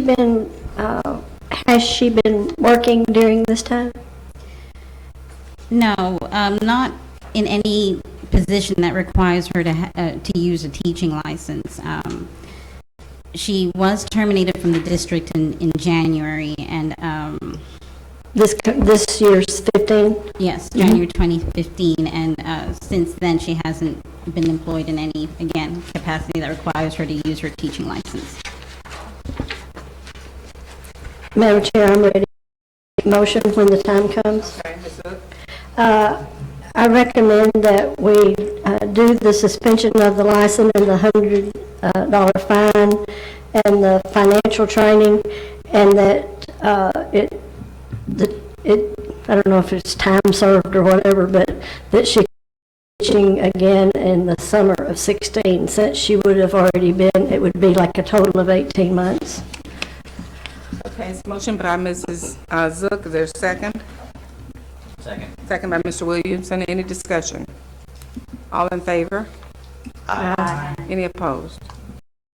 Motion carries.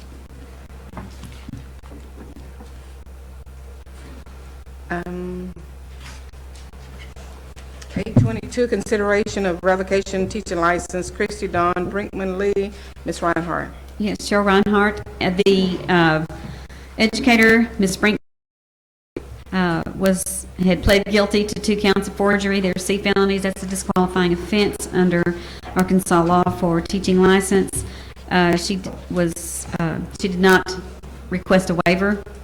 She's in Oklahoma, so I don't think she even has intentions of being here. She did not request a hearing. Okay. So the department recommends revocation of her license. Okay.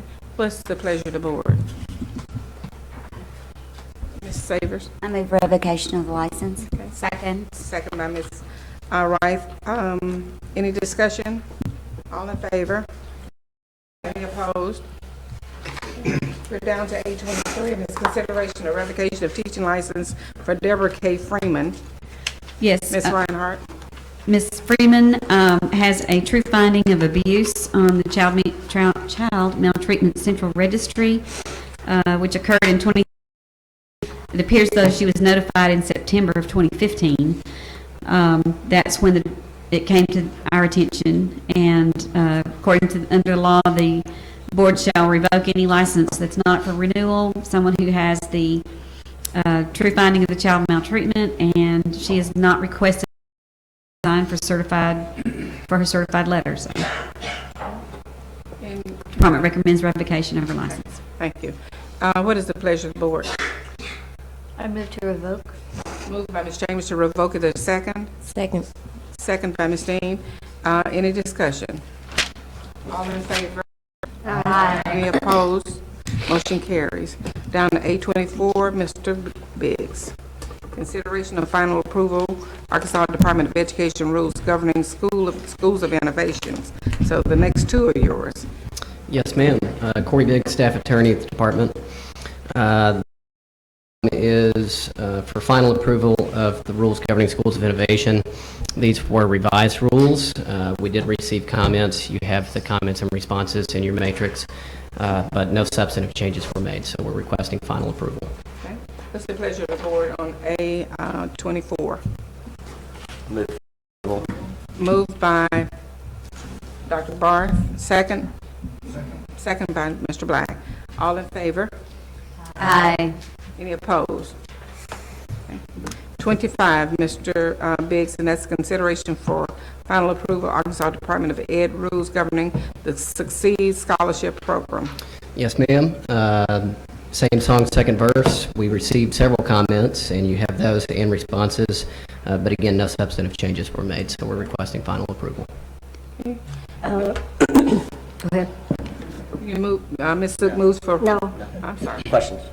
Yeah, but we're going to have a motion and then we'll have questions, that's okay? We have a motion for approval. Move final approval. Okay, moved by Mr. Williams, second. Second. Second by Ms. Steen. Questions? Dr. Barr. So, Mr. Bigson, thanks for sending me the original act.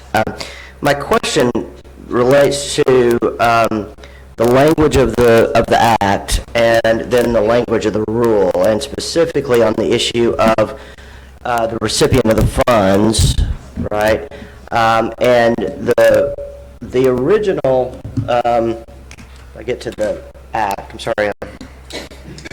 The original act does make reference to, down towards the end, of the school being the recipient of the funds, and that's the part that is constitutionally problematic. Is that correct?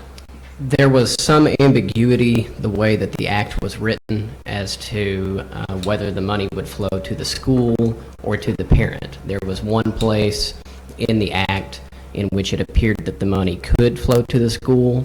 There was another place which was a little clearer in which the money would flow to the parent. And when we wrote the rules, in consultation with the author of the legislation, we decided to clarify that it would in fact go to the parent and not to the school. Okay. And I agree, it is somewhat ambiguous, so I thought there was a reference to the school that I thought was clearer than you did. My other concern with this rule is the absence of a potential absence of a secular alternative in this program. And I recognize that if someone did not want to take advantage of this program, obviously traditional public schools would, and the IDEA program, of course, there would access to special education, meet their special education needs. My concern is that if they did want to opt out of the traditional school system, that they might not have, or it's feasible that they might not have a secular alternative in this case, and that is worrisome to me in terms of truly presenting alternatives. The other option, of course, would be to have the language that we have for the ABC program that does state that in the delivery of the education itself, there would not be proselytizing or other materials that are religious in nature. And so, would you like to respond to that?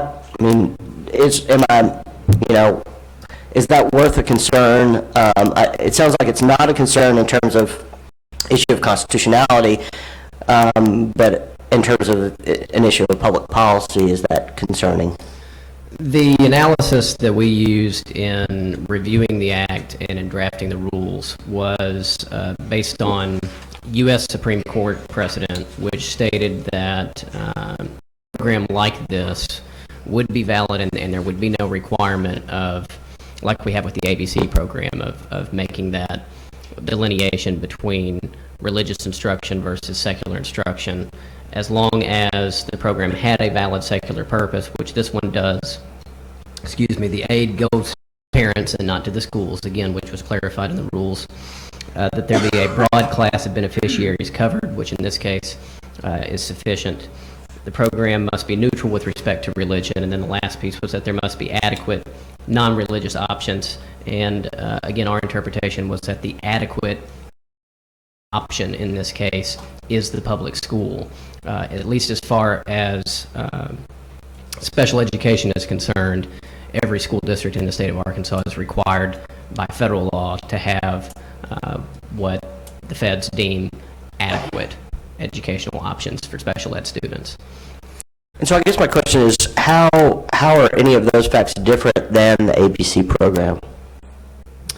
The difference for the court was, as long as those other four are met, that the money going to the parents and not to the schools create the need for additional requirements on behalf of the schools and how they provide that instruction, because the parent is choosing to send their child to a religious school, in your example, as opposed to the secular options of either sending them to a religious private school or keeping them enrolled in the public school to which they're zoned. And so in ABC, the money goes directly to the school? That's correct. It goes to the program. Right, okay. Okay, all right. Thanks. Any other questions? Yes. Madam Chair, how will the students be selected if there's only 100? That is a question that is not answered in the rules. I know that there was a mention of allowing the department, allowing the commissioner to the third party to help administer the program once it gets approved, and also once it gets funded, which we're still waiting on in the fiscal session that's upcoming next year. And I think once those pieces are in place, those decisions would be able to be made better at that, and especially if we followed the process that's laid out in the rules with the help of third parties. Are we not concerned about a slippery slope when we offer one class of citizens vouchers and not all classes of citizens? Can you? Well, we're saying if you're handicapped, if you have an IEP, then if you're one of the lucky 100, we'll give you a voucher and you can take your money and go to wherever school, wherever you want to. But if you're normal and African American, you can't. If you're poor and white, you can't. And if you belong to any other class, you can't. So, were you there during the discussion with the legislature about how if this was even discussed? I was not there for that. I was there for part of that, and this is modeled after a Florida, I believe it's Florida provision that has been upheld in court as having met constitutional standards, and the issue of the targeting of this population of students. That's what made this unique and doable, because it was more isolated and targeted to a special needs population. So they modeled this very closely, as closely as they could, it's my understanding, to the Florida statute. Okay, and just by way of a tutorial, board, on December 1st every year, there's a thing called Child Find, and it is up to the districts to find every child, whether homeschooled, not schooled, parochial, private, public school, or whatever, in your district that has any kind of handicapping condition. And then it becomes a responsibility of the team, even if the parents decide to continue to send the child there, to provide the education, free and appropriate, as well as support services like occupational therapy, physical therapy, speech therapy. I've done this. I'm not sure that a parent can waive the right of their child, because if they send them to a school over which especially the supervisor within the district has no authority, and trying to work with scheduling of the OT, PT, speech therapy, whatever may be there that private school may or may not provide, I'm not sure that a parent can waive their child's right. That is a team decision.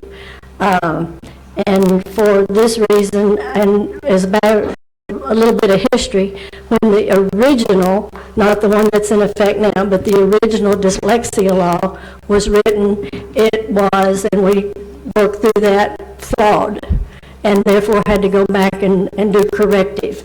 I believe this law is flawed, and for that reason, will not be supporting this, even though I appreciate the work that Mr. Biggs has done, and I do have respect for the legislature, but sometimes if you haven't been in the weeds, it's hard to understand all of the different things that go on. Any other comments or questions from the board? Ms. Salsford may have Okay. some help on this issue. Thank you. Madam Chair, I just wanted to provide some information for the board, if you please. Courtney Salas Ford, Special Ed Attorney for the department. The right IDEA are the parents' rights. Students have the right to a free, appropriate public education, but just like the parent has to consent for the student to receive those services, the parent can deny consent and the student would not get those services. And so that's why we feel that by accepting the scholarship, the parent can basically give up their student's rights to the free, appropriate public education in the school. Until the student reaches 18, all of those rights maintain with the parent. Can I, and make sure I want to clarify, but I believe that this waiver is only for that time that they are in an alternate program.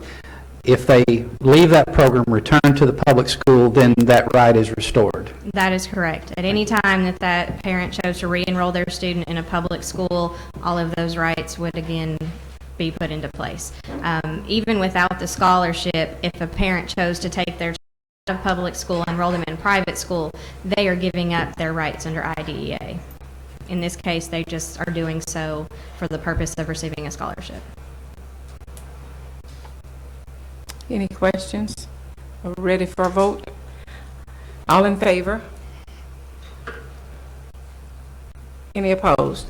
Aye. You got two people voting. Let's go back. Okay, the motion was, motion by Mr. Williamson, second by Ms. Dean. For final adoption of the rules. Aye. I also, okay, so we'll go back. All in favor of adopting the rules and A25, please vote. All in favor? Aye. Any opposed? Aye. So there's two opposed. I'm voting no. I'm abstaining. Okay. I suggest we call the roll on that. Yes, you're right, we're gonna have a roll call. Okay. On the motion to approve the rules, Ms. Reith, Abstain. Dr. Barth, I'll actually vote present, I guess, I think is the accurate. Is that the? If you so choose to Well, he's saying abstain. present, but we want an explanation before we count his vote as present. Rules of order, a motion has to pass by a majority of those present and voting. So an abstention or a present is not a vote and will not count towards the total of the number voting. Okay. So They're the same. The correct thing, okay. So you're right. abstain, present. which one? Which one is Sounds like they're the same thing, so for all, Yeah. yeah, so I'll abstain. Mr. Black, Yes. Ms. Savers, No. Ms. Zook, No. Ms. Chambers, Yes. Ms. Dean, Yes. Mr. Williamson. Yes. So we have 4 votes in the affirmative, 2 votes no, So, 2 abstentions. so it has to be 3/4. Okay, I'm sorry, I misunderstood. So it does pass. It does pass, okay.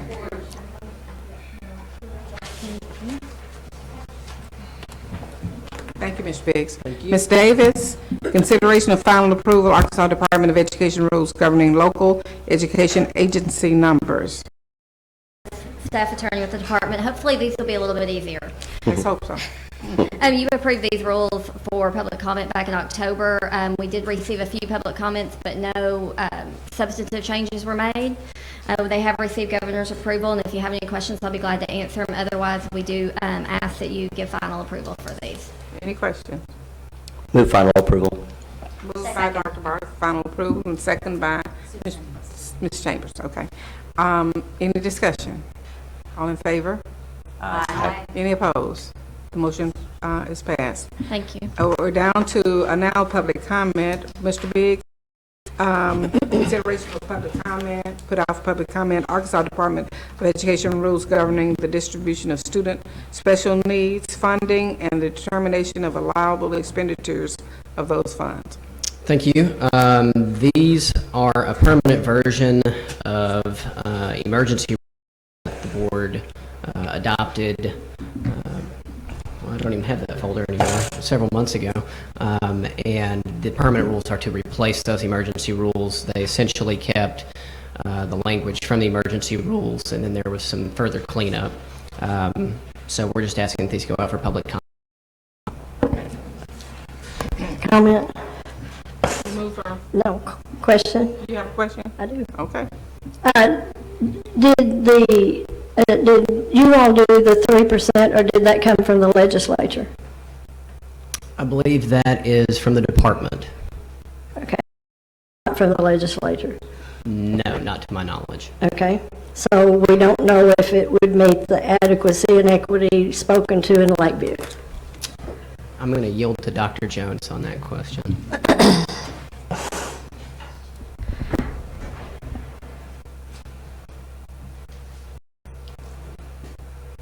Good afternoon, Debbie Jones, Assistant Commissioner.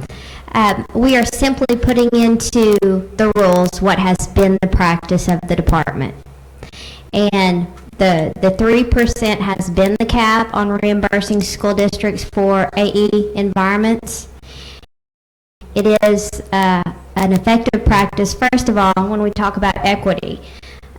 To reimburse schools, we need some measure in place to prevent over-identification, because that's a large sum of money, reimbursement, in addition to the ADM, that school districts receive for those AE students. And so if we have school districts identifying large populations of students, then we won't have the sufficient amount of funds to reimburse AE environments across the state. So it's a measure, it's a practice that's been followed I don't know how long, and it's also to have it in writing, because we have had institutions approach us whose entire setting was an alternative setting, and they did not constitute what is considered an AE environment. So it will help with clarification on that as well.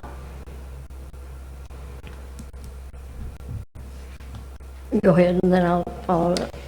And I understand the logic. My question is do we have any empirical data on the actual cost on average of ALE environments and how it differs? As far as I don't know that I can speak to that. However, I'm reflecting upon a report I read, and I think it is within the ALE annual report that we submit to the legislature, and I have shared with you as well. And I think there's a spreadsheet that includes not only the amount given to the district for AE from the ADE, but also additional money used out of other funds. And you will, and I know that's where it is as it comes back to me. And you will see the different amounts spent by the school district. Now, those are self-reported numbers, and that's why that it's empirical data. Okay, thank you. Okay. First of all, the heading of this is a little misleading because it says special needs students, and so therefore I was going, where are the special ed kids? Because I know ALE is not. Right. And also in 3.14 says after a district has met the educational needs, the funds can be used for other things, or under the other money. So my concern is if you have districts with a large gap, how can they, it would seem impossible that they can justify saying that, well, we've already met the educational needs, so now we can use this money differently. That's one point. And then also, it's very clear in here that ALE is not to be punitive, and I know for a fact, many districts, it is used punitively. They'll say, well, do you want to go before the board and be expelled, or do you want to go over to ALE? Well, that's punitive. There's no other way to look at it. So who monitors the use of funds when there's still a gap, and who monitors the ALE not being a punitive? Because I understand local control, but I also understand law and our responsibility toward children. As far as the placement of students within the alternative environment are within the rules, and it's specific within the special funding rules. As far as placement, and as far as seeing if it's a punitive environment, the alternative education unit makes on-site visits. Now, we have combined our efforts with the standards unit so that it simplifies the visitation, but we have addressed issues where, and we address those with the superintendent, and ask that be corrected. And one of the results of that is that they will lose their AE funding. They will, and that's on a reimbursement basis, so they would not get that. And so that has to be corrected, and we do that through the AE unit. And that's one part that they will continue to do, on-site visits and not a desk audit. And what about the gap? Can you specify? Well, simplify?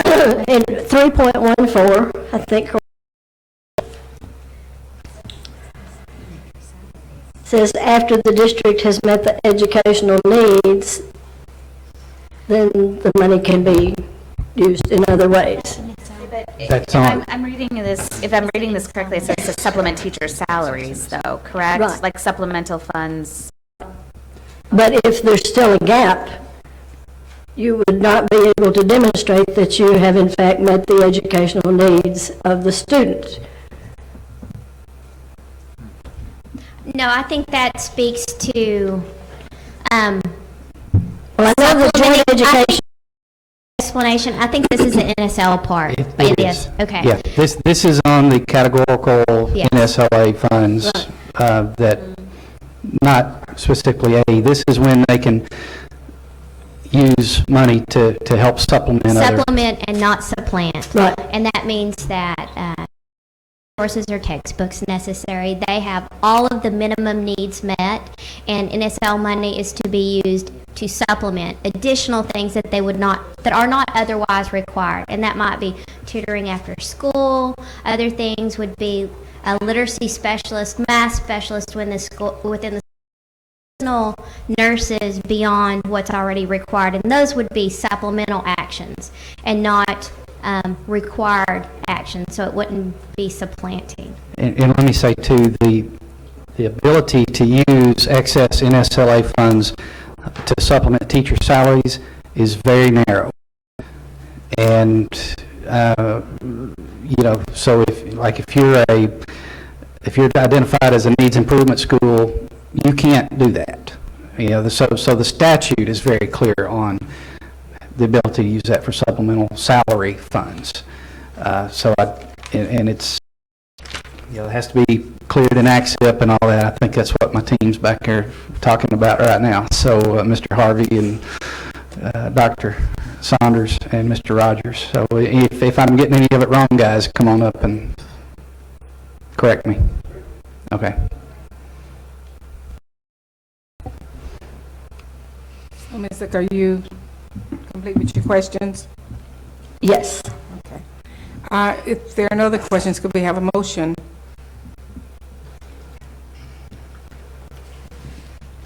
I move to send these rules to public comment. Okay. Ms. Wright, is there a second? Second. Okay, second by Mr. Black, to put these rules out for public comment. All in favor? Aye. Any opposed? Okay, motion passes. Ms. Zucker, you gonna make any public comments? You're likely to, huh? Okay, we're down to 8:28. I think all the superintendents who contacted me probably will make those public comments. Lori Freeman, consideration of public comment, ADA rules governing school district requirements for personnel policies, salary schedules, minimum salaries, and documents posted to district websites. Thank you. The rule has a very long title.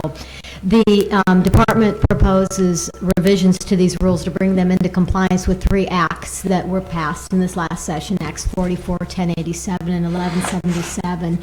The revisions mirror what was in these acts as revisions, and respectfully request that this board approve the release of these rules for public comment. Okay. Ms. Zook?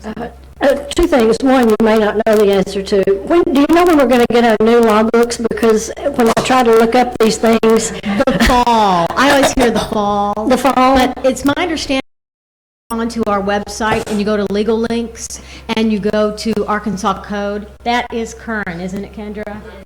That's current. So you can get current copies of the law there. Okay, thank you. And the second thing, and that's bothered me before, when we consider it as full-time, 20 or more hours, and I was told several years ago that it was, not several, I hadn't been here that long, that it was so that we could work with them with insurance. I understood that, but now that we have the Affordable Care Act and an Arkansas private option, do we still say that a person who works 20 hours is full-time? Yes, because it's statutory. It's statutory. It was done at the legislature? Yes. Okay. Okay, any other question? What is the board's pleasure on 828? Release for public comment. And moved by Dr. Bart. Second? Second. Second by Ms. Wright. All in favor? Aye. Any opposed? Thank you. 829, Mr. Biggs, consideration of public comment, Arkansas Department rules governing nutrition and physical activity standards and body or age assessment protocols in Arkansas public schools. Thank you. I feel like I'm at Mass. These are just an update brought on by Acts 846 and 1079 of 2015, revised rules, and we're public comment. Any questions? I have a question. Okay. So the acts recommended, I was thinking in particular, where there had been a 60 minutes, I think, mandatory physical activity, and it went to at least 40 with, is it superintendent determination or? Ms. Chambers, you're speaking to your mic. Oh, sorry. Sorry. Just curious where that came from. Why are we going to less physical activity? It was. Yeah. Okay. Yeah, that was straight from, I think that was Act 1079. Okay. Thank you. You're welcome. Any further questions? If not, I'd ask for a motion. I move that we put these forward for public comment. Okay, been moved by Ms. Chambers to put the rules out for public comment. Is there a second? Second. Second by Ms. Wright. All in favor? Aye. Any opposed? Okay, the next 830, Ms. is consideration for public comment proposed Arkansas Department of Education rules governing ethical guidelines. These rules were modified to account for the changes in Act 846 of 2015, and this is requiring commissioners' approval for interested parties from 5,000 to 10,000. So we'd like to put these out for public comment. Any questions? Not, could we have a motion? I move to put these out to public comment. Okay. Ms. Dean, second? Second. Second by Mr. Williamson. All in favor? Aye. Any opposed? Okay. The last one, 831, Ms. Davis. These are also a change from Act 846. This is our cleanup bill, and in case you're wondering where the change is, there's a one-word change on page 22 that they need to go out for public comment, so that way we may update those. I have a question. If we would like to have a report on how the different co-ops, their goals and their depending on what part of the state they're in and what districts they serve, do we request that here? Does that have to come through the legislature? How can we do that to be sure our co-ops are serving or unique to the particular area they're offering service? Well, let me address that this way, because you are, the co-ops are working very hard on developing our the work session presentation for April, but in between now and then, they are also going to be inviting you regionally, individually, to come and visit different co-ops. So those of you in Central Arkansas, the co-ops around the area, they'll be reaching out to you to try to hit that regional approach, and at that time, that would be a good time to ask them that, or at least make them aware that that's an interest that you'd like to see covered in the work session. The ones I've met with so far, I just didn't know if we needed to do something more. It may be premature for a report, but I think that's certainly an item of discussion. Pass that along, that you would like them to address the regional differences and regional needs and how they tailor their services to address those regional issues. Because 18.1 actually says the programs and services of each educational service cooperative shall be based upon the needs of the districts included in its service and upon the educational party. So I suspect it's already happening, but I'd just like some sort of reassurance. Okay. We'll pass that along. Okay. Any other questions? If not, could we get a motion? Move for release for public comment. Been moved by Ms. Wright. Is there a second? Second.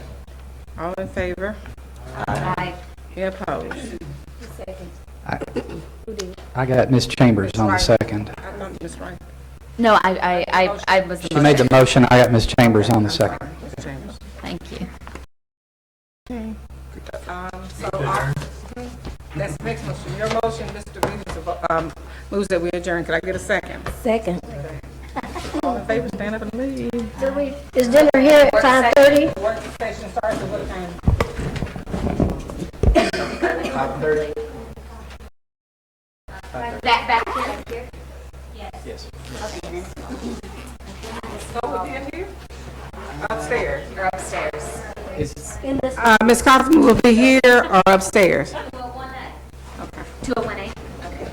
Which is that way? How long do we think this that thing up there? Is that 201A? Okay, great. I'm so sorry, y'all. I'm going to go run and get my car. So I can actually have my car. You leaving, Vicky? I don't know.